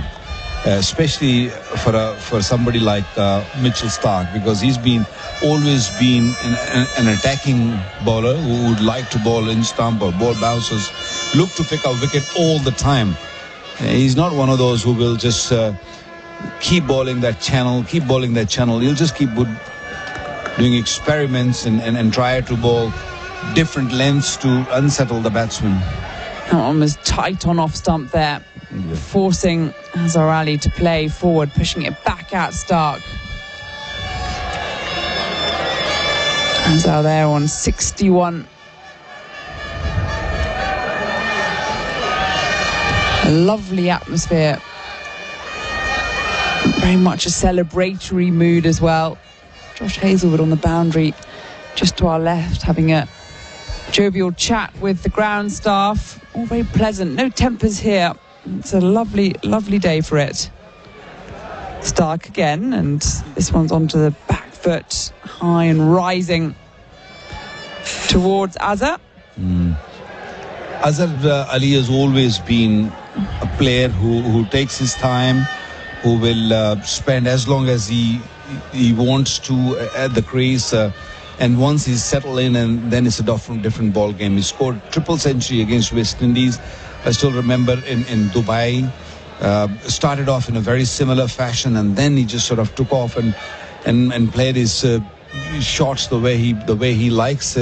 He's a wonderful player. I mean, great server. Played 92 Test matches for Pakistan. Starc in and always past the outside edge. That's a good ball. Had a waft of that one. Like the look of that one, the Australian fielders do. A very rare occasion, isn't it? Yeah, we have not seen ball beating the bat that many times, and this ball sort of lifted up a touch that would landed on the off-stump line and then took off a little bit, and Azhar Ali had a little bit of a poke at it and almost edged it. It's one of those where you're suddenly sitting up in your seat and you go, oh! Yeah, that's true. It still can do that. Still can surprise you. Well, there's a couple of kites flying around the ground. Here comes Starc, and this one's wider, stays low, past the off stump, and there is no run. Final ball of the 85th over coming up. It's the 5th over with the new ball. 2-3-8 4-1. A lot of the fans out there using their cardboard placards with the 4s and 6s on it, which is quite optimistic and in a test match to shield their eyes from the setting sun. Yeah, there'll be a few stiff bodies in the evening because they haven't played test match cricket, a longer version for a long time, both these teams. Final ball then of the Starc over, and it's driven but not timed, only so far as mid-off. There is no run, and it means that after 85 overs, Pakistan are 238 for 1. Tyre Power, your trusted tyre experts. Hi everyone, it's Damian Watson, and after a huge weekend in racing, don't miss SEN Track on Monday for everything you need to know. Join Bensley on Monday morning for all the fallout from racing around the country, and particularly after the Australian Guineas at Flemington on Saturday, before Campbell Brown and Sam Hyland take you through a big day of chasing, pacing and racing. Then Monday night, it's the Lids Fly with the full crew in the house. Miles Finster, Paddy Garshagan and Mitch Abaya trying to find you a winner. That's Monday on SEN Track. Pakistan 238 for 1, or 1 for 238 if you're listening down under. 85 overs bowled by Australia in the day so far. The umpires are just having a quick look at the light, I think there. Yeah, those little light meters are on the stumps, and I think we're all right. I can't see there's too much of a problem at the moment. The sun is setting, but it seems pretty clear at the moment. A bit of haze perhaps in the sky, but nothing too onerous. And it looks anyway as though Nathan Lyon is going to come on from the shell end. A little bit of waiting around. Hazelwood's down beneath us, posted at a wide, long on, some weary bodies, as Waqar was saying just now. And they certainly are, as they're put into position. And the left-handed Imam ul-Haq is on strike. Steve Smith there at slip, backward point, cover point out on the boundary. extra cover there in the form of David Warner. Travis Head making his way. Where's he going? I think he might be walking towards the umpire, maybe a point position. Lyon in place. Cummins there at mid-on. You're going to have a catching fielder at short square leg, which is putting on his pads. I'd imagine that's Marnus Labuschagne. He likes to have a go there. And then down about 2/3 towards the square leg, backward square leg boundary. Fielder as well, Mitchell Stark in his floppy hat. Smith slipping there as down the track comes in Imam ul-Haq, in fact, and tries to bash it back at the bowler. And Lyon there sticks his left foot out, does well to get to it. It's going to hurt though. So no run for a firmly struck shot. And you hear the chanting. Gosh, they really do have that energy. Lyon around the wicket, wide of the crease, and this is left alone by Imam. No run.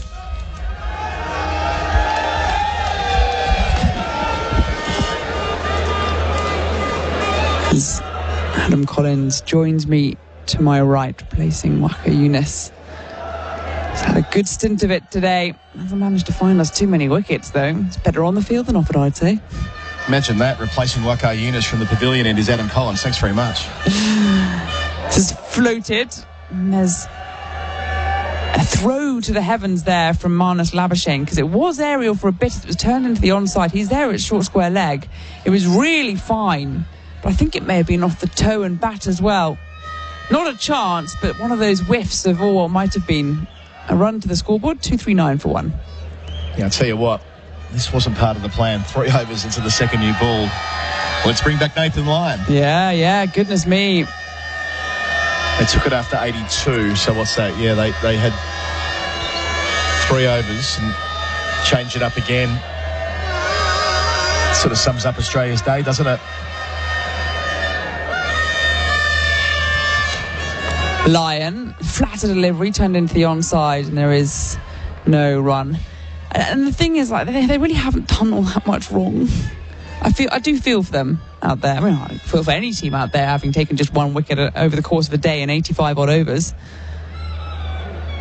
Short square legs slip, mid-wicket and catching as well, as this is played into the onside.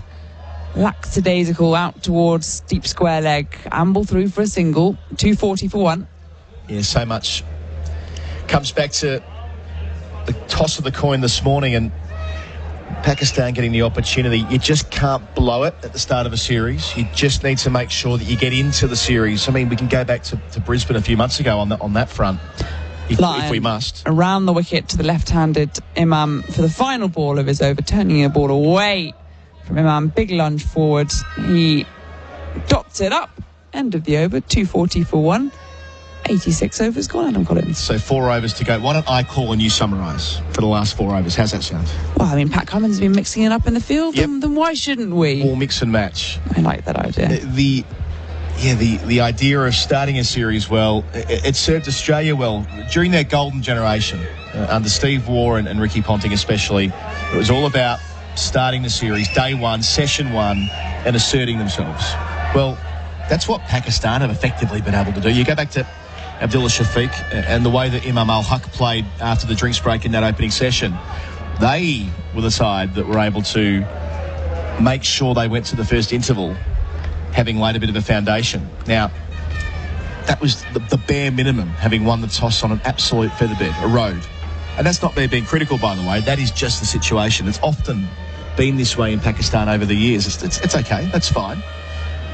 But, yes, getting bulk overs into the big 3 Australian quicks. This is brilliant on many levels for Pakistan. It's Azarali facing Mitchell Stark over the wicket, new over on the off stump, pushed out towards the offside, no run.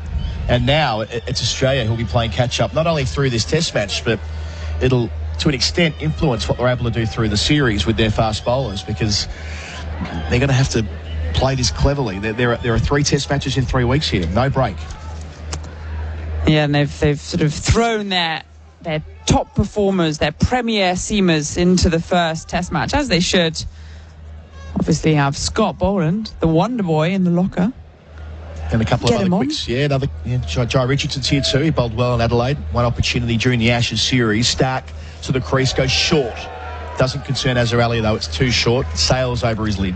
And you'd think as well that once we get to Lahore and Karachi, these will be decks that are probably more conducive to spin. And you'd imagine that's when Australia will think about bowling their two spinners, maybe an Ashton Agar, maybe even a bit of leg spin. Will Swepson come back as well? I wonder, I know, Izzy, we spoke about this during the Ashes, didn't we, about the way that Jack Leach has been used over the last couple of years. Or not used. When it's a 50-50 call, it goes against him. Yes. When they're not quite sure either way, Jack Leach doesn't play. There's a bit of that around Mitchell Swepson at the moment, isn't there? When it's one way or the other, they're choosing to go with the standard formula of 3 quick Stark bowls outside the off stump, left alone by Azarelli through to the gloves of Carey. So I think that just ratchets up the pressure on Swepson when he inevitably plays, whether that's here or in Sri Lanka. It's been 5 years of him being in squads, and them saying, actually, we'll have another one, thanks. We won't go with you, we'll go with the other guy. And again, I'm not trying to Monday morning quarterback this too much, but just looking at it in isolation, he's 28 years of age. He's bowled well enough, comfortably well enough, both for Australia at T20 level, but especially for Queensland last year, to warrant a test berth. That they've been developing this guy since he was early 20s as our commentary platform collapses, would you believe? This is going to take some repairing. Jeff Lemon, who's joining us for the Karachi test, has collapsed our stage. Mitchell Stark goes again on the drive. No run. I'm not quite sure how we're going to recover the situation. All I do know is the television's back on. That's a start. That did turn off, and it's turned back on as the table, as both tables have collapsed. I can see you're getting your camera out to take a photo, some documentary evidence of this, and why not? We'll get the guys back in Melbourne to tweet a photo. I've been lucky to call cricket all around the world, Izzy, you as well. I don't think I've ever done it whilst holding onto a TV and a table, crouched down, falling off a plinth, but here we are. I feel as though I'm on a capsizing ship. Bowls here and defending into the offside is Azarelli. I'm just going to say down the line, we're going to need to take a break at the end of the over. 1 ball to come in this Stark set. This wasn't what it said on the tin. Well, the commentary is still on. The TV has returned, which I think is the most astonishing thing, considering we spent about half an hour trying to get the thing on. Yeah, the TV has been on and off all day, and it's gone off for no particular reason. Well, as Jeff has literally collapsed our stage. He's just sitting there laughing, taking pictures of us. I mean, he's a big boy, a lot of him. Here is Stark. Over the wicket, defended into the offside. End of the 87th over. We're going to take a break on SEN Test Cricket. The score is 1 for 240 for Tyre Power. Their buying power puts the power in your lane. Hi everyone, it's Toby and Watson, and after a huge weekend in racing, don't miss SEN Track on Monday for everything you need to know. Join Bensley on Monday morning for all the fallout from racing around the country, and particularly after the Australian Guineas at Flemington on Saturday, or Campbell Brown and Sam Hyland take you through a big day of chasing, pacing and racing. Then Monday night it's the Lids Fly with the full crew in the house, Miles Finster, Paddy Garshagan and Mitch Abaya trying to find you a winner. That's Monday on SEN Track. Well, it's SEN Test Cricket. Adam Collins, Isabel Westbury. We're standing up now on our broken stage. This stand is unbroken as well. It's been worth 135 runs. Losing my bundle here is Nathan Lyon. That was a pretty neat segue, though, into the unbroken stand bit. They're doing better than we are out here. 3 overs to go. All the lights are on here at Pindi. Line away from us around the wicket to Imam ul-Haq. He turns him into the onside, but Marnus Labuschagne cuts it off at short leg. My intention was to take everything inside before after stumps tonight. This will make sure of that. We'll find a way to get back onto the balcony tomorrow. Lyon, he's got a slip and a short leg. Delivers here. Imam goes back and finds a gap at mid-wicket. Good batting late in the day. Gets 1. Happy with that. He moves along to 130. 1 for 241's the score.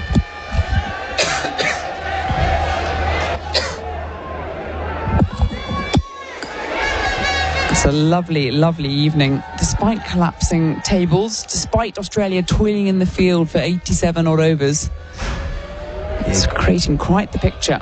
Gorgeous evening. Lyon bowls and coming forward is Azarelli. No run there. So the schedule close of play It was 5:20. We're into the extra half an hour. They have to finish by 5:50. They'll get the overs in.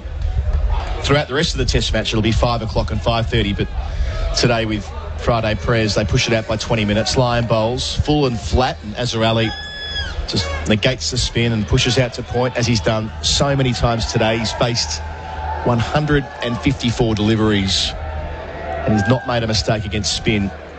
37 years of age. He's played many test matches against this bowling group. Off the back foot here, tries to steer line, a play and a miss after saying he's not made an error against spin. He makes one next ball. Only a small one, though. Didn't quite get it full enough to threaten the footmarks there, Nathan Lyon. That's where he needs to be to bring those stumps into play. 2 balls to go in Lyons over. On leg stump, 2 full. Turned around to Usman Khawaja at backward square leg, no run.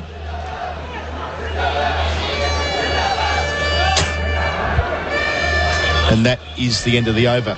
The umpires are ahead of the scoreboard. It stays at 1 for 241. Lions bowled 30 overs, 4 maidens, 1 for 85. Imam ul-Haq is still there on 130 as the sun sets behind the scoreboard. That makes for a gorgeous photo, I must say. Azhar Ali is on 62. And as I say, Jeff Lemon, who'll be joining our broadcast in Karachi and Lahore, has caused quite the stir, quite the intervention late in the day. In terms of our commentary position, we'll have that photo, or a number of photos presumably, tweeted of our embarrassment soon on the 1116 SEN Twitter account and the other socials. The commentary continued. The TV turned on. The TV is still on. It may be lodged at a 30 degree angle, but it's on. It's not long for this world, though. I just moved position and it nearly fell off again. So Waqar Younis saved the day earlier, capturing it in 2 hands when it nearly tumbled off the balcony. All the fun of the fair here at Rawalpindi, and all the lights are on. It is getting a little bit dark. They've got 2 more overs to send down. Stark, the first of those. Just 1 slip, Stephen Smith. He arrives and bowls to Imam, who pushes out towards mid-on. No run on offer. A partnership that began at 105 just before lunch, Izzy. And they've really powered through. A run rate of 2.73, but that's never really been a concern for Pakistan. They have cleared the ropes on 4 occasions and tried to counter-attack when there have been windows to do so. But they also haven't been worried about letting the game just not drift, but allowing the Australian bowlers to go through their rotations and to dry it up, as long as they've had the patience and trusted their defence the whole way through it. It's been a well-paced day of Test cricket for the home side. Stark bowls to Imam, who turns the ball down to Nathan Lyon. At fine leg beneath us here, gets a single, 1 for 242. That takes Imam up to 131. Some stiff bodies out there. Lyon just running over from where he was, placed at 3rd man for the right-hander, 3rd man for the left-hander. He's been a busy boy, Lyon. 30 overs on day 1. You don't see that too often from a spinner. And I'm sure that'll be the debate back home in Australia tomorrow. Have they got this wrong in terms of the setup with 3 quicks and 1 specialist spinner, then using 3 part-timers through the course of the day? Head before lunch and Labuschagne and Smith in the final session. Stark on middle stump, pushed out towards mid-on by Azhar Ali. No run there. He stays on 62. It's 1 for 242. Still 3 balls left in this over. 9 balls left in the day. But yes, if you said, Izzy, at the start of play, well, you're going to have to bowl first and you're going to send down half a day of spin. You're going to have 30 overs into Nathan Lyon. Well, that wouldn't be even close to plan A, plan B, or plan C for Pat Cummins, but so it is. Stark halfway through his 16th to the crease and bowls to Azhar, and comes forward and defends out to the captain at mid-off. He's tried to flick it up with his boots a few times today, Cummins. He tries and never quite gets it to hand. Curtly Ambrose made an art form of that in the 90s. So there is one thing that Cummins can't do perfectly. Every cricketer is a wannabe something else sportsman. Golfer quite often is the case, but I reckon there's a few aspiring soccer players out there as well. That was kind of the thing for you, wasn't it, Izzy, when you were playing top flight cricket? You were hockey and football and a range of other sports. National sport of Pakistan, hockey. We should get to the hockey while we're here, actually. Stark delivers to the right-handed Azarali, who's able to turn it off his hip to one of the two men stationed on the rope in that direction. Usman Khawaja, deep backward square on the charge. They get a single, 1 for 243, with Azar up to 63 from 160 deliveries. I'd love to get to a game of professional hockey while we're here. Nathan Lyon just gives the thumbs up to the commentary box as he makes his way from one side of the ground to the other. Moving gingerly, I'd taste. Not for injury, just it's been a long old day. He's put in a good stint. He's being shifted back and forth. That's your homework tonight, Izzy. Find us a hockey game to go to while we're in Pakistan.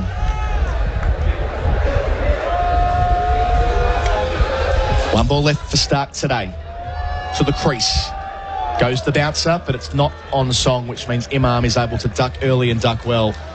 End of the over. One to come on this first day of the series at Rawalpindi. 1 for 243 the score. Imam ul-Haq is 131. Azarali is 63. So they haven't put the foot down in the final session the way you might have expected when the score was 1 for 171 at tea. But the broader benefit of not losing a wicket will be realised through the course of tomorrow and probably beyond in this test match. Yeah, I think it's one of those where they just wanted to see through that first day, lose as few wickets as possible, build those partnerships, get a bit of confidence as well. Pakistan, obviously Australia haven't played here in yonks, but Pakistan as well, it's few and far between. Played a lot of white ball cricket recently, and it's almost just recalibrating, getting back into the rhythm. You really have been spending some time in Australia recently. Yonks. Oh, I say that. Is that an Australian word? I reckon it is. Lion bowls and Azarali's forward. It might be used in the UK, but it's certainly a term that's used more in Australia, I think.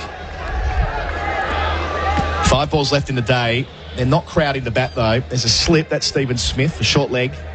And David Warner at a short straight catching mid-wicket. In fact, they're going to make a change here and send Travis Head under the lid. Where will he go? Maybe silly point? Is he? Maybe leg slip? Crowd the batter, aren't they?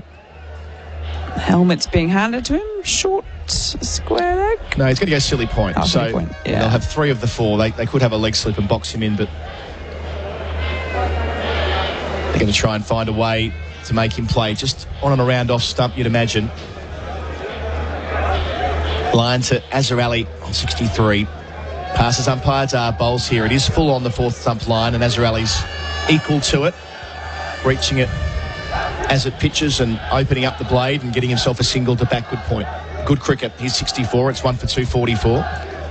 That's where you want to be in the final over of the day, the non-strikers end.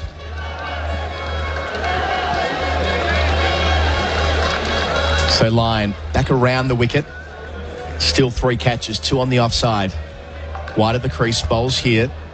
And turning through the onsides, Imam ul-Haq.